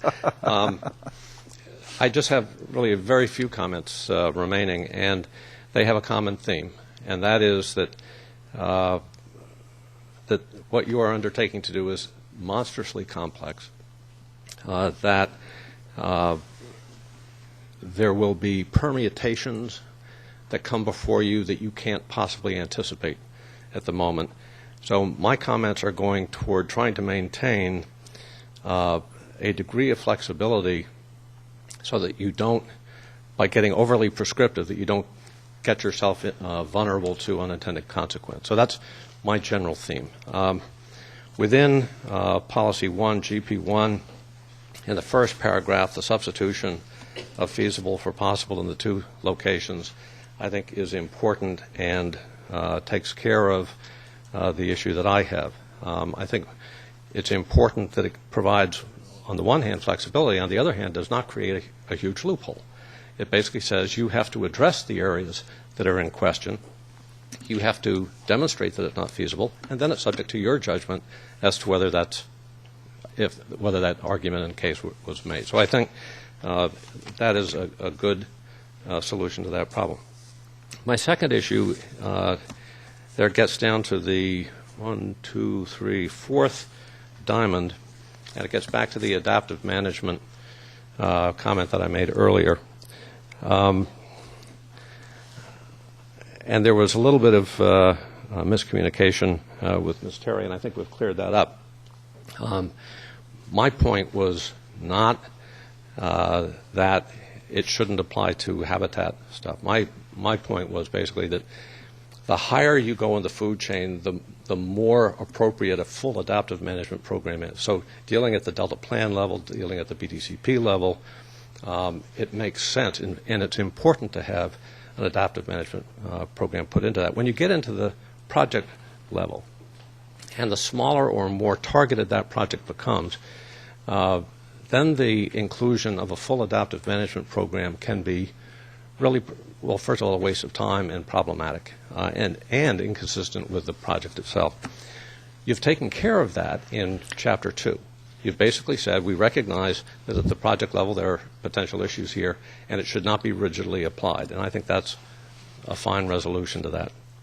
Within this policy, there's no similar recognition. And I would suggest that where you say that the ecosystem restoration and water management covered actions must include adequate provisions to assure continued implementation of adaptive management, that you insert after provisions something to the effect of appropriate to the scope, purpose, and regulatory terms and conditions and financing of the covered action. So that is basically that you have an adaptive management program which is tailored to the nature of the covered action and allows you to do things that you think are worthwhile and valuable in the pursuit of co-equal goals that may not have a full adaptive management program behind it. Staff's getting this down. And I've given very specific language suggestions as well. So yeah, that'd be great if you would. That's already. Yeah, I'm intrigued with the idea, but I don't want to just have, for example, a size, a geographical size, or a dollar limitation be the measure of whether there's a possible impact. Substantial impact. It's because there are things you could do that might have a substantial impact that cost little money or have a narrow scope. So I don't know how to resolve that, but I'm intrigued with the suggestion. I have provided specific language. I couldn't come up with a clear delineation like size either. I don't think size is what counts in that case. I think it's a question of looking at what the basic nature of the project is and figuring out what makes sense in that circumstance. Right. And not letting perfect get in the way of the good. Thank you, Mr. Moran. Okay. Mr. Zlotnick, then Mr. Rockwell, then, hold on. Then Ms. Meserve. Thank you, Mr. Chairman. Greg Zlotnick, State and Federal Contractors. Just a couple of issues. One, just very quickly, I want to echo the conversation that Supervisor Natoli had going on the CEQA issue. And with all due respect, there's differences on the statutory interpretation, but that actually may not even be the key issue. And we do appreciate the inclusion of the one-year transfer as exempt. We very much appreciate that. But the issue of the council could make its own determination, as basically the staff has done, that certain categories of themselves and expected would not have significant impact or whatever, and do that beforehand. Because the issue isn't so much that, as you described, very few of these would rise to the occasion of a problem, but the fact is that doesn't stop the need for the paperwork or for somebody that could do an appeal or what have you, which can chew up a lot of time and resources. So we would just reiterate the suggestion, the work group or whatever, that you have the lists before the council, and the council can make a determination on those that they may feel as a category just aren't worth it at this point. You can always reconsider them later. I think that's a fair suggestion. Would you be good enough to put in writing the items you think we ought to consider for that list? I'll check with our folks. I think and we you got understand? I think we got the one we wanted, but no. I mean, to be blunt, I mean, I know it's we're at the point where if people want us to build a list and have things on it that are excluded from consideration, it would be very helpful to ask and get an answer to the question, okay, which ones? Sure, and I think it's probably more of an issue for Mr. Koutras and his folks. Well, and something Mr. that's been Koutras, asked consider for, that question asked. Well, and it's something that's been asked for 3 months. So, okay. Anyway, thank you. The other last issue is on page 45 in the Page line 45. 40 and 41. This gets to your issue of incorporation or discretionary incorporation, I guess, of other plans, and it's a similar issue. We're just not convinced that requiring certification of actions that are basically part of the Delta plan. I mean, if it's part of the plan because it's been incorporated into the plan, why do you have to certify it? It just seems a little superfluous. So, if you'd like, my view is kind of like programmatic EIR. In a programmatic EIR, you can refer back to the programmatic EIR, but typically project-specific documentation needs to be done, and you have to do something when you implement a project that was part of the overall program. And at least in my career, when I've done that kind of thing, where we've developed a program and we've done a programmatic EIR, then we've had projects, we've done project-specific environmental reviews. And I think it's the same kind of principle. Well, and you're right. There will need to be, project-specific so documentation. So if there's a specific project that comes in that's conceptually approved, that's when I think you may need to do something. Otherwise, I think you're right.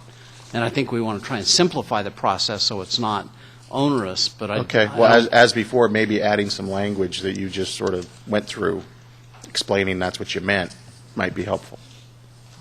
The work group will talk about it. Okay. Thank you. Mr. List Chair. pending for Mr. Zlotnick. Ms. Gray. Can you clarify the list that you're asking information for? Well, this is the list of, or should I tell you what I really think? No, just tell me what you should say. Okay. This is the list of items that goes beyond the statute and might constitute, in our staff's view, and hopefully will constitute in the view of interested parties, items which we agree not to consider even if they have a substantial impact on the Delta. That's what I think it is about. It's phrased differently, and in fairness, there are interpretations and questions that are different. Page 45. Yeah. Okay. But it's like everything else. The only way you see what the issue really is when you ask parties, say, okay, tell us specifically what you want, or the staff is supposed to respond to that or propose something. It's like developing a Delta plan. Everybody basically said, do what we want, and we'll hold back the comments till we see what you're going to do, and we'll come in and tell you what you're doing wrong. But, we're not required to do this by the Delta plan. The statute controls covered action. That's the language in the statute. But people want a higher level of certainty than the statute provides. I understand it. But they've got to help us focus the discussion clearly by saying what is excluded. We went through the argument of a mother-in-law home attached, or whatever the thing is. And those seem to have dissipated. And it's now not very clear on projects. So a list from the counties and some of the key cities. Here are the things that are coming up which we think might be covered. But, everyone says, God, we can't do them that. We can't tell them that, because if we tell them that, they may want to review it. Because this, after all, the covered actions is a agency, local agency, state or local agency certification. Anyway, okay. Thank you, Mr. Zlotnick. Randy. I was just going to ask if anybody had any questions of Jessica. You said you were going to solve all these problems in a week. Didn't you say that? Okay, Mr. Rockwell, I can't tell if you want to talk about this one or not. So I'm just, every time, for those of you who filled it out and didn't tell me a chapter or something, I'm just going through the list in order. Mr. Rockwell. Thanks for the opportunity, and I have no questions nor comments. Thank you, sir. Ms. Meserve, and then after Ms. Meserve, it is Mr. Zuckerman.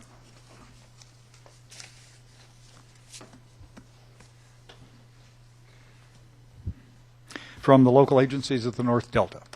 You've already introduced me. Thank you. Just wanted to, we're working on written comments to submit as well. But I think just to sort of set a little bit of context around what the problem is earlier, there was the remark that this is a problemless query. And I think that it really, for local agencies within the Delta that are struggling to have ongoing life as they know it, and also the statute protects or says it's going to protect and enhance the Delta as an evolving place, which means that projects will continue to occur in the Delta and people will continue to live there, farming will occur, it will actually be enhanced. I know a lot of the growers that I work with are interested in doing, for instance, local ag processing facilities so they can keep products within the Delta and have more economic benefits from the products that are created there rather than having, say, grapes get processed up in Napa or down in Stockton. So there's some very important things, and we're not talking about huge subdivisions or industry that is not related to agriculture, but these are things that are part of the ongoing sustainability of the Delta as a place. And so I think the concern, and I don't represent the counties, but I work with the local districts, and I think the idea of some kind of focus group is a great idea.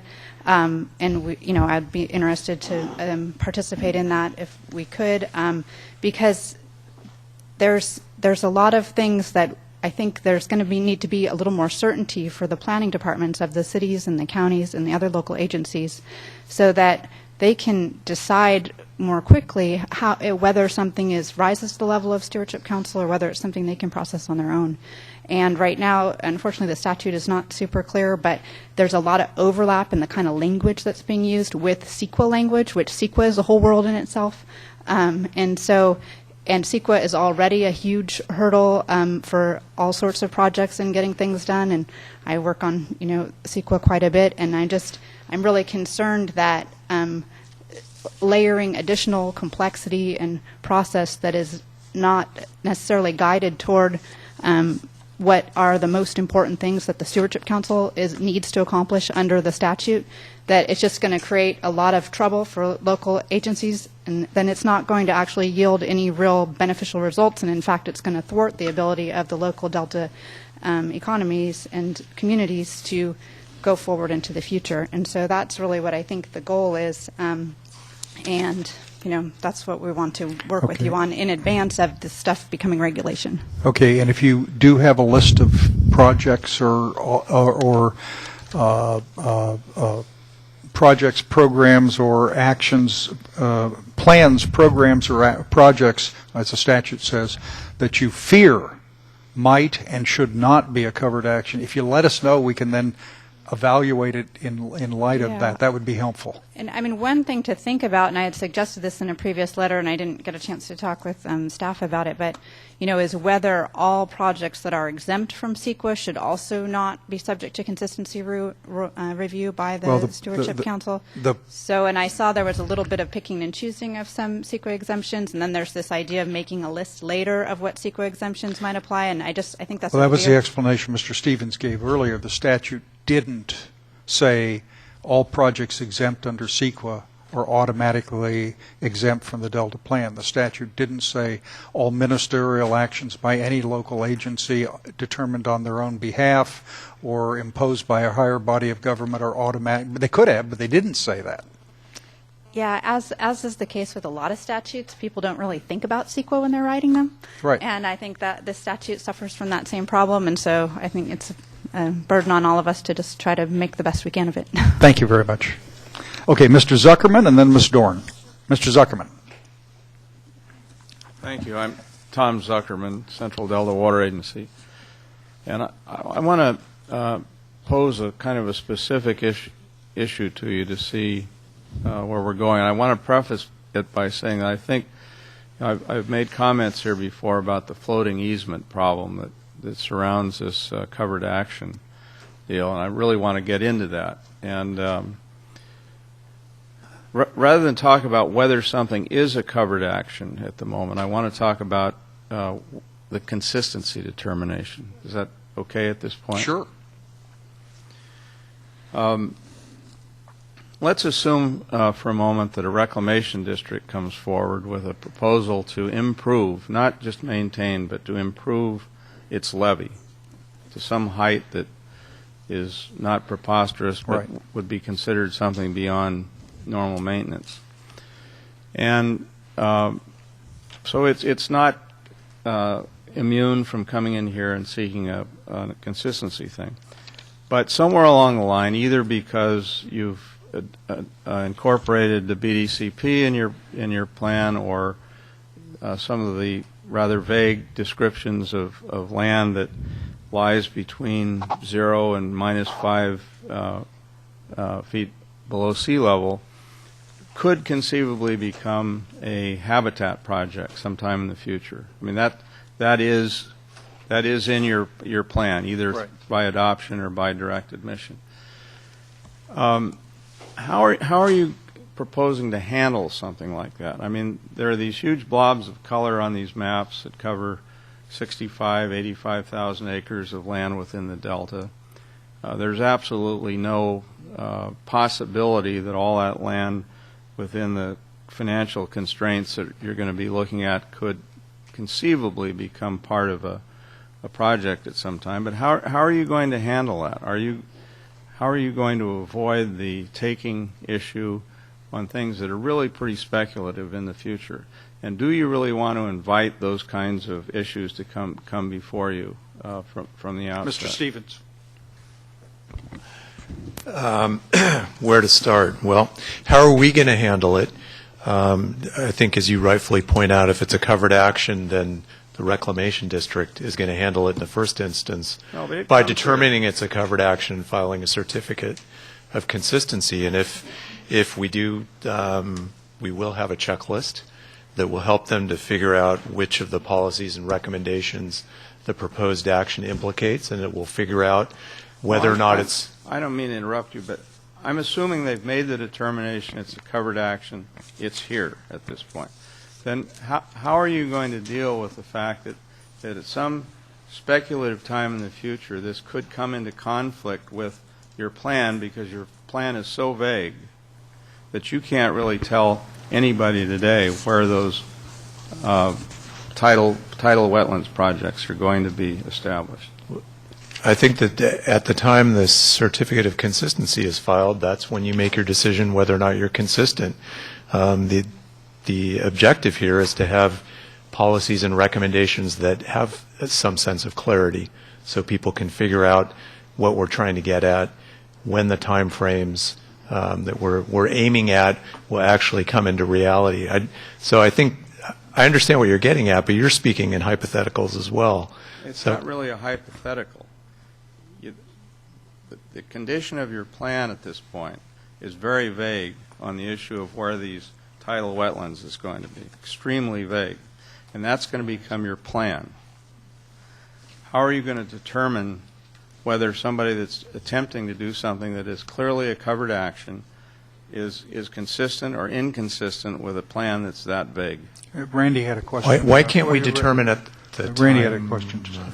Tom, are you concerned that this covered action would lead to activities that may be unnecessary if this area becomes tidal wetland, or are you concerned that the levee building activity might do harm to one of the co-equal goals? What comes before here, presumably it's part of a state cost share plan.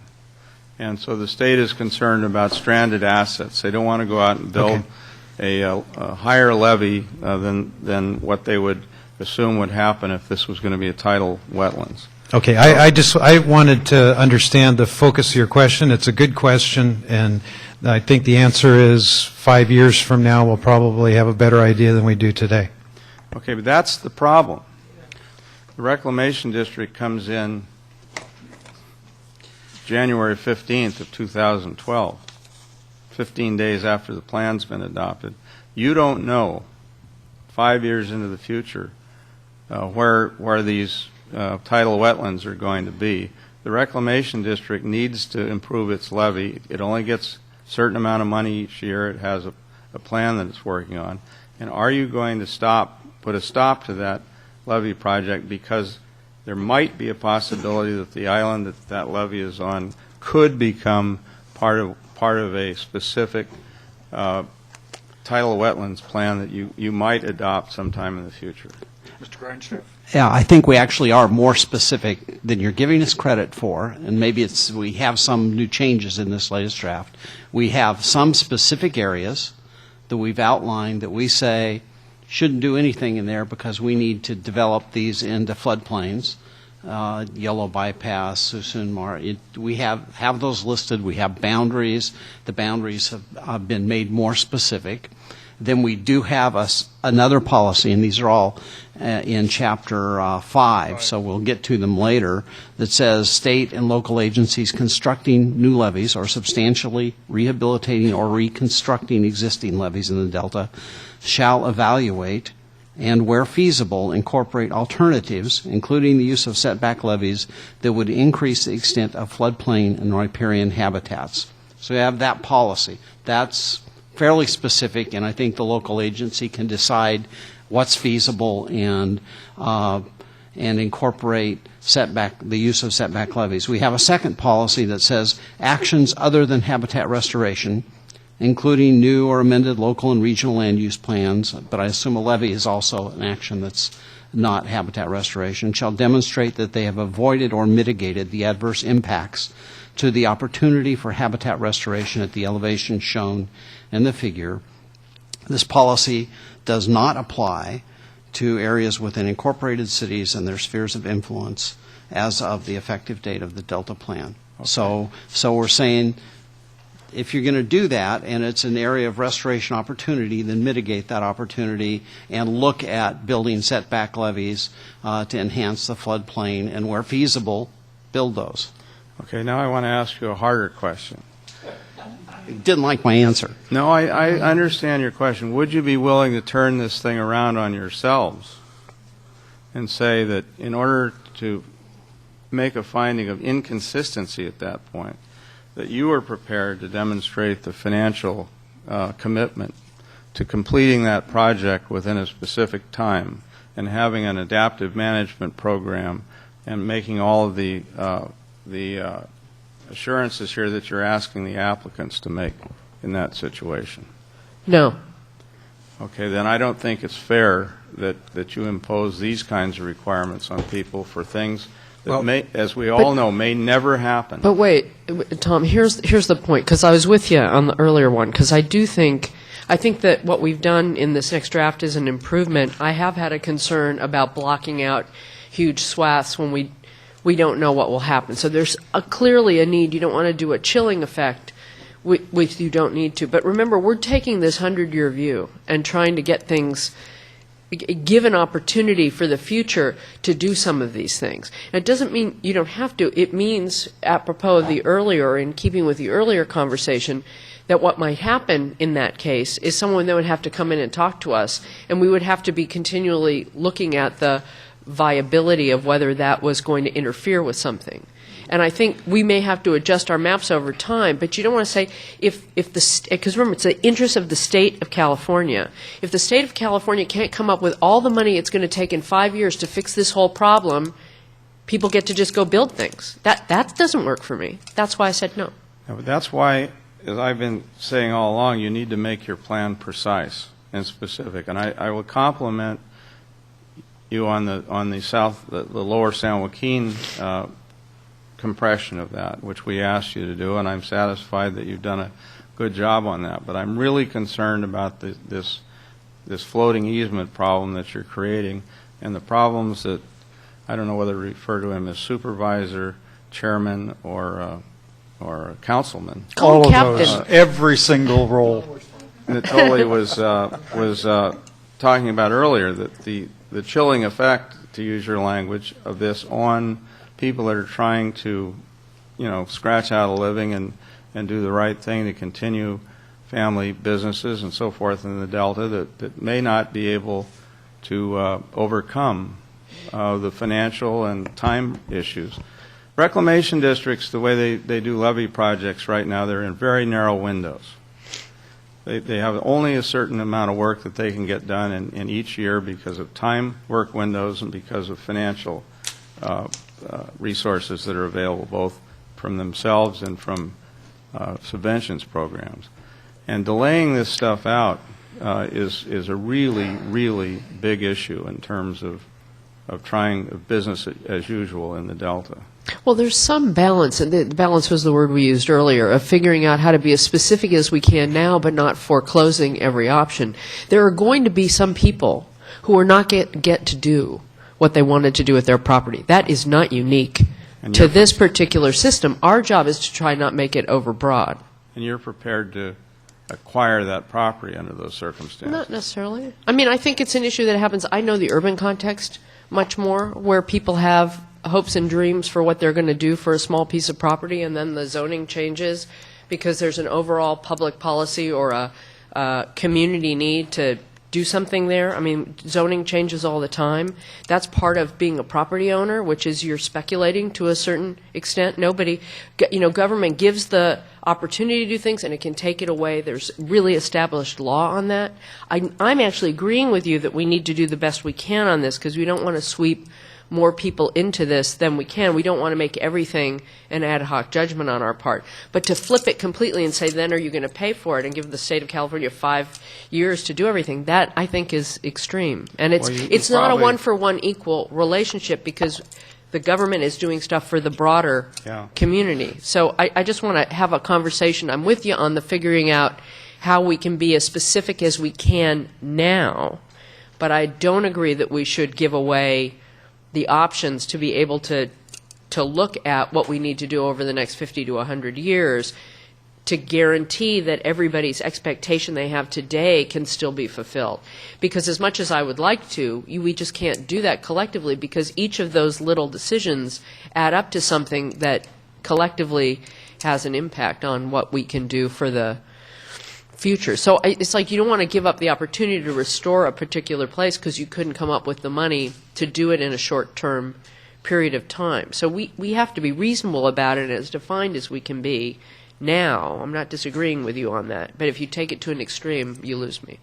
Well, I think you do need to be as specific as possible, and you need to have time frames that you're talking about here for things that are going to happen, and be prepared to pay compensation, because these are very fine, narrow questions as to whether, and we've just had a court decision down in San Joaquin County on this very issue in the Delta on a much less intrusive temporary entry permit type thing that ruled that this was a taking.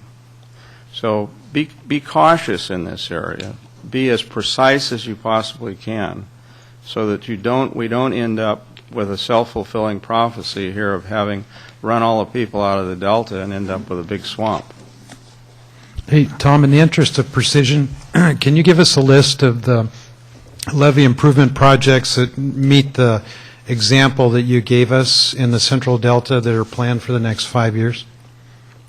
A list of which projects? You gave us an example, a major levee improvement project. I'm asking you to give us a list of those that are on the books now that you anticipate will be done in the next 5 years in the Central Delta. Well, conceivably every island. Okay. Well, if that's the case, then put that on the list. Because, we're all planning to build up to the PL 8499 levee standard. Well, it'd be helpful to know. Well, just a second. Let me finish answering your question, if you don't mind. You're talking about only building habitat, what is it called, hazard mitigation levees for habitat projects. So every time a reclamation district goes out and tries to build a levee that's compliant with the Corps of Engineers and FEMA requirements, conceivably they're above the standard that you'd be willing to help pay for a now, is that a precise enough answer for you? This is I finally figured out what you mean by this. This is to say, we don't want our land to go into stupid habitat stuff, so let's build it up to the lowest standard possible, qualify for federal funds we're doing, and that'll prevent them under the terms of their own Chart 7.1 from ever utilizing us.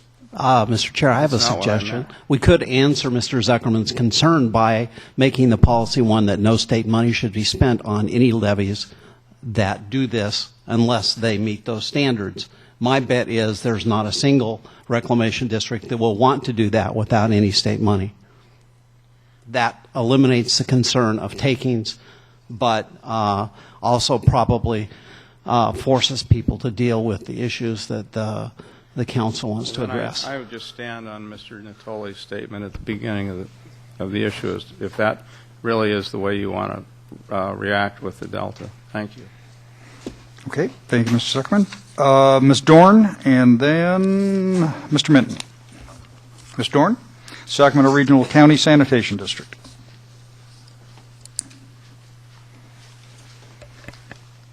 So, good afternoon, Chair Eisenberg, council members. Linda Dorn, Sacramento Regional County Sanitation District, and I have a question for you on the covered actions. We've been trying to figure it out, as well as everybody else.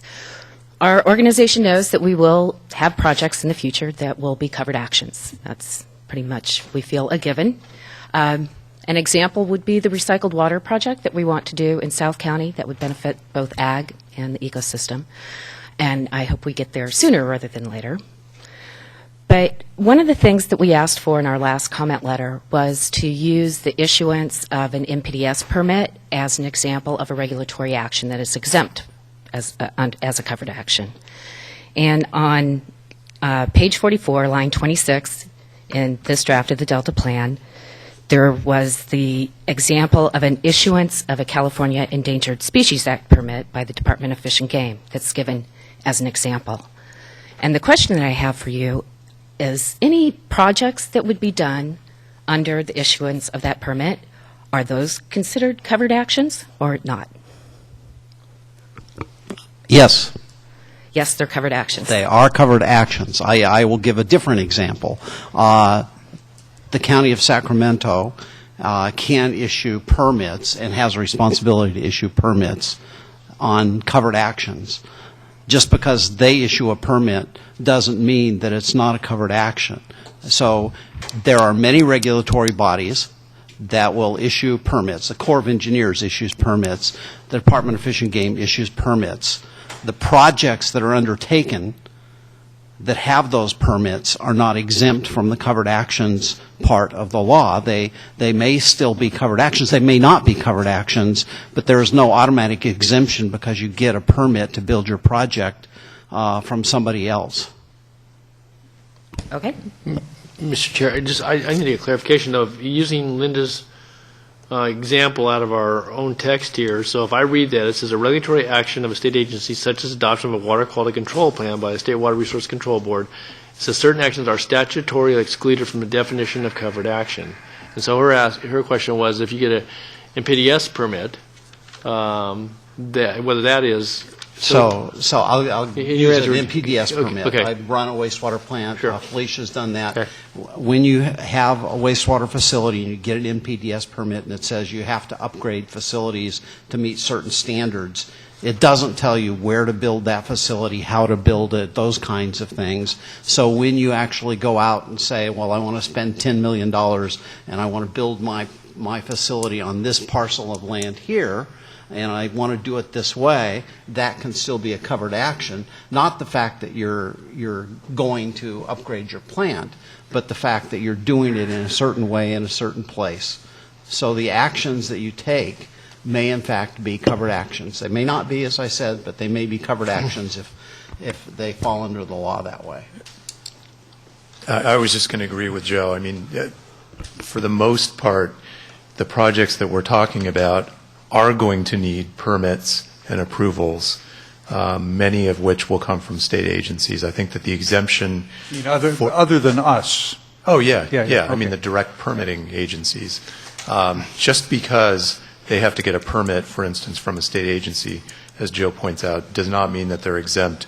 But what the exemption means is that, for instance, if Fish and Game, Department of Fish and Game, the state agency, issues a CISA, California Endangered Species Act permit, gives a permit for some project, that permit, that action by the Department of Fish and Game is not a covered action.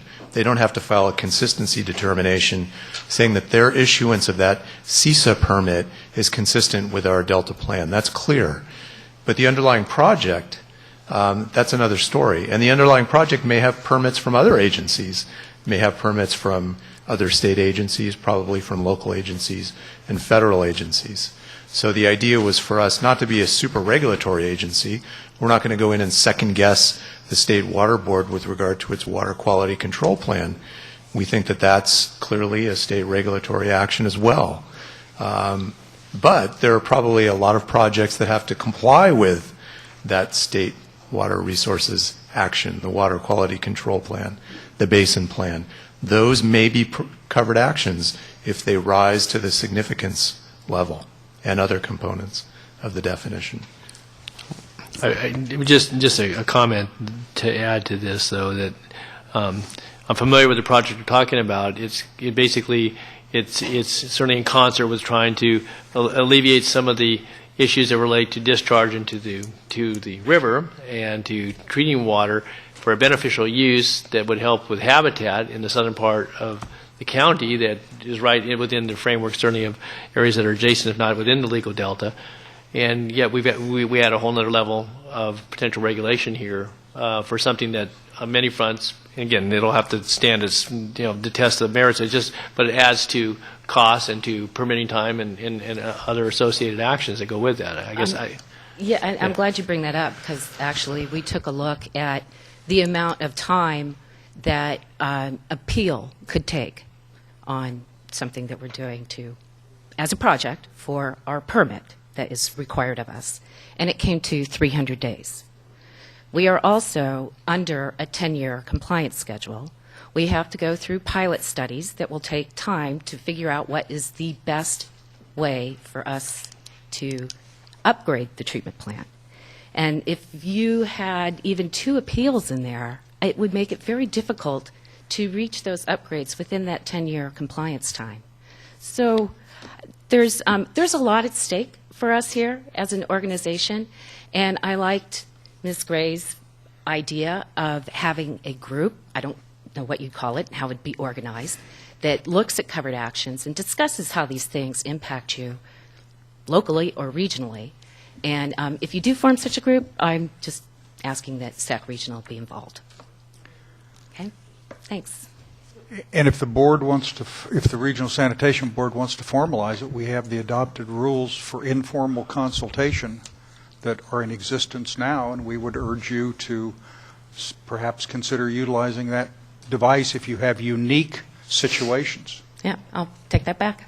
Yeah, it strikes me that it's worth, because so many, and this gets to part of what Gloria said earlier, is that everybody can, in their own head, envision what they're afraid of in this, and we can say, well, we wouldn't do that. That'd be okay, really. Yeah. Yeah, Phil won't say that about anything, right? Yeah, exactly. I might say that.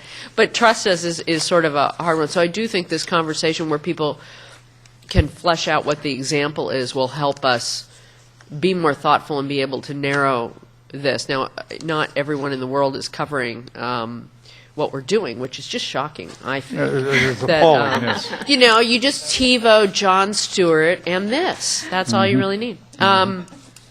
But I think it would be helpful, just so that we know what the real problems are. Like the exchange with Mr. Zuckerman wasn't that satisfying, because I have the sense that even I was like seeing something different than he had in his head. So really, and that's part of where I think Randy was saying, give us a list. If we can talk about real stuff, and yours is about as real as it can be, I think it'll be easier to figure out what we can do up front that can give people comfort. Okay. Maybe we should probably come up with a comfort letter kind of a process. That's what we did at EPA. The notion of EPA giving out a comfort letter, some people thought was just bizarre, but it worked really, really well, I have to say, in the fear of Superfund world. And then we did more formal things for people who were even more frightened or had more of an issue. But we spent a lot of time figuring out how to deal ahead of the curve with the people who were either chilled or frozen or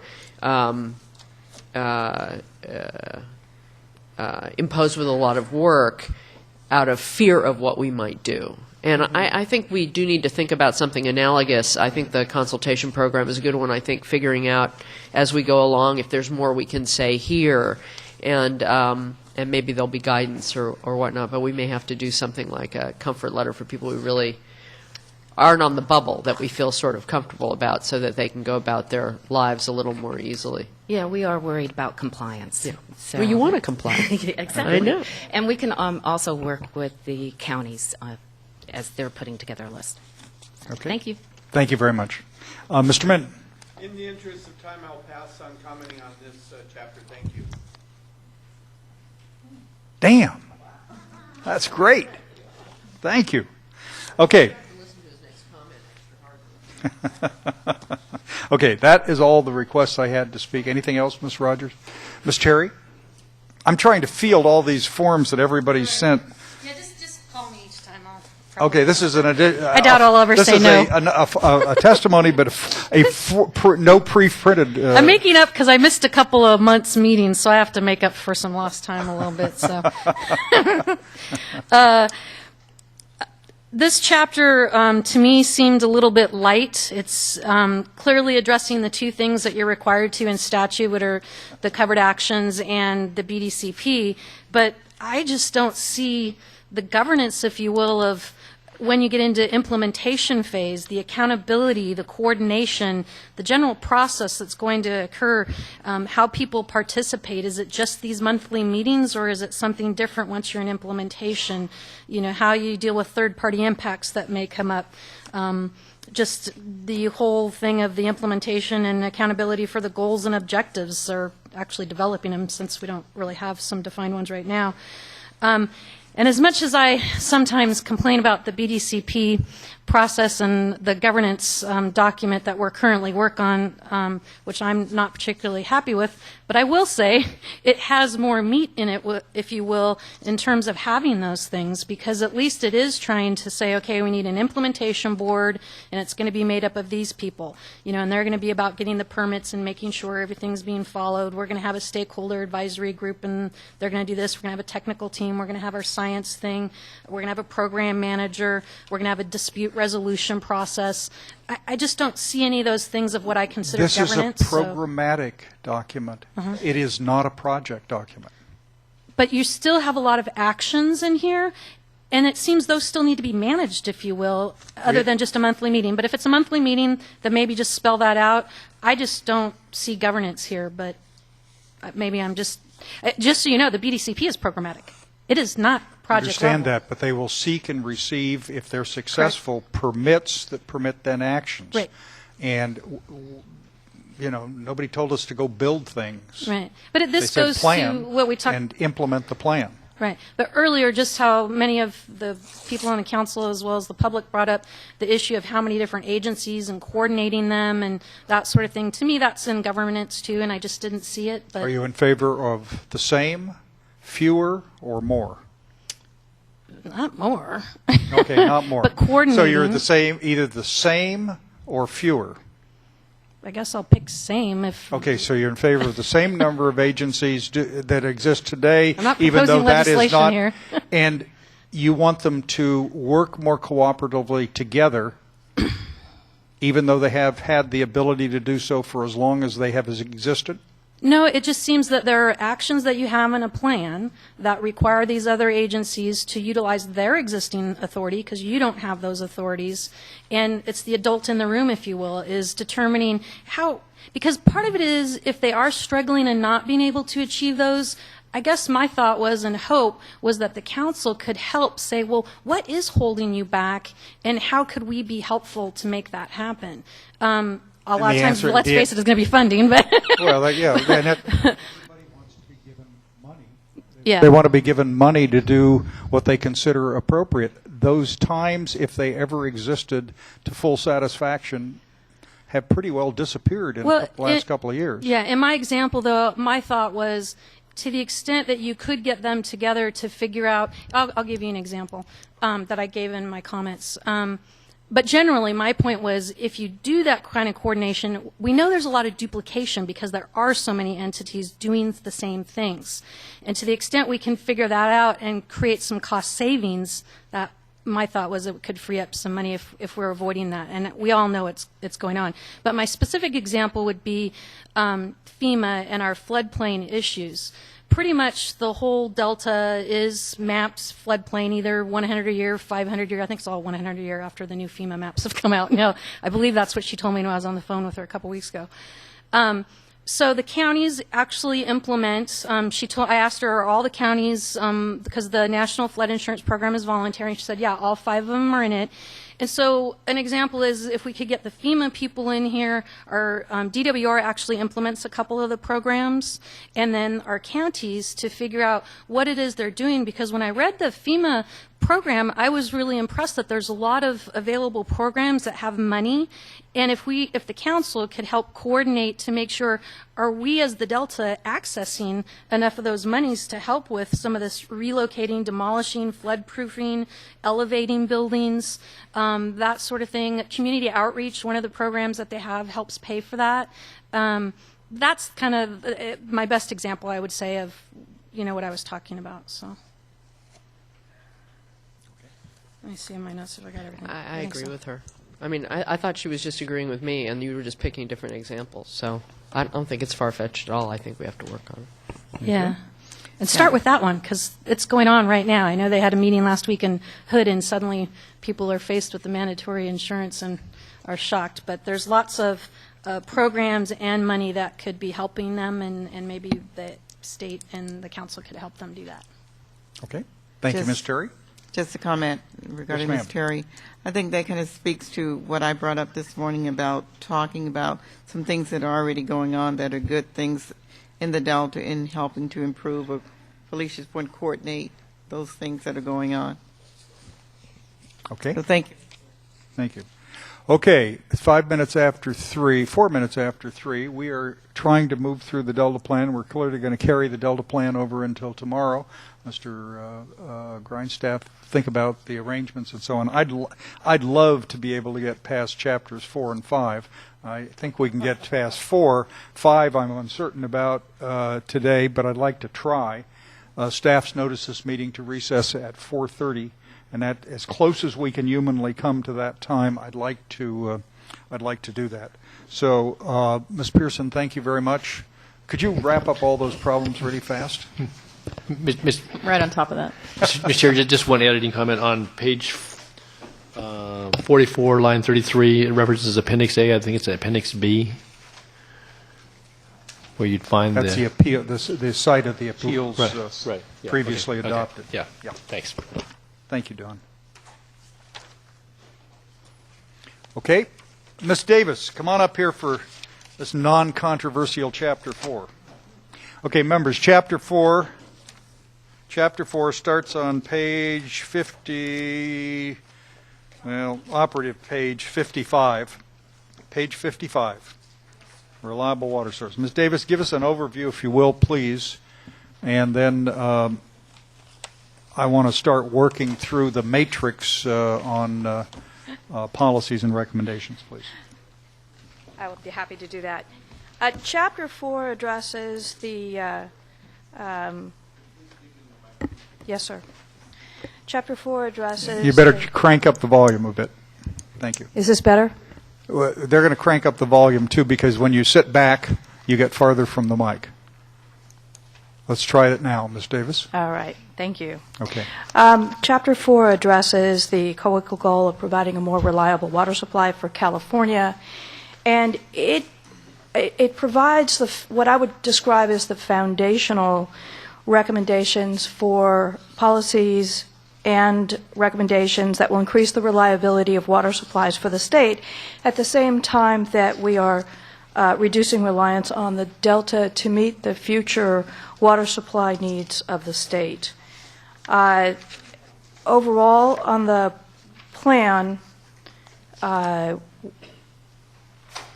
basically we received probably 1,000 comments, and so just looking at the differences... In fairness, we received about 100 and X individual letters containing but it's the 1,000 individual comments. Yeah. And so what's happened with this draft relative to the third version of the plan is that we have substantially revised the text because we received great comments.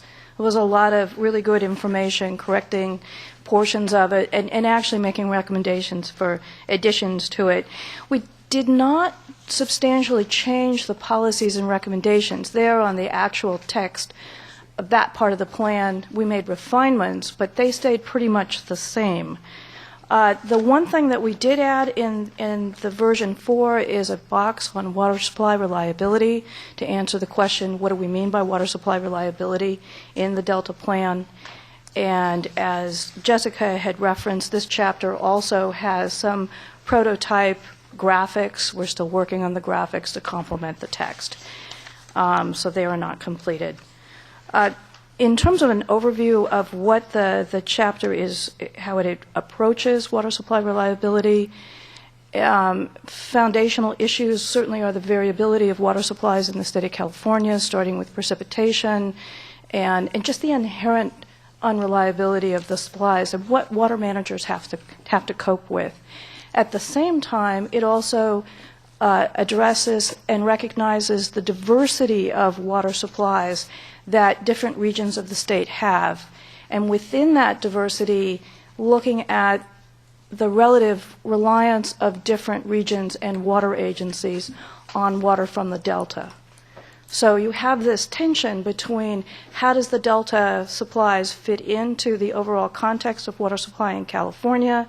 You have regional variability, and within that regional variability, you have some areas that Delta exports are supplemental supplies, and they have an array, a portfolio, if you will, if you were using more of an investment analysis of water supplies to meet their needs. And then there are other parts of California and specific areas that are overwhelmingly dependent on the Delta. So in trying to figure out a strategy for how to move forward in helping the state improve its water supply reliability overall has to respect that inherent diversity within the state.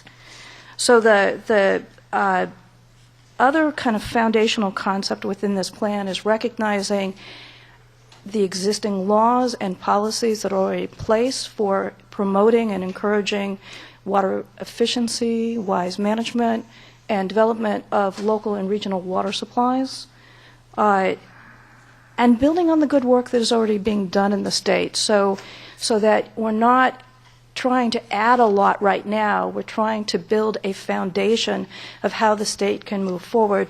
But it is targeted. It tries to be strategic in picking out particular areas where we think that we can make a difference.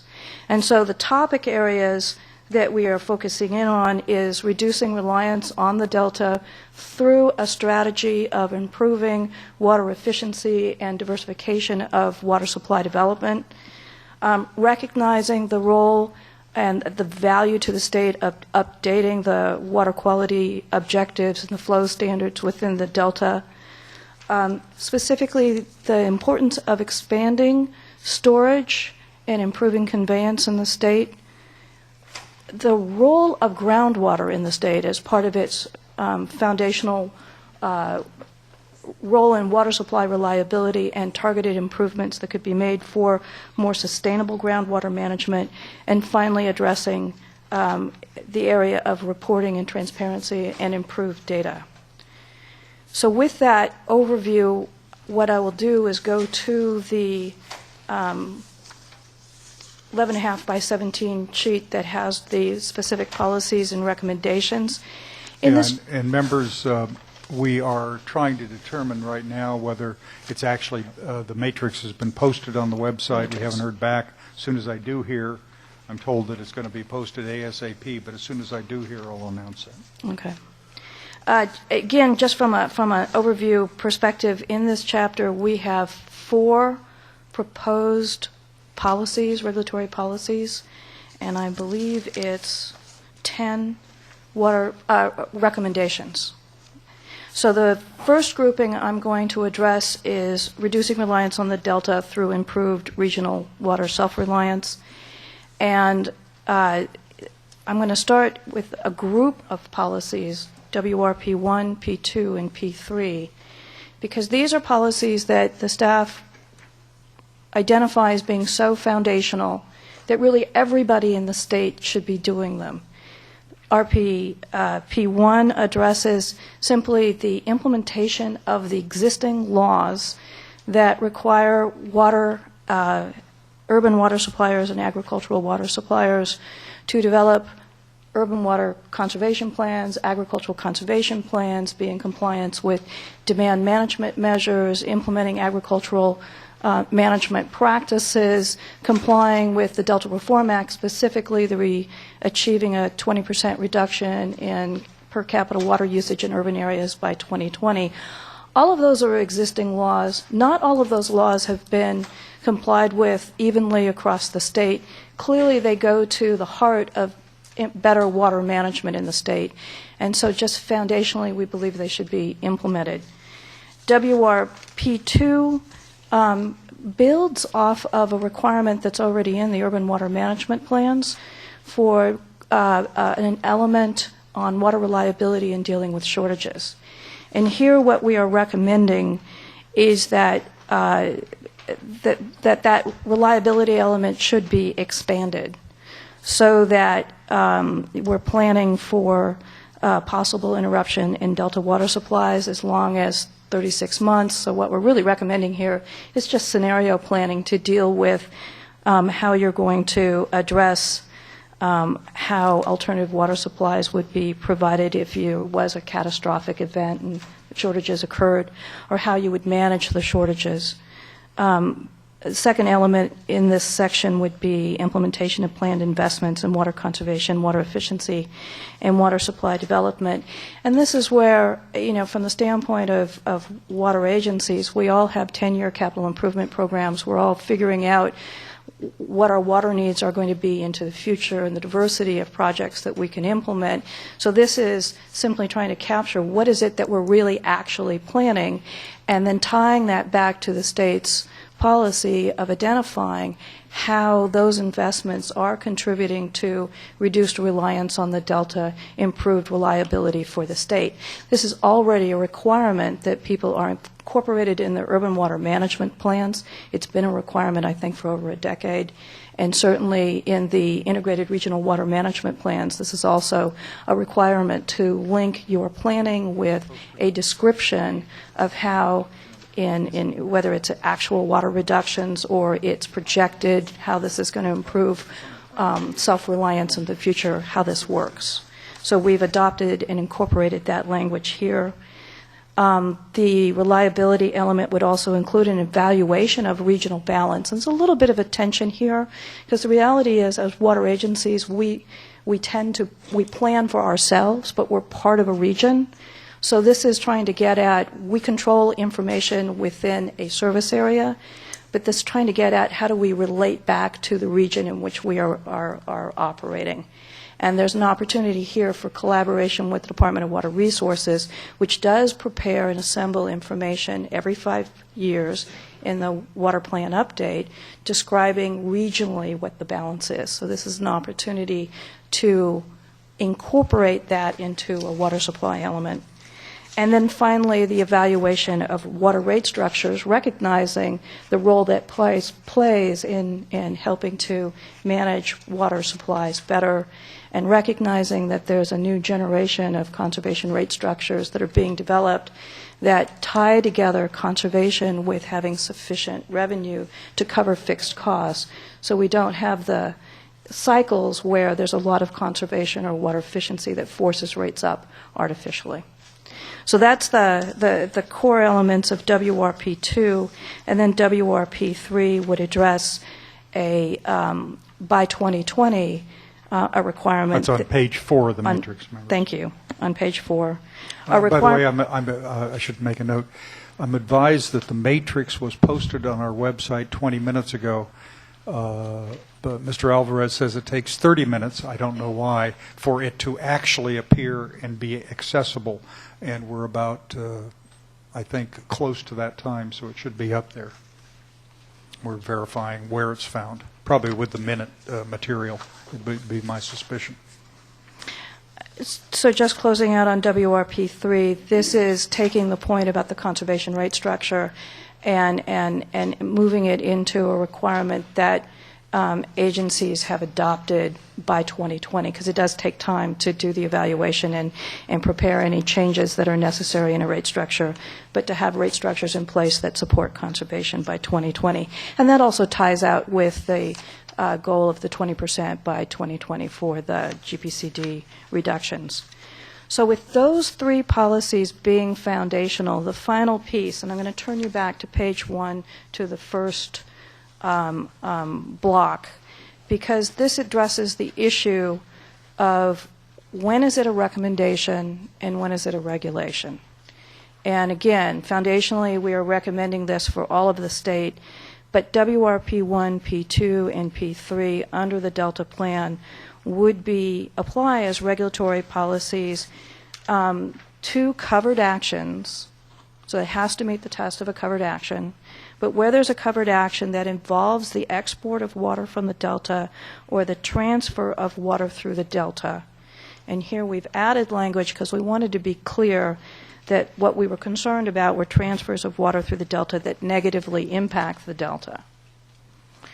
That the nexus that we're looking for between that covered action and an area that is outside of the Delta is that the agencies that's the proponent of the covered action, because they have not implemented conservation, other water supply planning appropriately, that failure is causing the need for the covered action.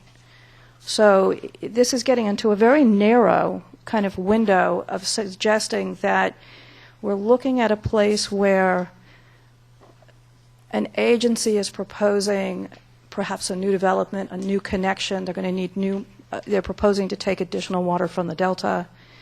And the question that would be raised here is, A, does it meet the test of a covered action? And if it does, in looking at their compliance with WRP1 or P2 or P3, have they so not done anything? They haven't completed an urban water management plan, or they haven't done anything to develop alternative water supplies that they could be developing, that there is a sufficient, that failure actually creates a cause for the covered action.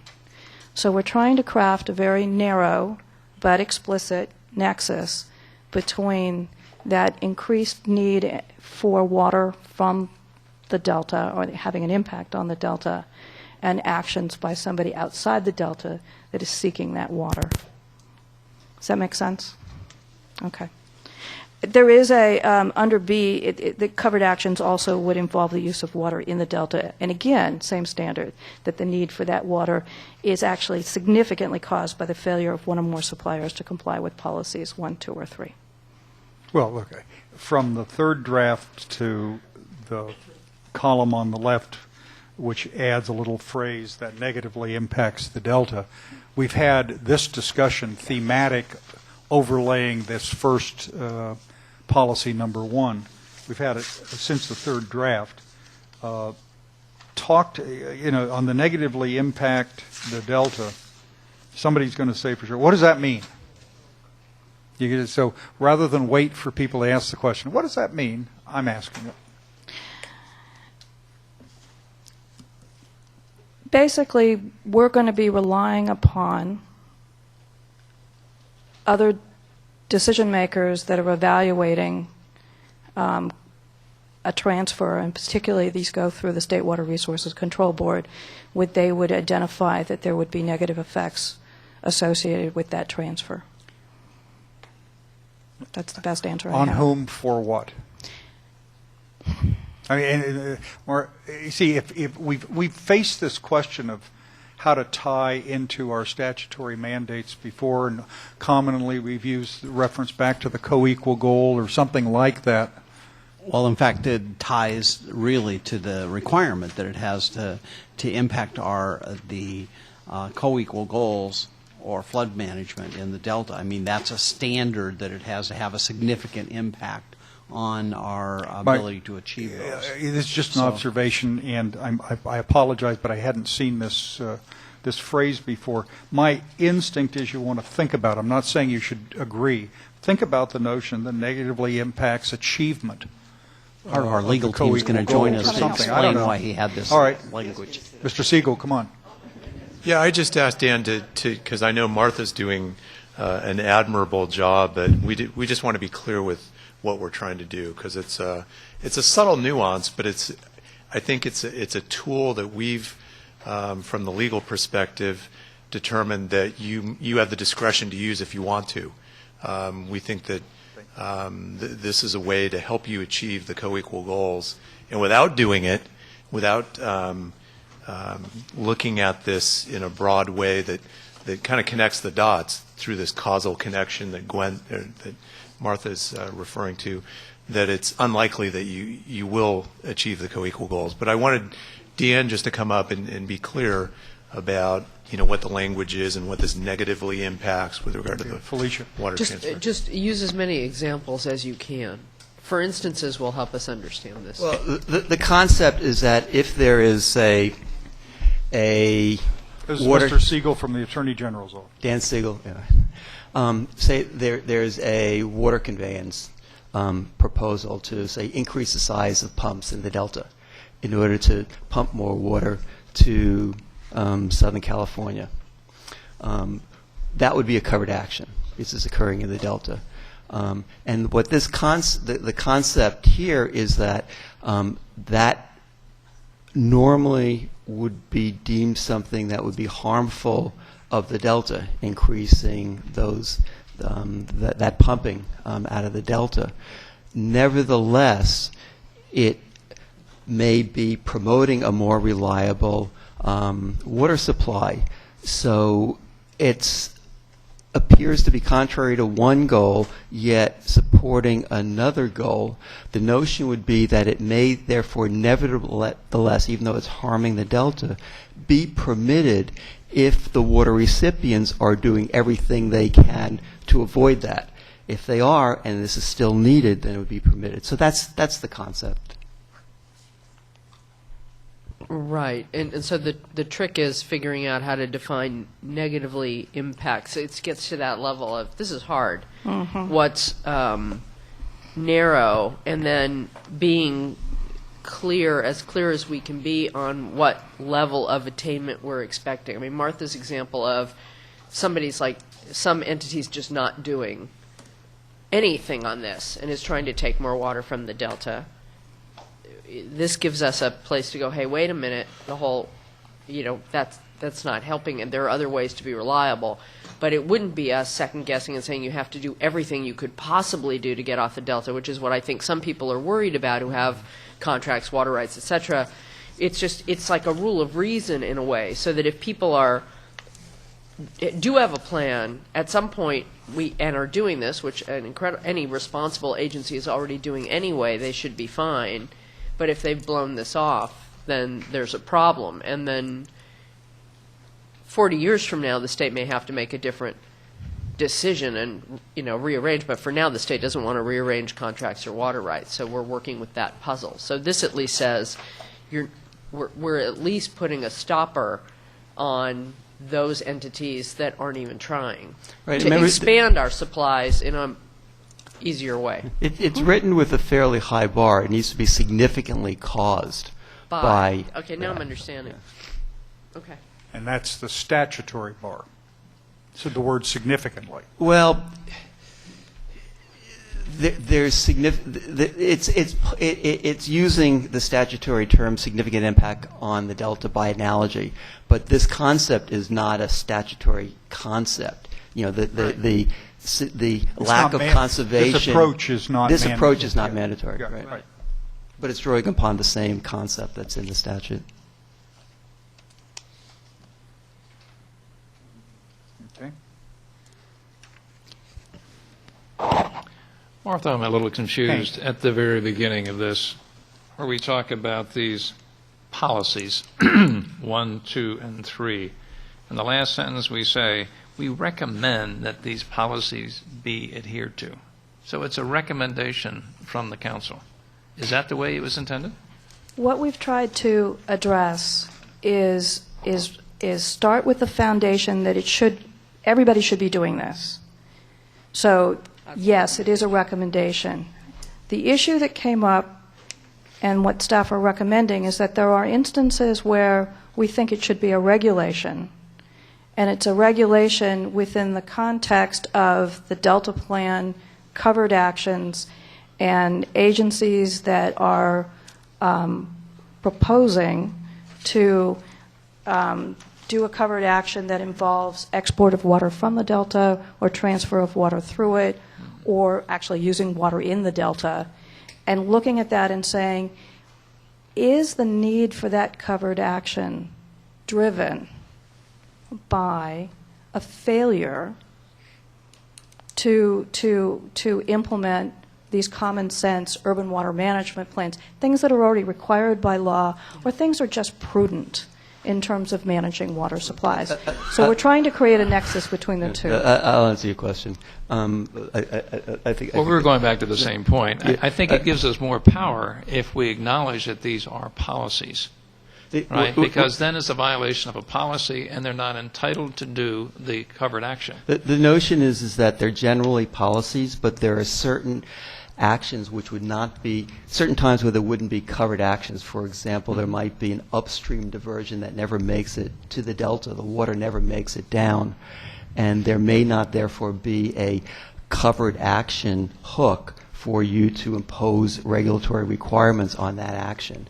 In those cases, you're saying this still should be done, but the furthest you can go is to just recommend it. So that's why, as to those, if there isn't a covered action, it's still a recommendation. In other words, there's a statewide recommendation that these conservation, efficiency, and other policies be implemented. Where there's a covered action hook, you're saying you have to do this under your regulations. Where you don't have that covered action hook, you're saying we still think it's drafted as saying we still think this is important. We recognize, however, that we can't force you, but we recommend that you do this. So a policy is not a regulation. A policy is a regulation. But what it says here is where, however, there is no covered action that applies, then these policies aren't actually policies for you. For example, for that upstream diversion, even though these are called policies, they're really just regulations for you, because the council doesn't have that regulatory authority over you, over what you're doing. Well, but what Hank's suggesting, for readability, if for no other reason, that might become itself a recommendation. That is, for matters that do not fall within policy number 1, the council still believes that the requirement of conservation of alternative sources is something that all of us in California have to do. Yeah, it's not so much the readability, it's really the substance of it. If there is a policy, and if someone is consistent with that policy, and if it's not a covered action, we're going to recommend that they don't do it? That seems a little bit like whistling in the wind. The problem, I don't think we're ever recommending that they not do it. We're recommending that everybody implement all of these. In fact, 2 of the 3 are really state law by one definition or another, and the third one is partly already required under law. We're talking about saying, hey, if you're pulling water out of the Delta and you're going to cause damage in the Delta, you darn well ought to be implementing state law and really looking at how you can minimize your impact on the Delta. And right now, the state law has the only penalty under state law is that you aren't eligible for grants.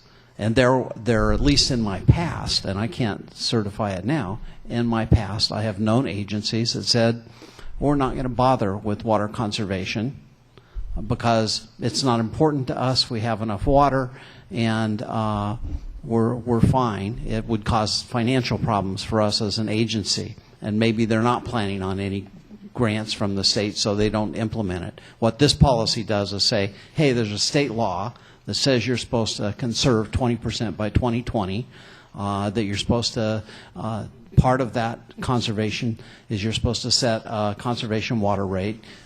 We're saying if you're going to take water out of the Delta and it's going to have a negative effect, and a significant part of the reason why you're taking water out of the Delta is because you don't follow this state law, then your covered action is not approved. Yeah, to me, and I guess I'm different than everybody else here, it just seems stronger that we take verbatim the policies and incorporate those policies in the Delta plan. And if we want to enlarge them a little bit, then make recommendations that, be done more often, more frequently, or whatever. I didn't understand that. I'm sorry, I'm slow on this. Hank, let me give it a try. I think the confusion is centered on policy number 1, and it's the reference to this is a policy unless, and then it's a recommendation. Well, it's a policy if it occurs in part or entirely in the Delta. That's the definition of a covered action. And in the case of these kinds of activities that are outside of that scope, we don't have the authority to make a regulation, so therefore it becomes a recommendation. So the same rules don't apply equally to those within the Delta as opposed to those outside of the Delta. Well, it just goes back to the other point. So what? So what effect does that have? Well, it has a lot more effect in the Delta where we have jurisdiction. But we're not talking about in the Delta. We're talking about outside the Delta. Outside the Delta, we don't have jurisdiction to set a policy for this action. So we make it a recommendation. That is effective. Well, sometimes I thought I'd make it clear, but I guess I didn't. Sometimes an out of Delta action will cause the need for the in Delta action, and then you have regulatory authority. Other times, there's an out of Delta action, which is the same type of action, such as an upstream diversion, but there isn't an actual action occurring in the Delta, so you don't have jurisdiction. So the same occurrence happening in one location you have authority over, and the other location you don't. And maybe that's not good policy. That's not the good way to go. But that's how the legislation is set up. So this plan is written in a way that tries to be consistent with that, which is awkward, admittedly awkward. But that's and just the final thing I'll say without confusing anybody further.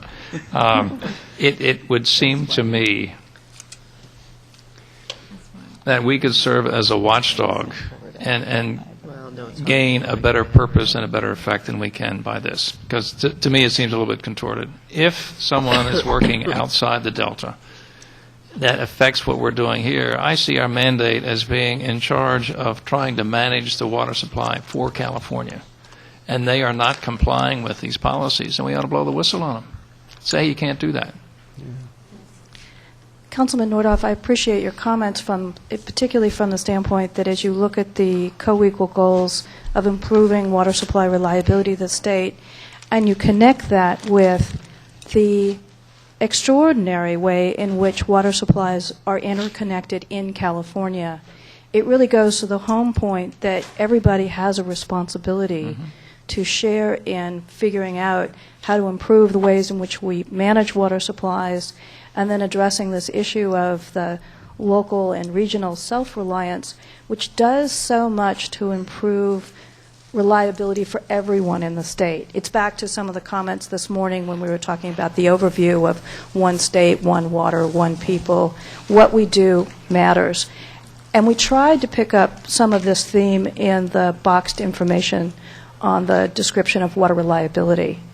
But we are confronted with the reality of the authorities that have been given to the council, and perhaps inartfully, but we've tried really hard to structure this so that we're trying to keep the playing field as even as possible in terms of providing a message back to California. What is the right thing to do? And certainly these foundational water supply planning and implementation of the water efficiency and water conservation programs goes to the heart of a starting point that says we're really serious about trying to, in the long run, really address how we share the water resources and do it in a way that protects California's economic vitality. Yeah, I think in theory we're in total agreement on the goals. We're differing in how to achieve those goals. That's all. and I just give you my reaction as you think about this. I think what you're trying to do is fine, but it seems to me it lacks clarity when you merge this discretionary language in with a policy. It leads to all the interpretation. It could be, my view is virtually the same wording, although probably amplified a bit. This last line, the where however stuff, could become, just call it another recommendation. You may want to recommend that the legislature require agencies that may not fall within covered actions to do the following. I mean, I don't know how to do it. That's just a suggestion. That's just a suggestion. And when I said it's readability, I didn't mean it wasn't full of content, because this is one of the heavy-duty, really important issues in the Delta Plan. But it's hard to understand if you read it first and then try to blend them both together. Just comment. Ms. Gray.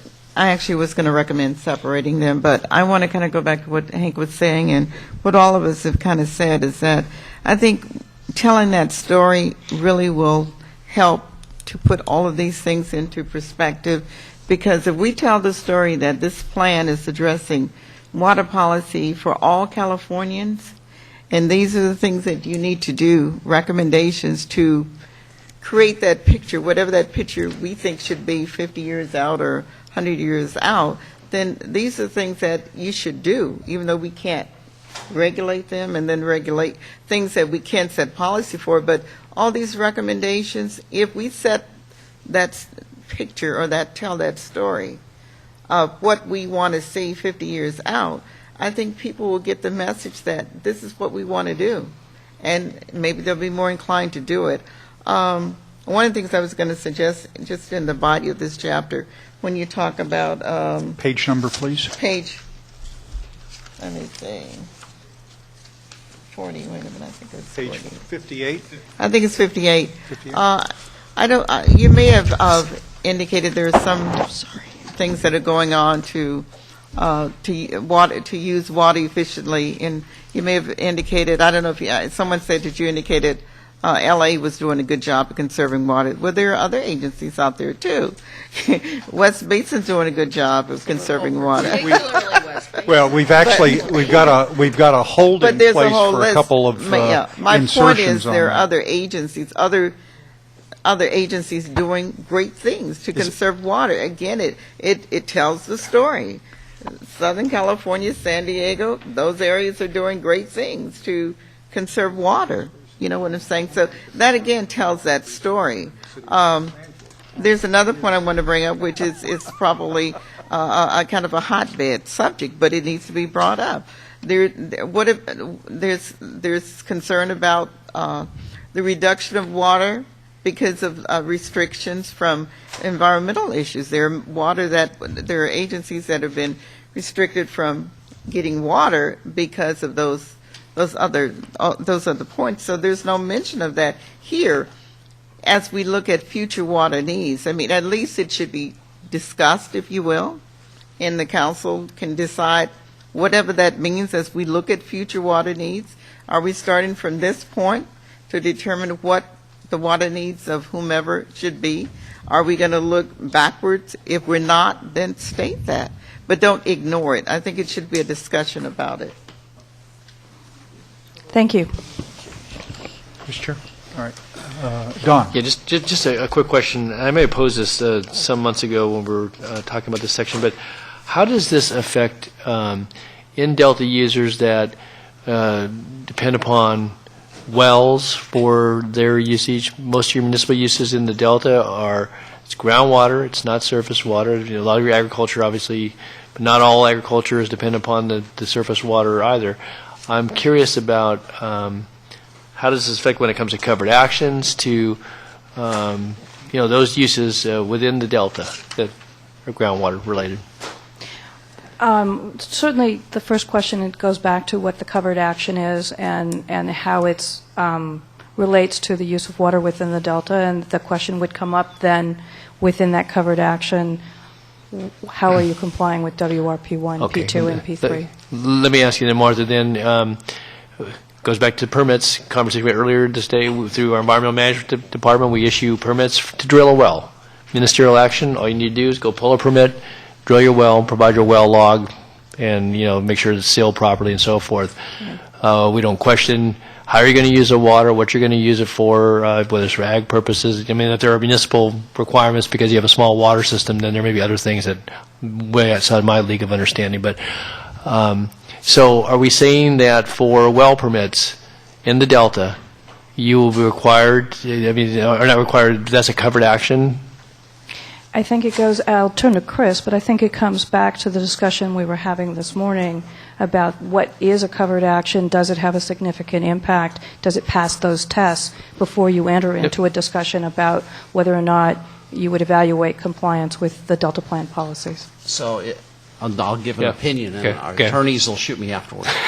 It seems unlikely to me that a well in the Delta pumping water out is going to have a significant impact on the achievement of co-equal goals, and so it therefore would probably be determined to not be a covered action.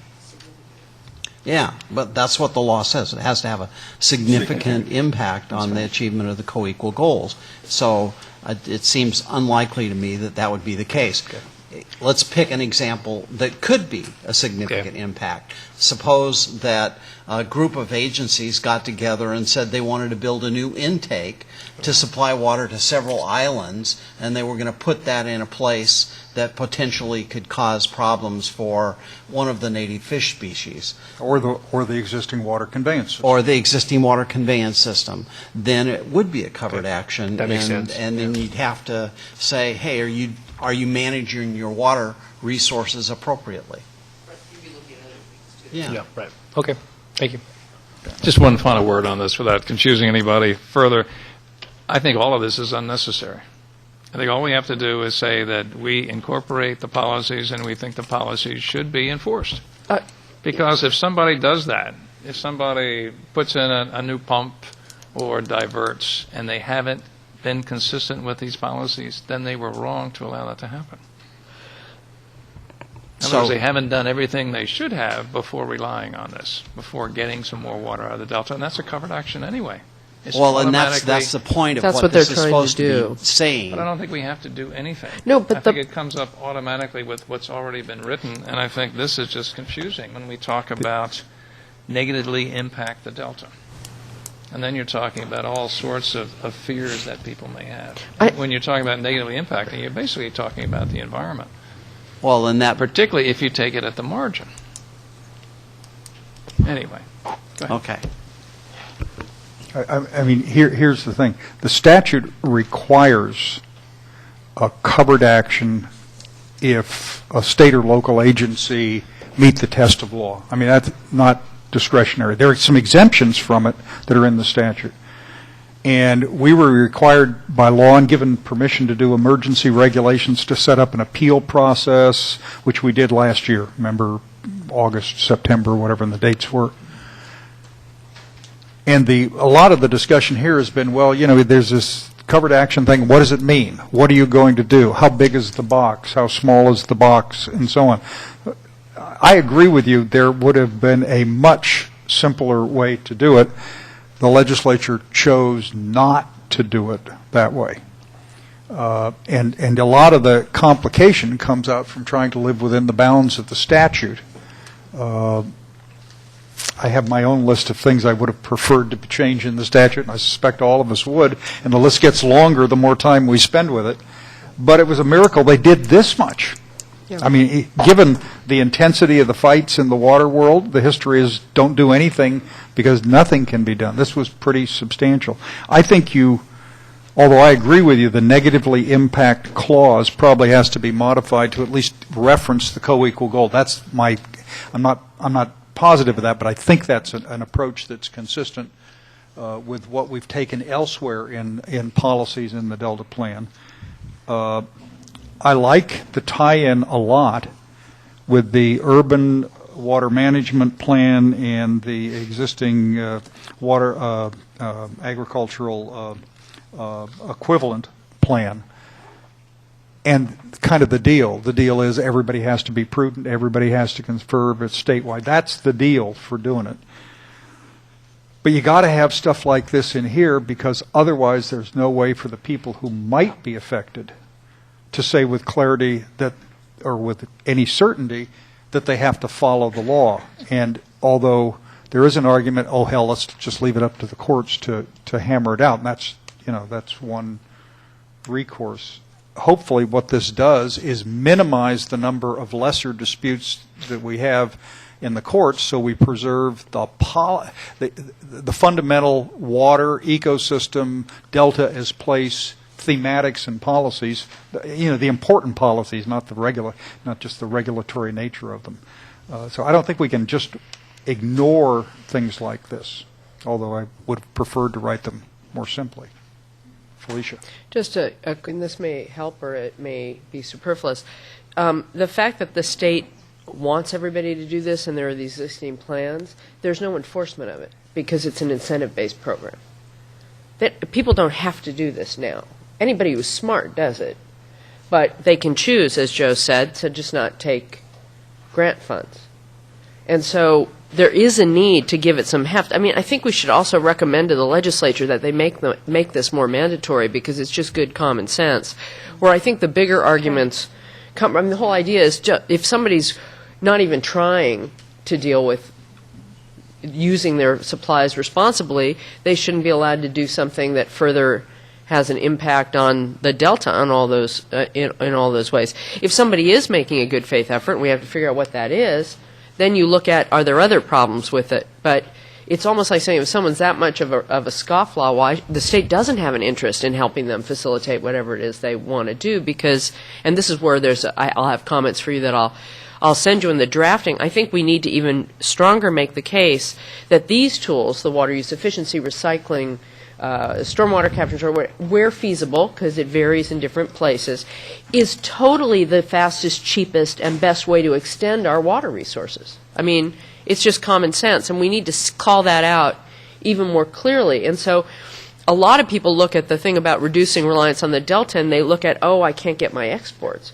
Well, the point is to expand the pie. This is the best way to expand the pie. And so even though it's contorted, I appreciate the attempt to figure out how to leverage this more when we can't just say everybody shall. The legislature has to say everybody shall. All we can do is find a hook that at least gets to scofflaws. In fact, I think it would be reasonable to do more than a basic have you done it test. But I don't think that. I think it's a good place to start, and I'd be nervous about us, saying you have to go as far as you can, because you also have a complex system of contract rights, water rights, et cetera, that people have been relying on. So an incremental basic thing, I think, is actually pretty important, especially this planning for interruptions piece, which you've added, that I think makes total sense. I mean, we've been hearing the whole reason why people have been talking about conveyance in particular, but storage too, is this incredible threat of interruption. Well, okay then, plan for it, because whatever you do in BDCP is going to be 15 years off. I mean, I think it's completely reasonable and in the interest of the state of California to have this more responsible work. Fortunately, I agree with Gloria. I mean, we'll keep doing boxes, as many good stories we can. A lot of people are doing really great work. So Felicia, you're saying that someone gets a permit to put an extra pump in, and they have done virtually nothing to comply with any of these policies in terms of developing their own groundwater, conservation, all the rest of that. That in those circumstances, if someone like Joe were to go to the permitting agency and say, hey, you just made a mistake, these guys are violating policy number 1, 2, and 3, they're not doing anything, you should rescind that. Besides, it does bad things for the Delta. That they would just say, that's not our business?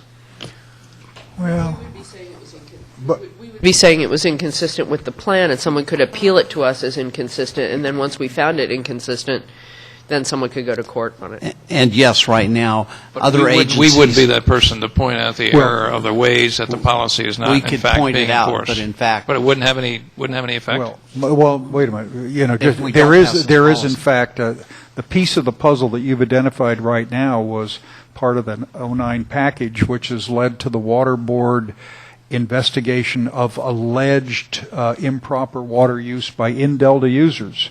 that's going on. What, 4 sites, Joe? I can't forget.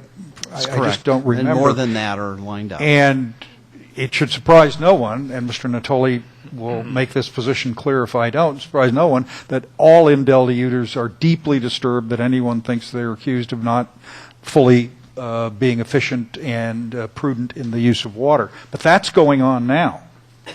And that was, it wasn't a giant revolution, but it was a mid-sized revolution when the legislature, in fact, passed a separate bill in, what year, Don? 2008, I think. And I believe some of the money that was part of the water bill package is paying for that investigation. That's going on. The water quality flow standard stuff, which relate to the public health aspects and health aspects of water, is another activity that's going on too. In this case, though, if I recall correctly, the tie-in to the urban water management plan and the agricultural equivalent have thresholds. That is, it's only districts of a certain size. And Martha, remind me, please, of what those size limits are. I know it's in here. It's 3,000 connections. And I forgot. Thank you. Had to look it up. Okay.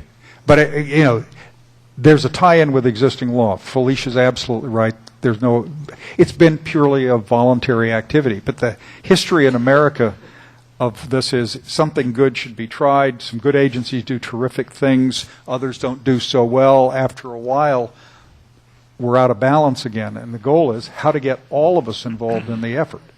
And that's really important. I want to add that there are other ways to go about this. So, for example, the council could say, rather than have this as a regulatory policy, the council could say, we think that it's unreasonable for people to not do the following things, and we recommend that the state board start proceedings for waste and unreasonable use on agencies that don't do this. And that in some ways is harsher because under the law, if that happens and the state board actually follows through, the penalties are people lose their water rights.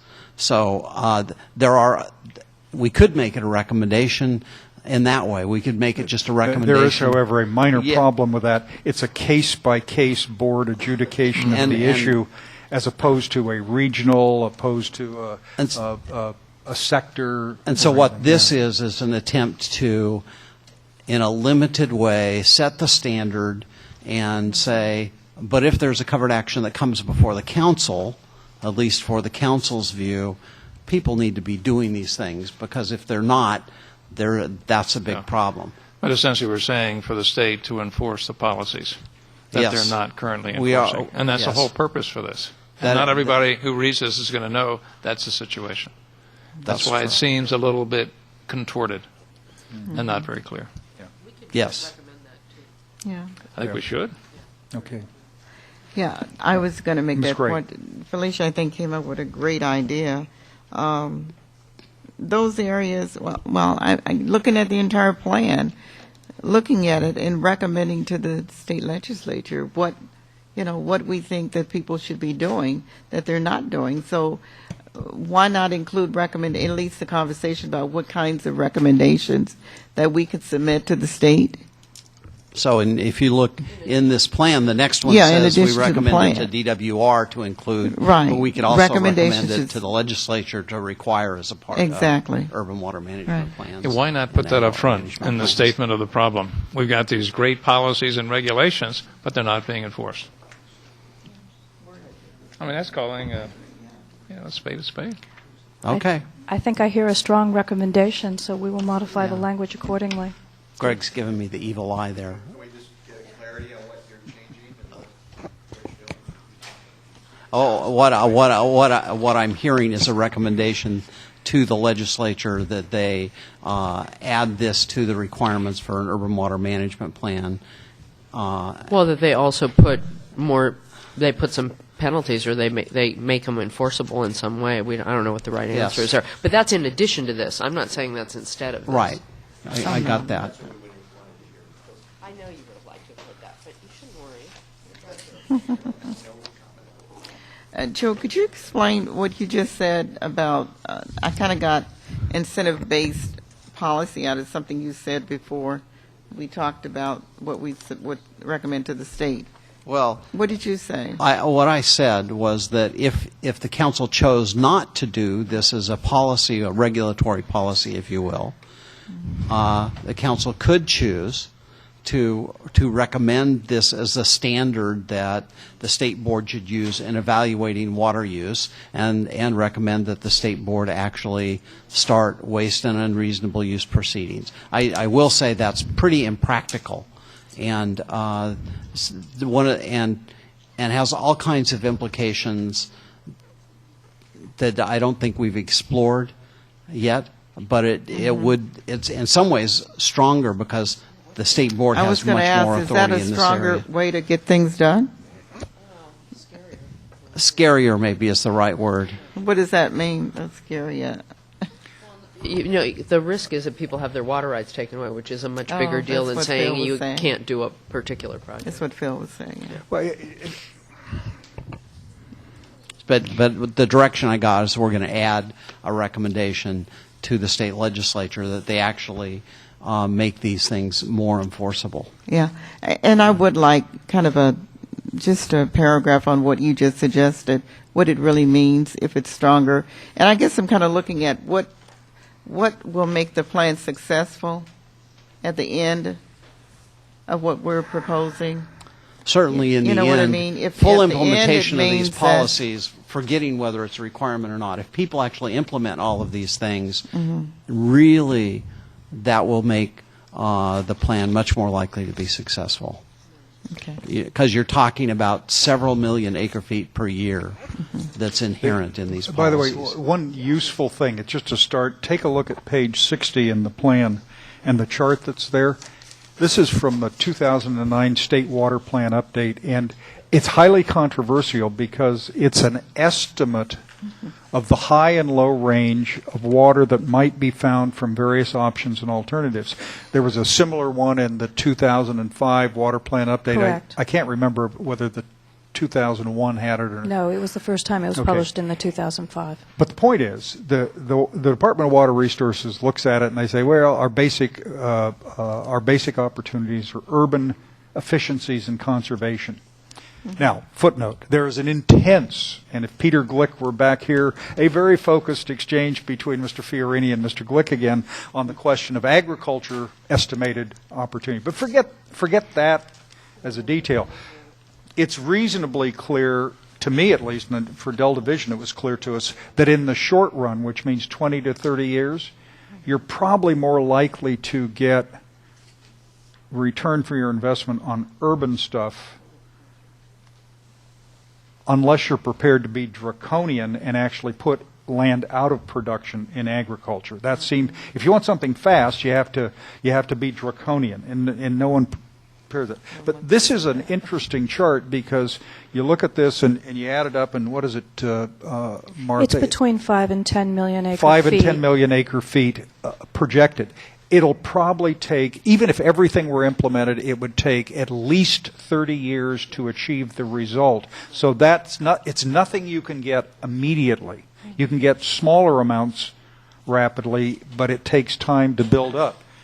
This is the reason why the tie-in on demand reduction and efficiencies is so important when you plan facilities. You know, this is what you probably actually do in a business when you do a long plan. You try to juggle your estimation on supply, demand, economy, and all the other stuff. But we don't do that very well in the state. This is a start. It's a really interesting and informative chart, and everybody will argue about it. But I think you look at it and you can't help but be serious. This is back to is there a real crisis? Everybody seems to object to all the solutions. Somebody always objects to any solution. Yeah, there's a real problem. It's a serious problem, and it's covering everything. This is part of it. The only thing I would add to this, and then I'll see if I can move through some of the other recommendations, is that we have been, if part of doing the success stories, we decided that we wanted to take a look at the urban water management plans that are just being filed of this month, so we would have the most up-to-date information And I can think of a few in Southern California that are really stellar plans. But out of that, we're just starting to do just the calculations on how much water is being planned through these urban water management plans. So this is just on the urban side.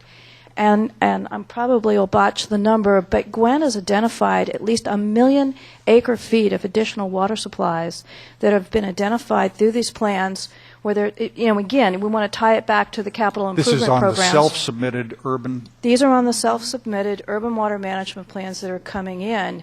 And it's really beginning to both reflect the value of that planning process and how it's getting incorporated into the actual planning of water agencies. It also reflects the investments that the state has made through the bonds, SRF loans, the ERA money, that you've seen about a decade of money coming in and helping to support these types of projects. And so at the end, we're beginning to see really the value of these plans and the role that local and regional water supply development and demand management can play in coming up with a much more resilient water system long-term for California. So those are where we're going to be drawing our case studies from and including that into the plan. Don and Gloria. Yeah, the question I have is on policy recommendation 3. Yes. And so this will be a rule so that every supplier in the state will have to... Policy 3, page 4 on the matrix. Yeah, I'm part, yes. By the way, for those who are watching on their computers, this matrix is posted on the homepage of the Stewardship Council now. Look there, please. My question is, Martha, we reference here in the footnote, State of Utah Division of Water Resources. So why did we have to go east to find something that was applicable? And secondly, if we're going to say make this basically this is going to be the law December 31st of 2020, and I know there's other conservation requirements in the Reform Act, but so a little bit how you arrived at this and why we're using Utah versus something here in California. It's a great question. Okay. In a way, it's a placeholder. In a way, not. Okay. The development of conservation-based rates has been for the urban agencies has been part of the demand management measures that we're now required as a result of AB 1460 was passed a couple of years ago. We have to have these conservation rates. The reason why I cited this language is because we had received a lot of comments from people asking about what did we mean by the conservation-based rates. And this was the best language I had found that was so descriptive of making the point that you wanted a rate structure that encourages more efficient water use without causing a shortfall in system revenue. And then it goes on. And so I was trying to capture the concept that related to this is more than just looking at tiered rates. It's the relationship between the revenue you're bringing in and how it's covering your fixed costs that give you a much more resilient rate structure under conditions of long-term conservation.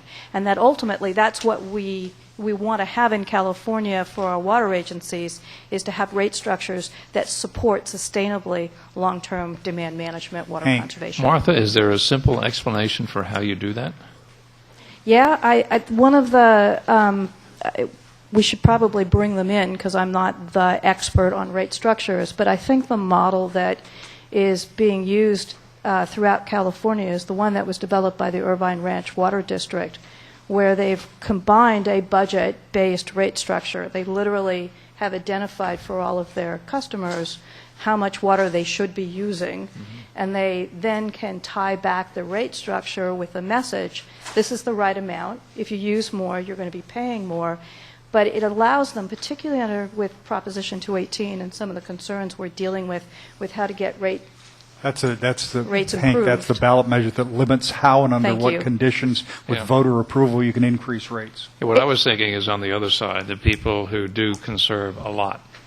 How do you continue to incentivize them when they could be paying more per unit Right. because of the decrease in incremental revenue and the fixed costs that the contractors have? You're right on target, and the new generation of rate structures that are being discussed do that. And so, again, Irvine Ranch was the district that kind of pioneered it on the urban side. There are a lot of agencies that are now moving into adopt a similar structure, and it's a wonderful combination of messaging to the public and rewarding with messaging those that are doing the right thing by staying within their budget and using. Could you send that around to the committee members? I'd love I will to see do that. Thanks. And then combining that with rate stabilization. Gloria? Okay. Don? Well, just to close out on this one, so basically you're saying all water suppliers or just those that have some connectivity with the Delta? As a regulation, it would be connectivity with the Delta. For everybody else, it's a recommendation. Okay, so it goes back to... I do want to point out that in the current law, on the one that has 20 by 2020, rate structures, conservation rate structures, and the demand management measures, is a requirement there. And at least as I recall the law, and I'm not an expert on it, I was involved when it was done, but as I recall, that was something that was a requirement in the law. And so my expectation is that one of the things that will really help the state is if, in fact, we can get the economics right so that people pay less money overall for water, but they use less water. Yes, their unit cost goes up, but they're getting maybe better quality, and their overall cost goes down, and that's what we have to shoot for, or at least their overall cost stays the same instead of going up, and that's where we get the real synergy that we need to move ahead. And so the right kind of rate structures are really important for that. I come from early in my career places where the rates went down the more water you used. And then the innovation was to go to flat rates. Where was that? Most places in California, many places in urban Southern California. Yeah, it was... So we have made a transition already, and the transition needs to continue, and I think that's going to have a big impact over the long term. Okay. Ms. Davis, I'm going to urge you to shift off of policy number 3, which we've just been talking about, and instead of starting with recommendations, go to the remaining policy in this chapter, which I think is found on page something or other. Page 6. It's buried in there, and you know these matrices are terrific for understanding, but you know you just miss the fact that there's a this is not a giant one more policy. That's right. Yeah. Okay. WRP 4. Okay, members, water resources policy number 4, page 6. Page 6. Correct, and this policy addresses transparency in addressing future contracts and agreements to export water from the Delta State Water Project. And Department of Water Resources in 2003 put together a new transparency policy for how both contracts and transfer agreements would be publicized and reviewed in public, shared with the public. All we're doing here is saying, yes, this is a good policy, and we're going to be requiring that as part of the Delta plan. And the only change from the third draft Delta plan is to substitute the DWR reference for the Bureau of Reclamation. That is correct. Yeah. Pardon? Yeah. Okay. All right. If there's no question on that last policy, how about a fast run through on the recommendations? I think I can Many do of that. these have not changed. I think you ought to focus on the ones that have changed primarily, because we've looked at the other ones before. But if anybody has a question, obviously, just let me know. All right. WRP 3, we're back on page 4. Page 4, recommendation number 1. And all we've done here is done some revisions to tighten up the language since the third draft. It is basically asking DWR to put together the guidelines for the development of the water supply reliability element. They do these kinds of guidelines for the urban water management plans and for the agricultural water management plans. They do a great job, and so we wanted just to make sure that we're giving guidance to water agency, and that guidance is consistent and integrated with the guidance that's already given for the other planning. Any question on that? No questions. Then moving to the next page on page 5, WRR2, this simply addresses a strategy for trying to provide incentives for water agencies that are doing the right thing. So we've again tightened up the language in the final draft. What we're asking for is that the state agencies that are responsible for grants and loans come up with some way to create a priority or a ranking system that would call out and give a benefit to those water agencies that are complying with WR P1, P2, P3, or P2, excuse me. Any questions on that? No questions. All right. On WR3, we're simply here focusing on for new proposed points of deliveries that result in new or increased demand for diversions. This is the one that I wanted to make a policy and regulatory, and you told me to behave myself. I the did. Authority. Yes, right. But here, what we're asking for is just to make sure that there is that people have done their due diligence to evaluate whether there are any other options before they make a decision to adding to the level of demand for the Delta. Quick question on this one. So who is it they're going to demonstrate that to? This is a recommendation, so it would be consistent with where they're going for their permits. They're going to be demonstrating that to the entities that would be approving those permits. So the agency they're making an application to. We haven't called out all the agencies, Okay. but that's the concept, is that we are asking the agencies to It's take not a a look at that requirement. information. No, I know So they it's don't not- have to. Yeah, I knew they didn't have to, but I didn't know if they were going Right. to attempt to demonstrate that, who they, okay. WR4 and WR5, the next two, are addressing storage and conveyance. WR4 really hasn't changed since last week. We've just done some little corrections on typos.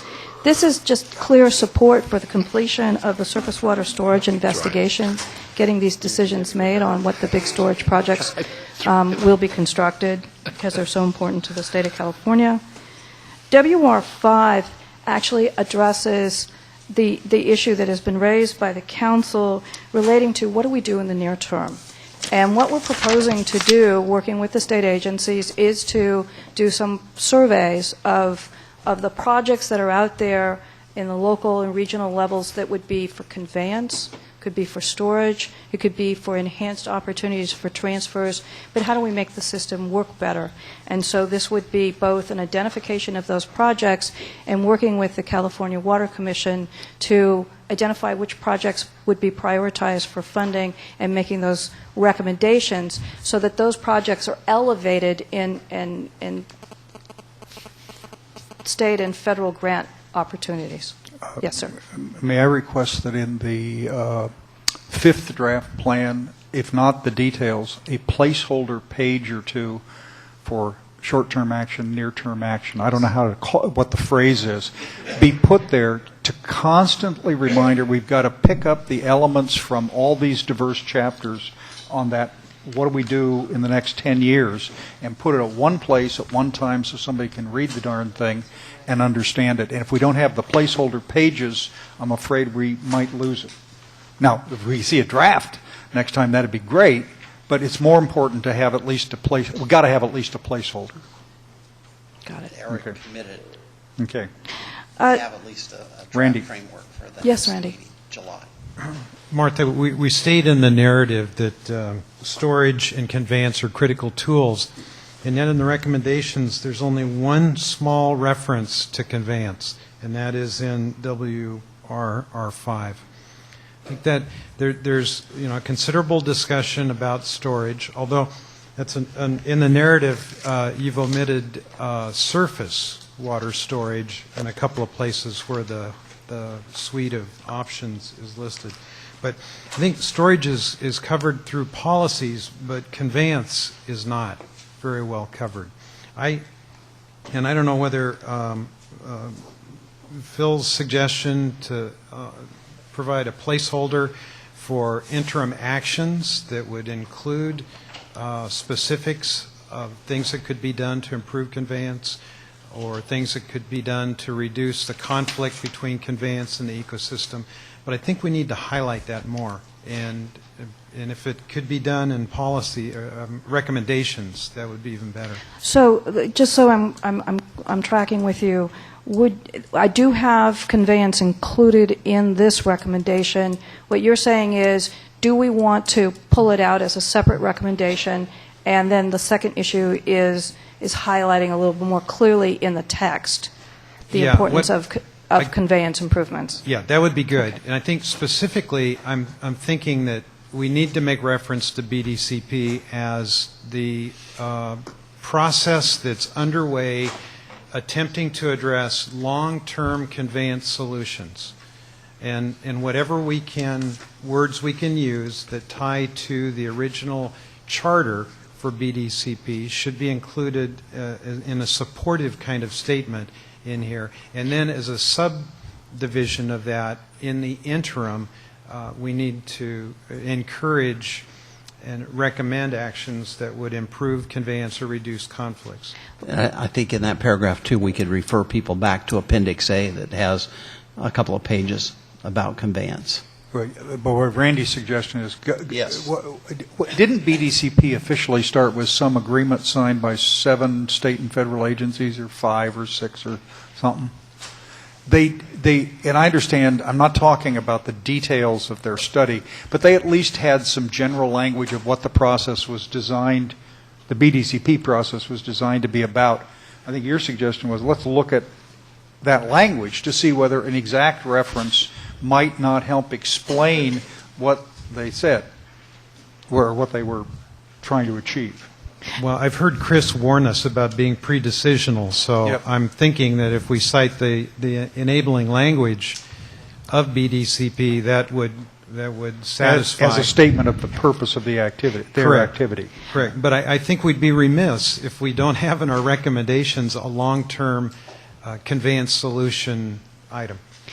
I think what we do have it in the ecosystem chapter, but we have done in a couple places the cross references. I think it needs to be in both. And so you want it in both. I think it's so important it shouldn't be in one and say see other. I think it needs to be in both, because in terms of conveyance, it has a different purpose, a different benefit in each chapter. I agree. Okay. I do. The other thing I will talk with you perhaps offline is just I do have information on the BDC process on pages 66 and 67. So what I'm really hearing is it's more pulling out the recommendation and making that really clear. The recommendation, yeah. That's correct. Okay. Any other questions on that? All right. The next, starting at the bottom of page 5 with WR6 and then moving to WR7 and WR8. These 3 recommendations address more sustainable groundwater management. They haven't changed substantially since the third draft.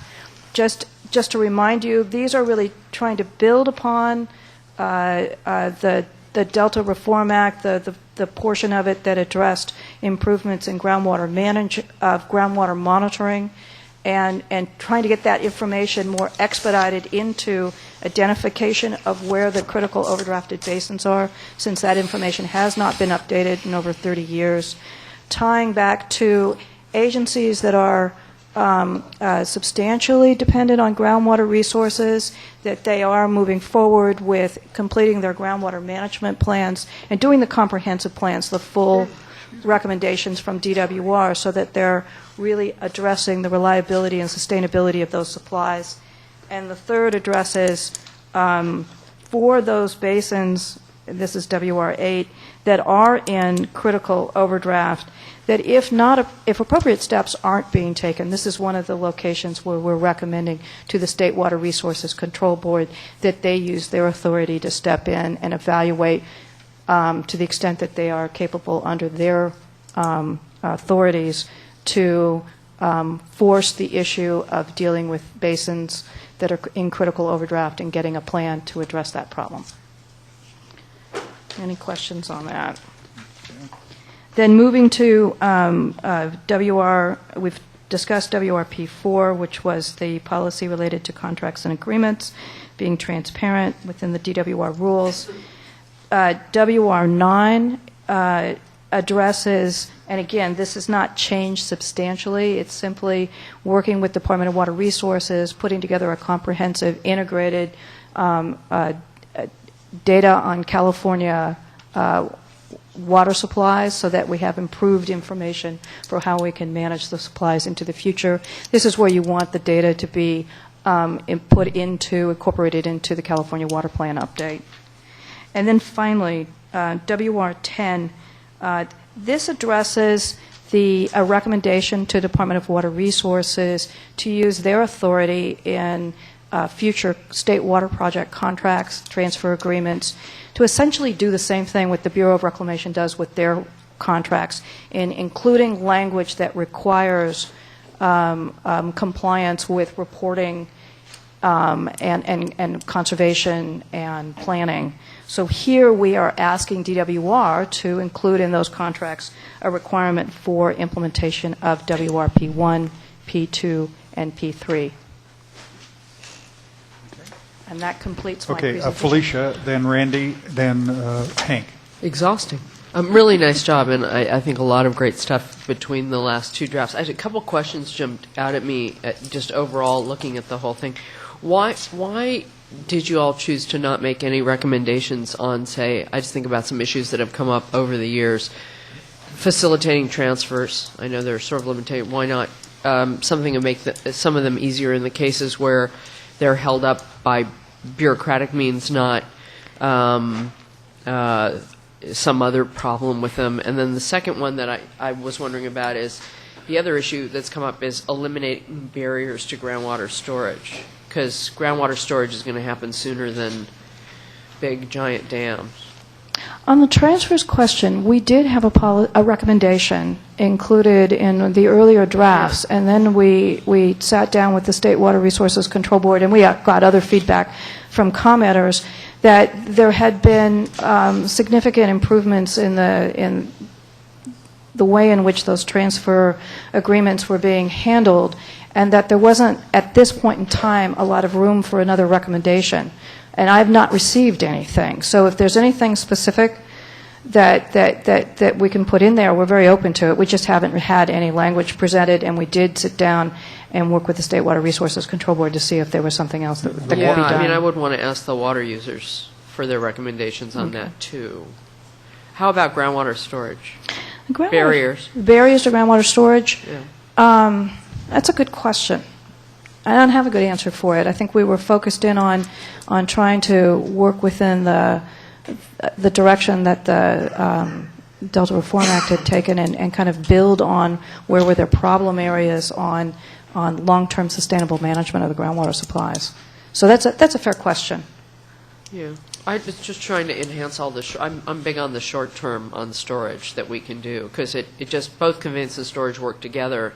And there's a lot of drama about long-term, but I think if we focus on some of the short-term, smaller things, we'll get stuff done in that interim period. I guess maybe the better answer then to the question is it goes back to the concept of working with the water users and doing the survey of all the different projects that are out there and trying to figure out within the universe of projects that are being proposed, how do we move those forward? Yeah, I suppose. But you're asking a different question, well, aren't you? I'm ancient history, so I don't know. I just know these were two issues that there were masses of data on and discussion in the 90s, and I don't think it's all been solved. So it may just be that that's not what people are raising right now, but it's still an issue, and there got to be some folks. I think Joe, it has you may know partially where it been is. solved. I think part of what's happened now is I think we now have over 4 million acre-feet of groundwater storage, whereas back in the 90s, I remember huge battles and controversy, and it was incredibly difficult to get it done. Right. And now people have developed it and actually propose doing increases of hundreds of thousands of acre-feet of storage, and they're between basins, which was not as common Yeah, and it's between basins, and people have figured out how to do that. So I think while there are still some problems relating to water quality and the ability to store water in basins, I think the other kinds of problems have been figured out. Really? Local Great. agencies have actually done a huge amount, regional agencies. So if you talk to Met, I think they now have, how many million acre feet of groundwater storage? It's a huge number. And you talk to other agencies, you find, oh, wow, the picture is dramatically different than it was 15 years ago. I feel the need for a sidebar of good news. It's a sidebar moment. Yeah, we always act as if nothing has changed. Some things actually have changed and improved. Randy. Martha, it's a minor point, and I think it's about right, but this is on WRR5 in our recommendation to the Water Commission to survey. I think if you asked local agencies to report what projects are planned, you'd get one list. If you ask them for a list of projects that are possible, you'd get a much longer list. But on that list would be projects that have problems, they're too expensive, or there may be some permitting issues that they just don't want to tackle right now because it wouldn't benefit them enough. But there might be a greater value in some of these projects that would improve the delta. And I think that's what we're trying to get at in this policy. If you think that's adequately worded to determine what project potentials exist that under the right conditions could be built or implemented that would significantly improve the local area for the same reasons you cite: flood control, surface water storage, groundwater recharge, supplemental flows, all of those things. That's what we're after. I think I'll take another look at the language. I think another kind of data source that I'd like to mine is that there have been lots of applications for funding from various funding programs that the state and the federal government have had. Not all those projects have gotten funded. It's not because they're not good projects or wouldn't fit in to this kind of a strategy. There just wasn't enough money to go around. And so that would be another place to look for what are projects that might be really easy to implement quickly and start showcasing what else can be done to help improve and facilitate the Delta system. Okay. Well, I promised you I was going to aim to try to get you out of here at 4:30. I clearly am not going to deliver on that. I apologize. Here's what I'd like to suggest. We need to conclude this chapter with the public comments. We've got some wrap-up details we'd like to work out later, and I think we'd start with Chapter 5. Let's see, now tomorrow, we're here tomorrow morning at 9? We're here tomorrow morning at 9, but we also have the Delta Protection Commission At what time? Economic Sustainability Plan. I think it's at 9, but it could be at 10. I need to follow. Well, let's do this. If they aren't coming in at 9, let's start with Chapter 5. We may have to interrupt it after an hour to get through it. I suspect we will, but I'd like to start with that. Then we'll go to Chapter 5. At some point, we then have to do a look at the latest matrix, I guess Gwen has on the EIR tomorrow sometime. Well, and we're just we're not going to interfere with that. We would each need to look at the darn thing. Yeah, and we don't if it's have ready. anything new, but we just want to remind everybody of what it is, make sure we have any All right. comments. Okay. Then, if you agree, we're going to go straight to public comments now, then we'll wrap up with some business, and we'll start again tomorrow. Hank. Just a real quick one. Yes, sir. I just wanted to compliment Martha. Great job. This has got to be one of the more difficult, if not the most difficult chapter in the plan to write. I was intrigued by the water pie. Yes. Figuring if something's important, you measure it. If it's unimportant, you don't measure it. What is the status of this? Is this pending in the Assembly? No, actually, work is already going forward amongst the state agencies led by the Department of Water Resources. Is it voluntary? Amongst the agencies, yes. But it's been recognized for a while that if we don't improve the collection and analysis of the data, we can't figure out better policies for how to manage the state. Could we take a stronger stance on this? I will take a look at language and see if I can come up with something. I mean, it seems vitally important. Okay. Nordhoff, would you like us to have the minutes reflect the compliments on this chapter? Absolutely. All right, the minutes will reflect that. The feared Mr. Nordhoff actually said. I have no problem with scientists normally, just lawyers. Okay, ladies and gentlemen, in the order in which the requests were delivered, I think we got 6 or 7. I didn't see Mr. Wallace of EvMud return. No, he is there. He did. Okay, Mr. Wallace, I held you off. You were only wanted to talk on Chapter 4. I apologize for not doing it earlier, but thank you for sticking around. Thank you. I realize I played hard to get today. Chairman and members of the council. I saw you sometimes and then not. Right. Well, here I am. And I'm Doug Wallace, speaking for East Bay Mud. I have to say, when Martha speaks, it's so terribly reassuring, I have to mistrust myself. If I was going to get a bad diagnosis sometime in my life, I'd like to have her deliver it, as I'd probably feel better. But I would say that what she's been working on today really highlights a critical issue as far as recognizing the good faith efforts that water agencies take in conservation, recycling, alternative supplies, and then they still have to, say, pursue a transfer. So seeing this kind of movement in the plan, it gives me the sense that it's going to be very practical. Now, there have been a number of comments today acknowledging that there's still a lot of give in this, like Felicia's comment about, well, trust us. And there is a lot of trust us in here. I certainly trust Martha, and I think I trust this council as far as I can tell. Future councils, we don't know.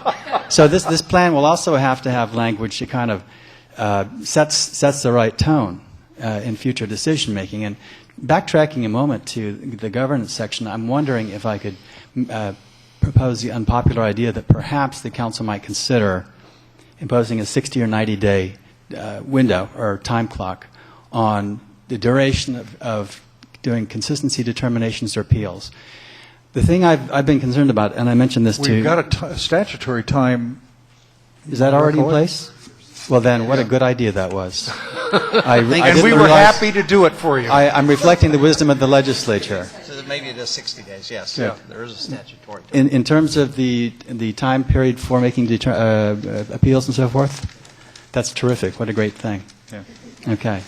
So, and on a related note, this matter of demonstrating net reduction in reliance on the Delta, there's a lot in that. It makes me think of the 20 by 2020 law, Senator Smithion's bill, reducing urban consumption 20% by per capita by 2020 seems on its face like a straightforward thing, but when you get into the implementation of that, there's a whole lot of issues around baseline and dry year, wet year, and so forth.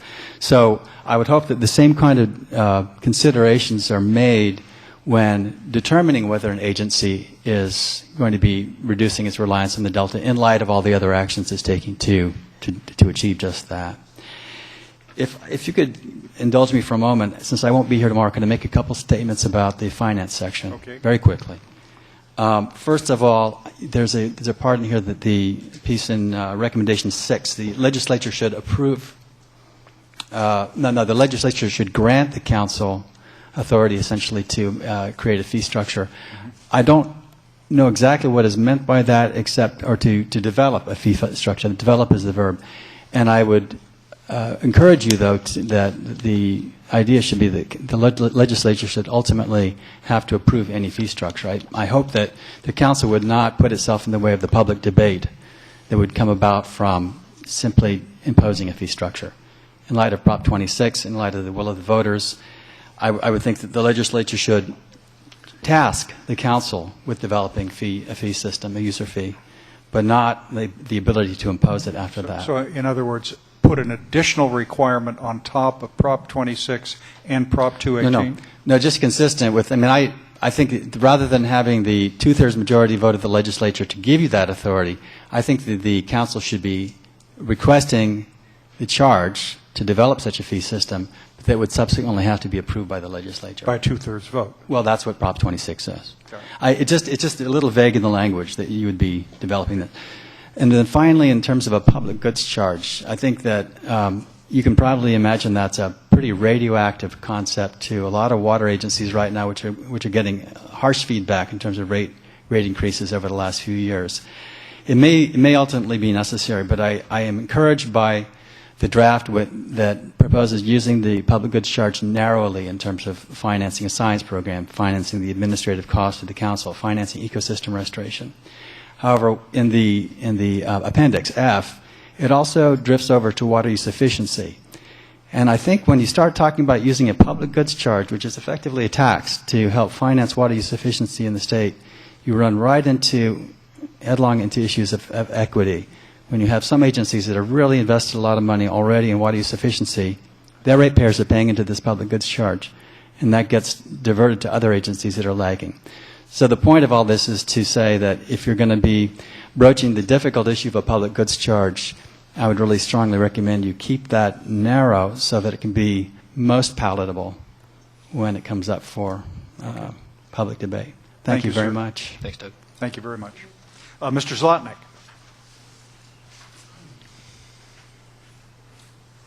Thank you, Mr. Chairman. In light of the hour, I will try to be quick, but no guarantees.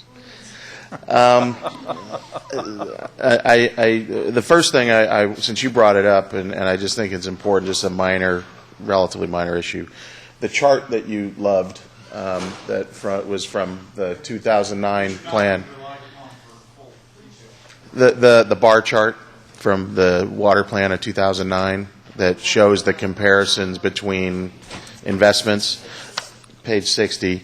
The only issue related to that, and you may just get some information from ComYar over at DABR, but the impression is that those bars are based on the same assumptions across categories of investment, and they're not.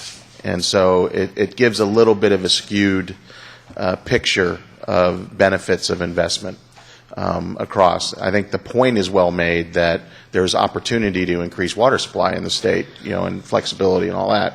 But the chart itself seems to reflect a little inconsistency. And, when you talk about, well, we assume this level of effort on this and this level of effort on that, but different assumptions, sort of raises questions about the picture that's provided by the chart. You might want to suggest a footnote or caveat Something. or something. Just if something. you could suggest it, that'd be Okay, great. we'll look at that. And I hesitate to get into too much of this, but the discussion about the policies related to policies 1, 2, and 3, sort of the hook, so to speak, as counsel indicated, it sort of confirms some of the fears that we have on this, and it sort of gets to the issue, I believe, that Hank was getting at. And Patrick earlier in the discussion this morning talking about, we have this need for regulation on some things. I think I heard you right. And the issue isn't so much the substance of P1, P2, and P3 as recommendations, which we understand and think make a lot of sense. But when you turn them into policy with this so-called hook, then the question becomes, is what is the actual authority of the council to regulate based on?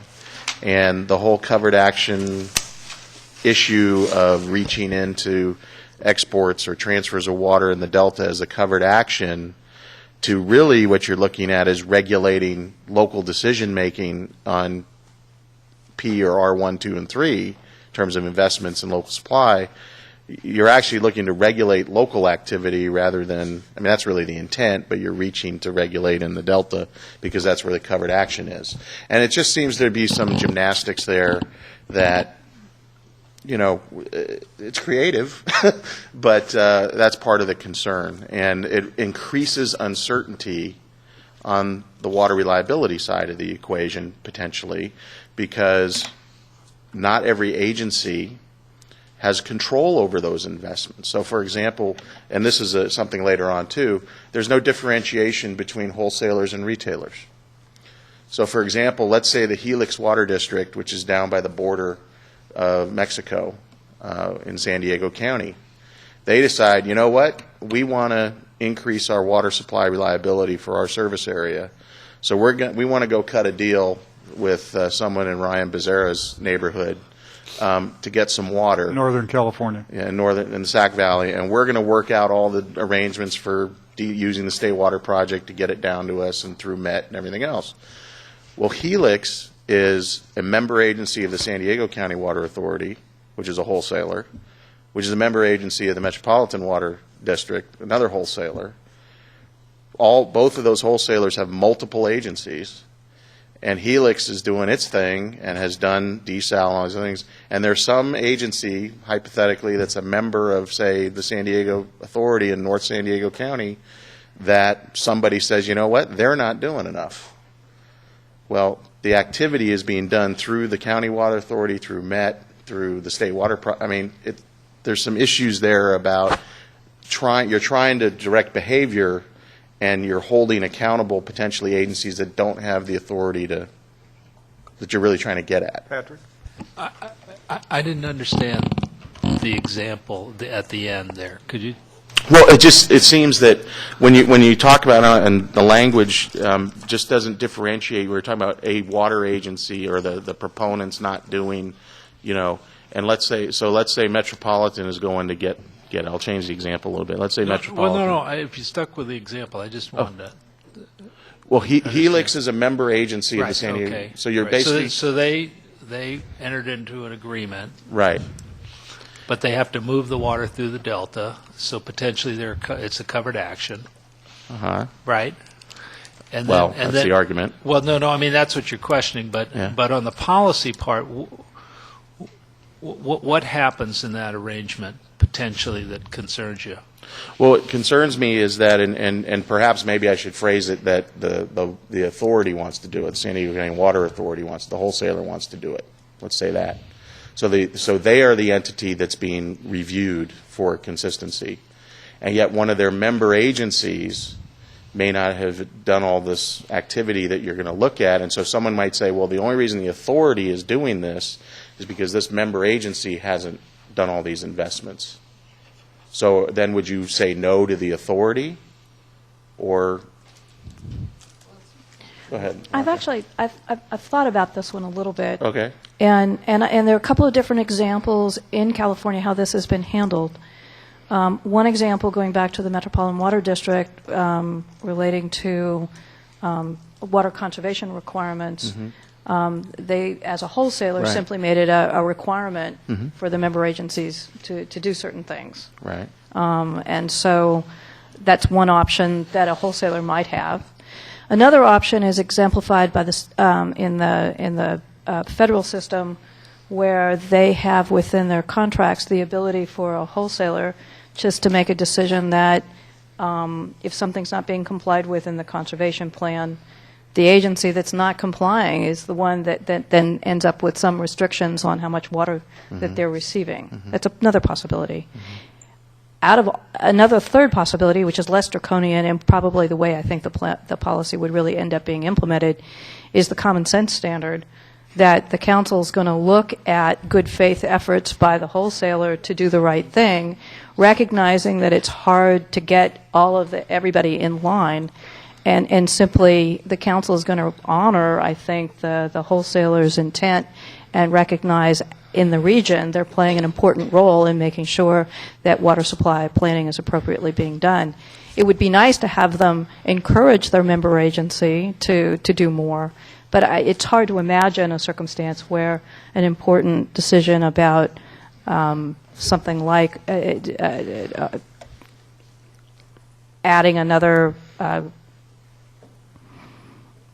taking more water from the delta, if it's going to hinge on one agency not doing everything that they were supposed to be doing. Okay, so I appreciate that, and perhaps some additional language can help sort of deal with that issue, because I sort of heard trust us. You could also petition the state or simply offer on behalf of the water contractors to agree that all future water contracts will contain, and the current water contracts will be amended to reflect the requirement that all member agencies of wholesalers as well as individual members comply with the existing requirements. You could do that. Well, I guess, and just like the plan as you do, I guess in some places, everyone should comply with the law. Obviously, not a common sense notion. Well, but I mean, it sort of gets to what Martha was describing. I mean, yeah, you can put it in there, but you don't have enforcement mechanisms because they haven't been provided. It makes it difficult. I understand the problem is what is the forcing mechanism. You're trying to get the policies that make sense done, and again, most as we said, and we get into this debate, well, if you're already doing it, what's the problem? And most of our folks are doing it, and it makes sense to do it.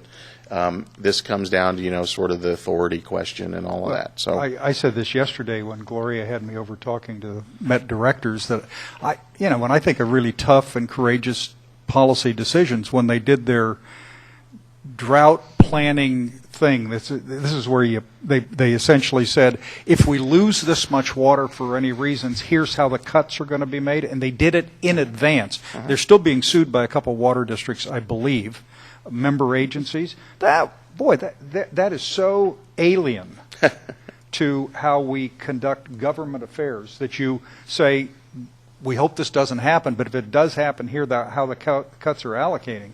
That was amazing. And in some sense, the urban water management plans that we're contemplating ought to do exactly that same kind of thing. That would be refreshing. Painful, but refreshing. Sure. And I remember my former agency, contingency planning, was part of what you did. I mean, no question. I want to add, Greg. Yeah. One other way to view it is that the good actors are protecting the bad actors, rather than it's a matter of authority of the council. And it would be really good if all of the people who are doing the right thing, instead of saying, don't force everybody to do the right thing, actually said to all the people who aren't, you guys, you need to do it, instead of protecting them. Agreed, and it comes down to, what are the standards and how do you do that? I mean, how do you get by saying something like that so softly and gently? I come close to it and people yell at me. I don't understand. You're very dangerous, Mr. Franklin.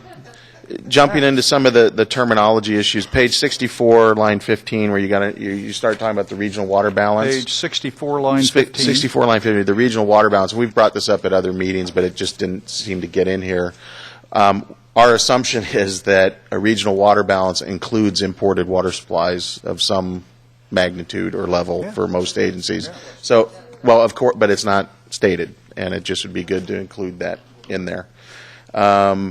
The water rate discussion you talked about, curious, what does it mean, and the definition at the bottom of the page that you referenced, I guess that's the Utah language, I guess. Yeah.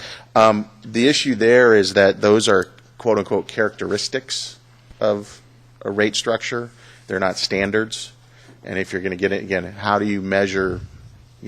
Are you achieving what is necessary?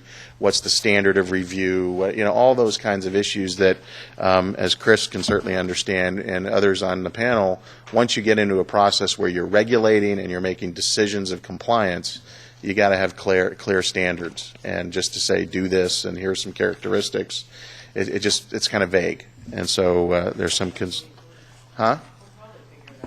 Maybe. Yeah, maybe. Because there's obviously implications. It's 19 years. Greg, that's you a never fair know. point, and I'll make sure that we get the because in there. as recommendations, it's not really an issue. But as we've discussed, for certain actors, there are regulatory implications, and so it needs to be clear. The WRR3. In terms of page 65 also, just, we're not unclear again what the baseline is, where you talk about new or increased demand for diversions. What's the baseline from what that is measured from? I think from the water you've received or the water you think you're entitled to receive. Well, or is it, as we've talked about before, I think here, today's baseline, long-term average, what? So that's a question. The A and B policy, the same problem, although it's a recommendation, applies to recommendation 10 in terms of the state water contracts. So there's a concern there.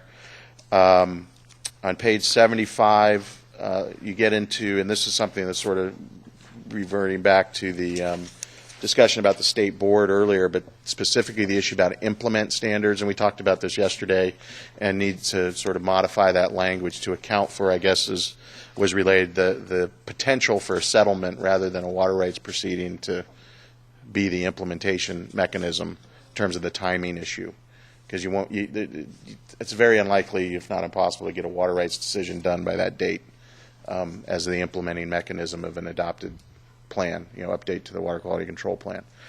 And then lastly, what we would ask, and we have language provided in our letter, at page 75, what I'm calling line 17 and a half. 17 and a half? Yes. In the blank space between the line blank space 17 prior and 18. to the paragraph that begins on line 18, which I believe talks about some baseline definitions, is with respect to, and this sort of gets to part of Randy's comments about sort of BDCP and conveyance and how that gets treated, is it seems to us that it would make sense, consistent with the statute and subject to 85-320 and state board regulation and all that kind of stuff, that some acknowledgement or clear statement within the plan that if there are increased exports resulting from the Bay Delta Conservation Plan from a baseline of today, again, understanding that BDCP only gets into the Delta Plan if it meets the statutory criteria,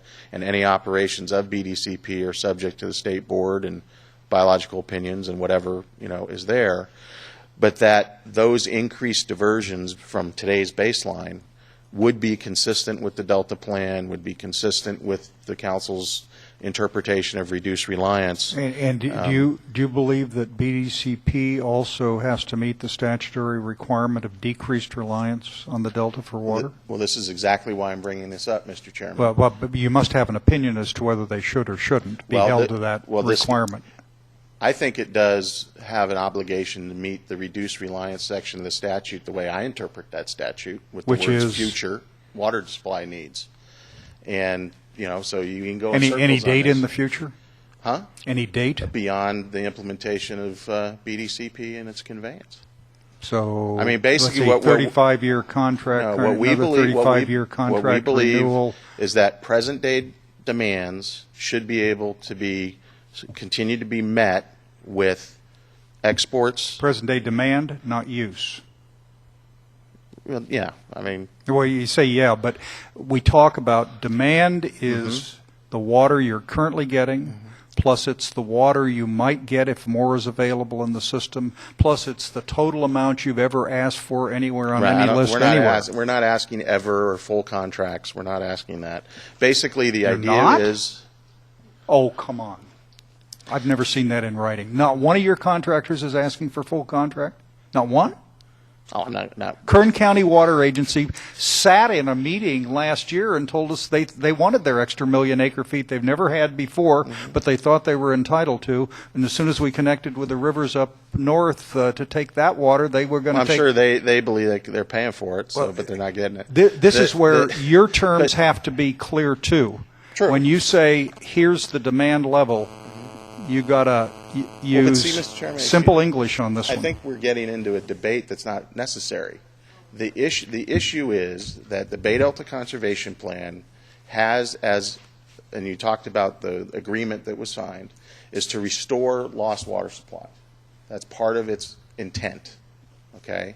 Now, if the Council has, as part of its Delta Plan, a baseline from which it's going to say, you're not complying with reduced reliance because you're getting more water out of the Delta than you're getting today, that raises all sorts of questions about the ability to take that increased export We have supply. gone out of our way to avoid setting a baseline standard. Do you find it anywhere in the Delta Plan? That's no. right. Okay. And we've talked about it before, whether we should set specific, quantifiable, measurable flow standards or whether we Not prod asking the for water that. board to act. But the more you talk, clearly what you mean is whatever the standard coming out of BDCP has to be the standard for the co-equal goals. Certainly does for BDCP.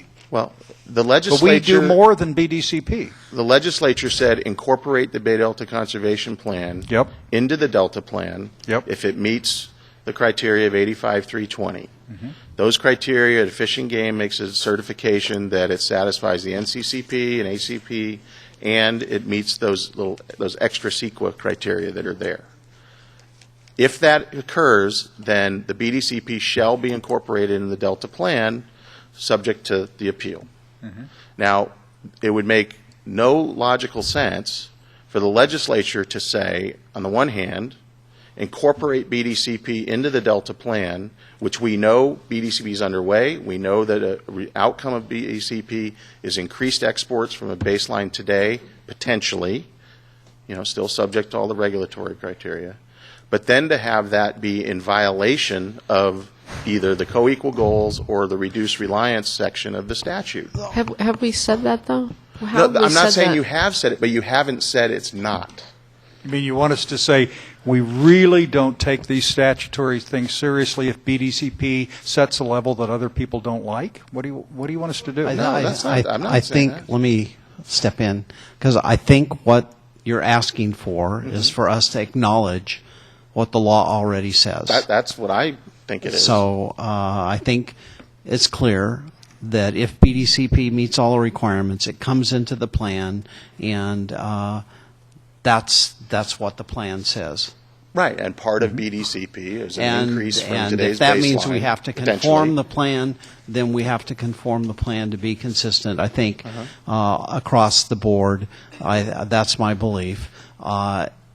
Obviously, BDCP has a long road to go to get there. So what you're asking is that we acknowledge that. I'm not sure that I want to acknowledge it in exactly the words. No, and you don't have to use the words that we'll send you, but I think But I think the law is clear that if BDCP meets those standards, it gets incorporated into the plan, and that the council's current plan, when it's adopted, is not going to override BDCP, which I think is what your worst fear is. But I don't think there's a lot of concern about it, and when there's language in the document about the issue of being able to go into BDCP and pull out projects that might get appealed that are part of the whole mosaic of BDCP, potentially. It says any project that's part of another plan, we can take a look at under appeal.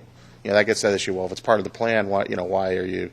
And BDCP as a HCP, NCCP, which is basically a conglomeration of assurances, commitments, and agreements that make up expectations, and the permits that are engaged as part of that. If you just pull something out, you could sort of destroy the whole context. So it's a little different than other things. So basically, all we are essentially saying is a clear statement that essentially, as Joe said, however you want to phrase it, that the outcome of BDCP, whatever it may be, if it gets in and satisfies all that, is consistent with the plan and interpretation of the reduced reliance section. That's what we're asking for. Okay. Thank you. Thank you, sir. Mr. Rockwell was here. Don't see him. Mr. Barry Nelson was here and spoke. Don't see him. Mr. Minton, Mr. Becerra, and Mr. Moran. Mr. Minton. Thank you. Jonas Minton with the Planning and Conservation League. This is going to be my one real substantive set of comments to you on this version with specific recommendations. Members, on your desk this morning was a one-page, either a copy or a summary of a phone call or something from Mr. Minton. Mm-hmm. Yes. You want to talk about the ECO? What do you want to do? Do you want to talk chapter 5 or chapter 4? This is on chapter 4. Yeah. Okay. All right. Which is cross-referenced it cross-references to chapter 5 in the following manner. And my attention was drawn to page 66. 66, starting at about line 8. This is your discussion of updated delta in-stream flow criteria. And I think it's one of those kinds of statements that Councilmember Nordhoff has asked for. Pretty darn clear. Projects to divert water are vulnerable to legal challenges when those flows aren't known. And I think that's pretty clear. But then when we go down and look to see what the policy is at line 16, it refers us to the policy in chapter 5. So I switched to the chapter 5 because this is you may recall the slide in there. Nice segue. The reason my recommendations are going more towards conveyance than 5, but the policy is switched to 5. You're there. Keep talking. On the Thank you. When we look at chapter 5 and the policy there. it says, well, if the water, in essence, if the water board, and I'm looking here at page 88, starting at line 7, this is ERP1. This is the policy that could have been in either one or in both. It kind of says the policy is, well, in the interim, we'll use the standards that are there. But then when we talk about what the water board is doing or not doing, the policy, this hard-hitting policy, is, well, by 2013, if the water board hasn't done it, we'll think about what to do then. My colleague used to call that weak sauce. Spell that. WEAKSAUCE. Okay. And my concern, and now I'm taking this back to the water supply reliability, and I'm drawing on my experience. I think I've worked with folks like Supervisor Natoli and others, probably developed 12 water intake projects that were permitted and built around. So I'm looking at this, I'm saying to myself, okay, I want to go ahead and build a delta conveyance project of some type. But I don't know what the flow standard is. How in the heck can I design that project? How can I analyze that project? As importantly, again, Mr. Nordoff's perspective on this, how the heck can I get financing for this project when I don't know how much water it can deliver? So if you could bring a slide up for the viewers at home or in their offices.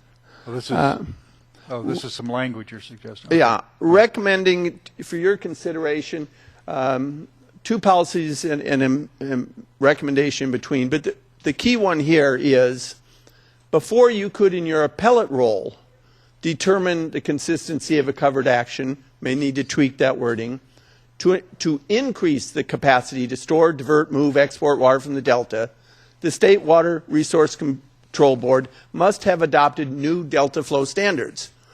Oh, this is shocking, isn't it? I mean, that's like really stepping out.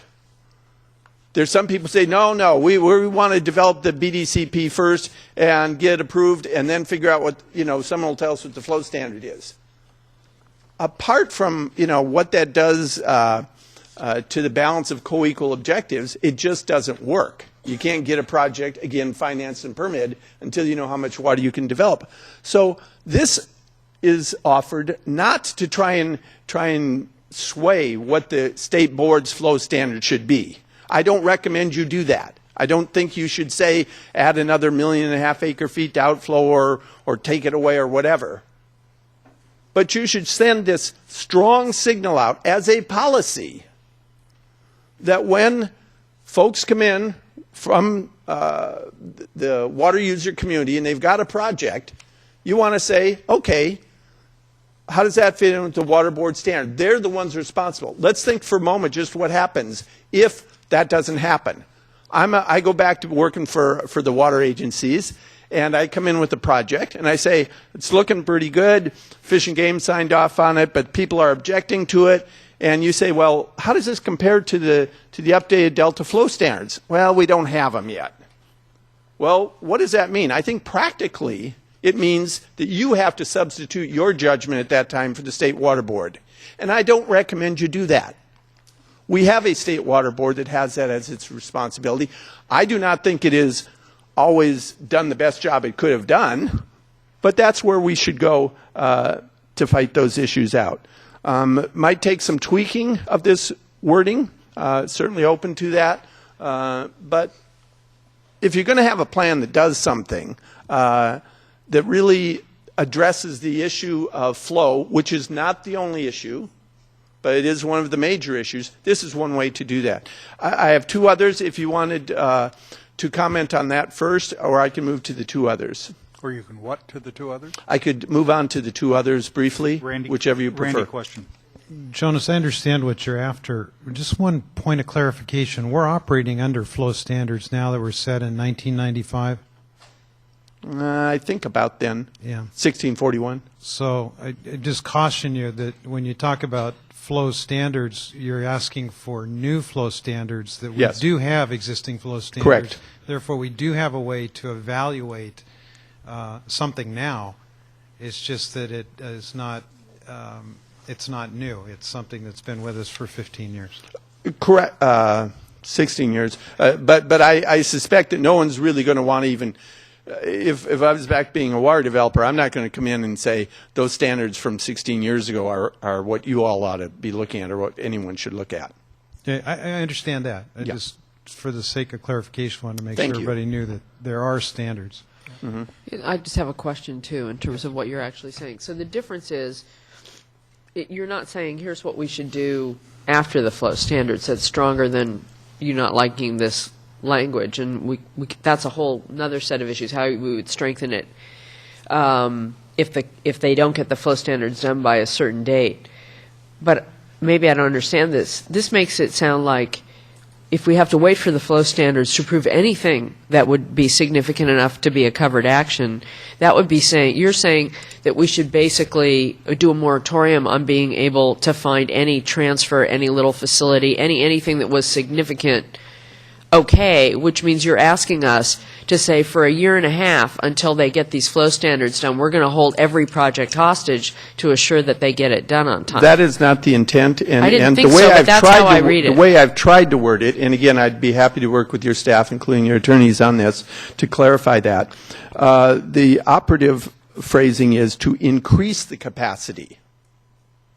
So if somebody's using existing capacity, then that's not covered by this recommendation. But if somebody wants to come in and put in a big new pipe, to divert more water from the delta, then I think it is appropriate for you to say, where's the new flow standard?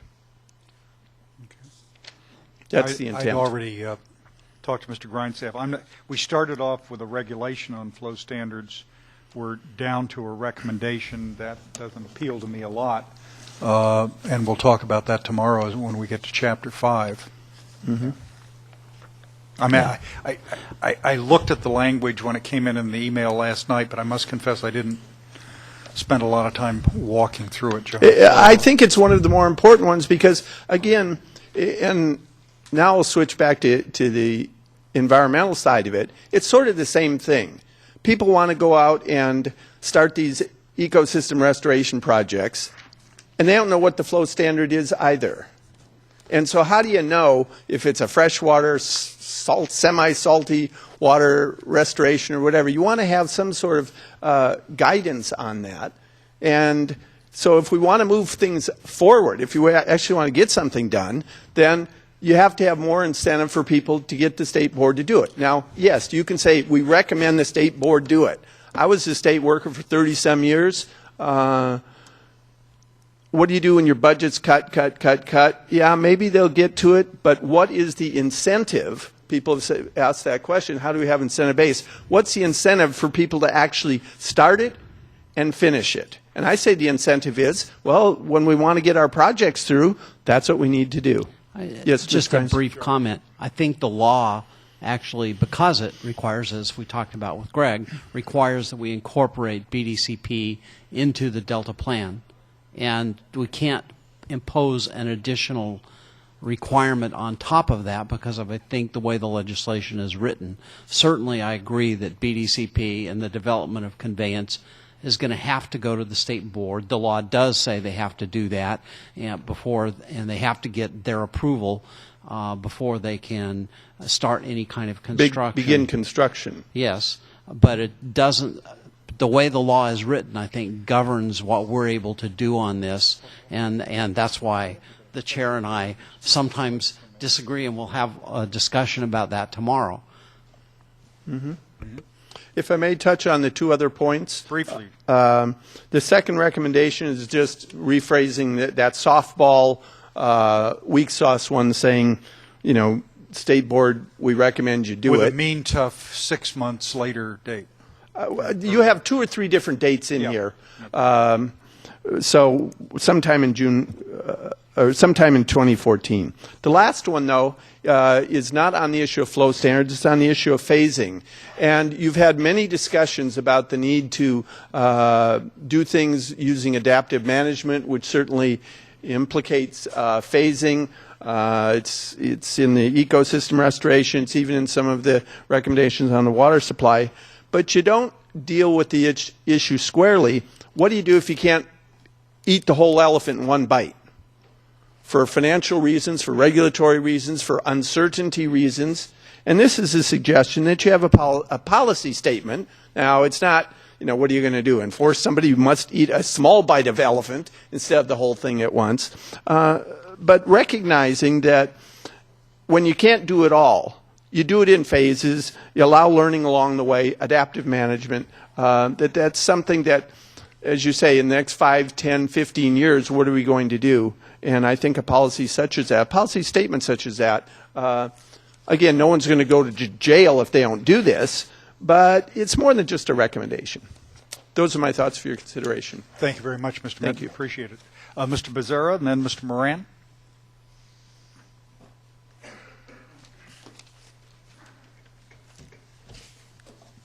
Thank you very much. I also want to thank Mr. Zlotnick for putting me right out front there on it's a Northern California representative. Thanks a lot, Greg. He's got a deal for you.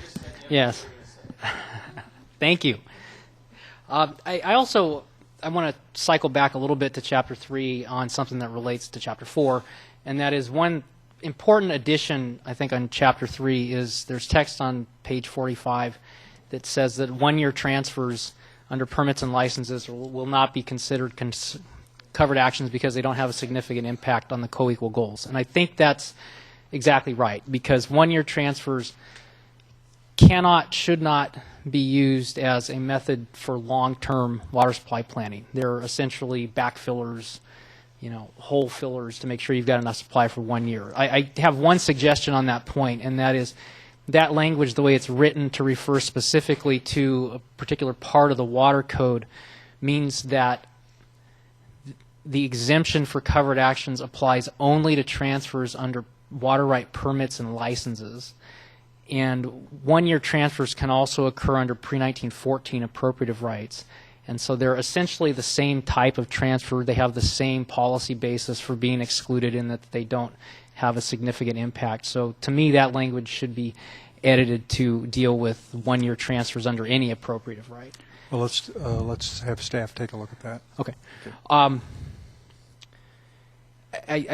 I do have some concerns about some changes that have been made from the third draft to the fourth draft in Chapter 4. And the one that really jumps out is in the language about what you will consider a covered action on page number, please. Page 62, lines, I think it's 35 to 37.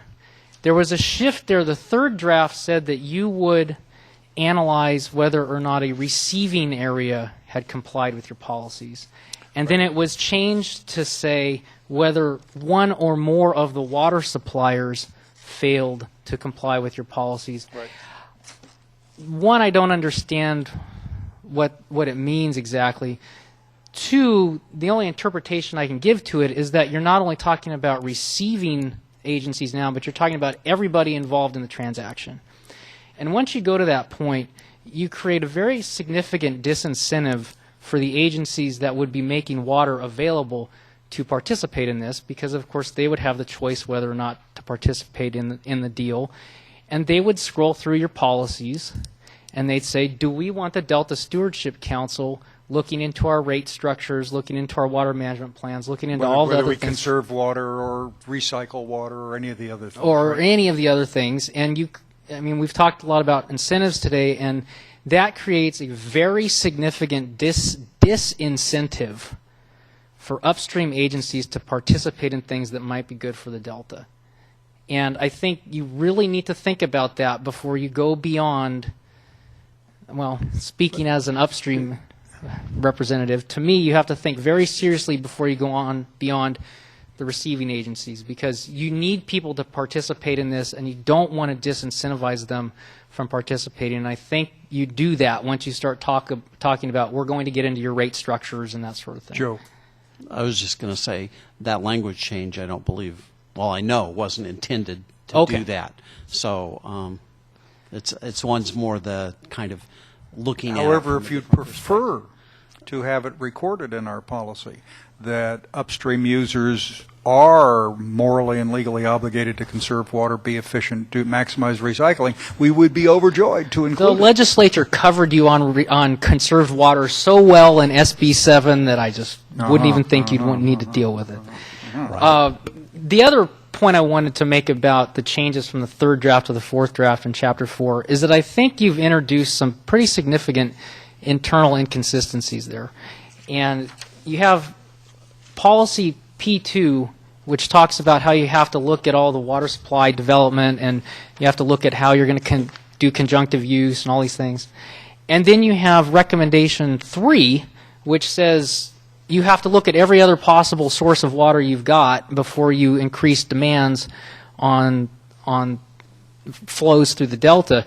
And the two just don't work very well together, because if you're going to do conjunctive use, you're necessarily going to be using surface water to augment groundwater. And you have to really analyze how those things work together, because I think changes from the third draft to the fourth draft make them not work together. And that's all I've got. And your suggestion is to do what? I would say recommendation 3 really needs some work. I think that's a really tough one, especially for upstream areas. P2, to me, if you make the change to the language about what a covered action is, then upstream agencies can look at whether or not they want to do all the things in P2 and decide whether or not they want to participate. But P3 to me, or R3 strikes me as an issue. No, P3, policy 3. I'm sorry, R3 strikes me as a pretty significant issue. R3. P2 we would look at and think, well, that doesn't really apply to us because we're not a covered action. But R3 does recommend that all agencies in the watershed and downstream, if you will, exporters, do everything they can to minimize demand, maybe everything they can, but that they implement actions to reduce demand before they increase demand on the system. And I think that is the intent of the plan. And I recognize that's uncomfortable, and maybe the language can be improved, but the fundamental intent of saying that upstream users ought to look at other alternatives, I think, remains. At least that's staff's recommendation. And it becomes very, and I understand that, it becomes very difficult to imagine how you're going to do, say, a conjunctive use project if you've got a policy that says don't increase your diversions, because you'll have to increase your diversions in wet years in order to, for an in lieu groundwater project, in order to allow the groundwater basin to recharge, you have to increase your diversions. See, I think we want conjunctive use, and so maybe that language needs to be clear. To me, it's clear that you should do conjunctive use upstream and that we want you to do that, but it's clear that we want really the best water management practices everywhere in the state. And I guess the point is that in many cases, the best water management practice in a region may involve increasing diversions from the current state. I understand that. At some times. I understand at that. some times. Thank you. Thank you. Mr. Moran. Thank you, and I feel it's a milestone of some sort. I am at my last comment on the fourth staff draft. Yes, sir. Which is at least significant to me, if not to you. It happens to be on Chapter 5, however, and... Start with Chapter 4. I'm sorry? Start with your comment on... You had another comment on Chapter 4? On Chapter 4. I think as amended and as we've discussed it, it's swell. Swell. Okay. S-W. Okay. All right. Well, good. Thank you. For Chapter 5... You can't be here tomorrow, I understand. I can't be, and I appreciate your consideration for this. It is a reduction in your carbon footprint, among other things, and I appreciate your doing that. I've been uncomfortable for a while on the use of the ecosystem restoration plans, conservation strategy, stage 2. REP or whatever it's called. Right. It's your ERP2. ERP. The way it's used. And I've been struggling with a way to explain that. I had some airplane time over the weekend. And I went back and I reread that document. And it's pretty clear to me where my discomfort comes from. when you read that, it's very clear that the document was created as a strategy to make incremental improvements in an opportunistic way with willing landowners. The way it's written in here, it makes it sound as though it is much more than that, as though it is capable of being used as almost a regional land use plan, at least for environmental restoration. It can't support that burden. It doesn't, so for deeply subsided islands, as an example, it doesn't mention duck hunting. It doesn't mention ecotourism. There's just a lot of things that can be done in the Delta that don't happen to be addressed. It's a fine strategy as far as it goes, but it doesn't go far enough to be used in the way that it's suggested here. I think there's a pretty simple solution to that. And I would recommend that that you insert on ERP2, which is on page 91, it reads, Habitat Ecosystem Restorations Action shall be consistent with the habitat type locations. I would recommend that you insert after the word shall, except for site-specific conditions, provide more appropriate or more comprehensive alternatives. And I think the purpose of that is that this is an area where the diversity of things that you can do in the Delta go far beyond the consideration that's in that plan. And you will have proposals come to you that have elements that are worthwhile and are beneficial and move the ball toward meeting the co-equal goals that just aren't covered in the plan. And you couldn't say that they were consistent with the plan. I think if you have the burden there, that basically that is the place to start, not end.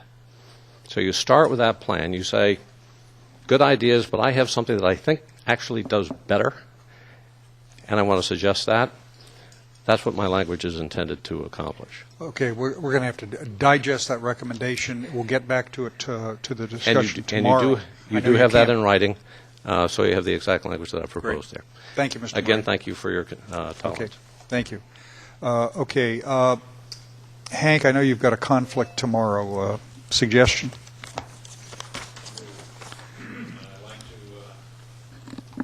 Could you punch your mic for a minute, please? I do. I got to be leaving for China tomorrow, and I would like the council to consider a recorded vote for me. I know you're going to talk about it tomorrow, and this is on the motion that's in the staff report to us. Yeah, it's on page 5. Yeah, members, this is at tab Agenda number item 6. It's the staff memo, page 5, and the back half a sentence goes on to page 6.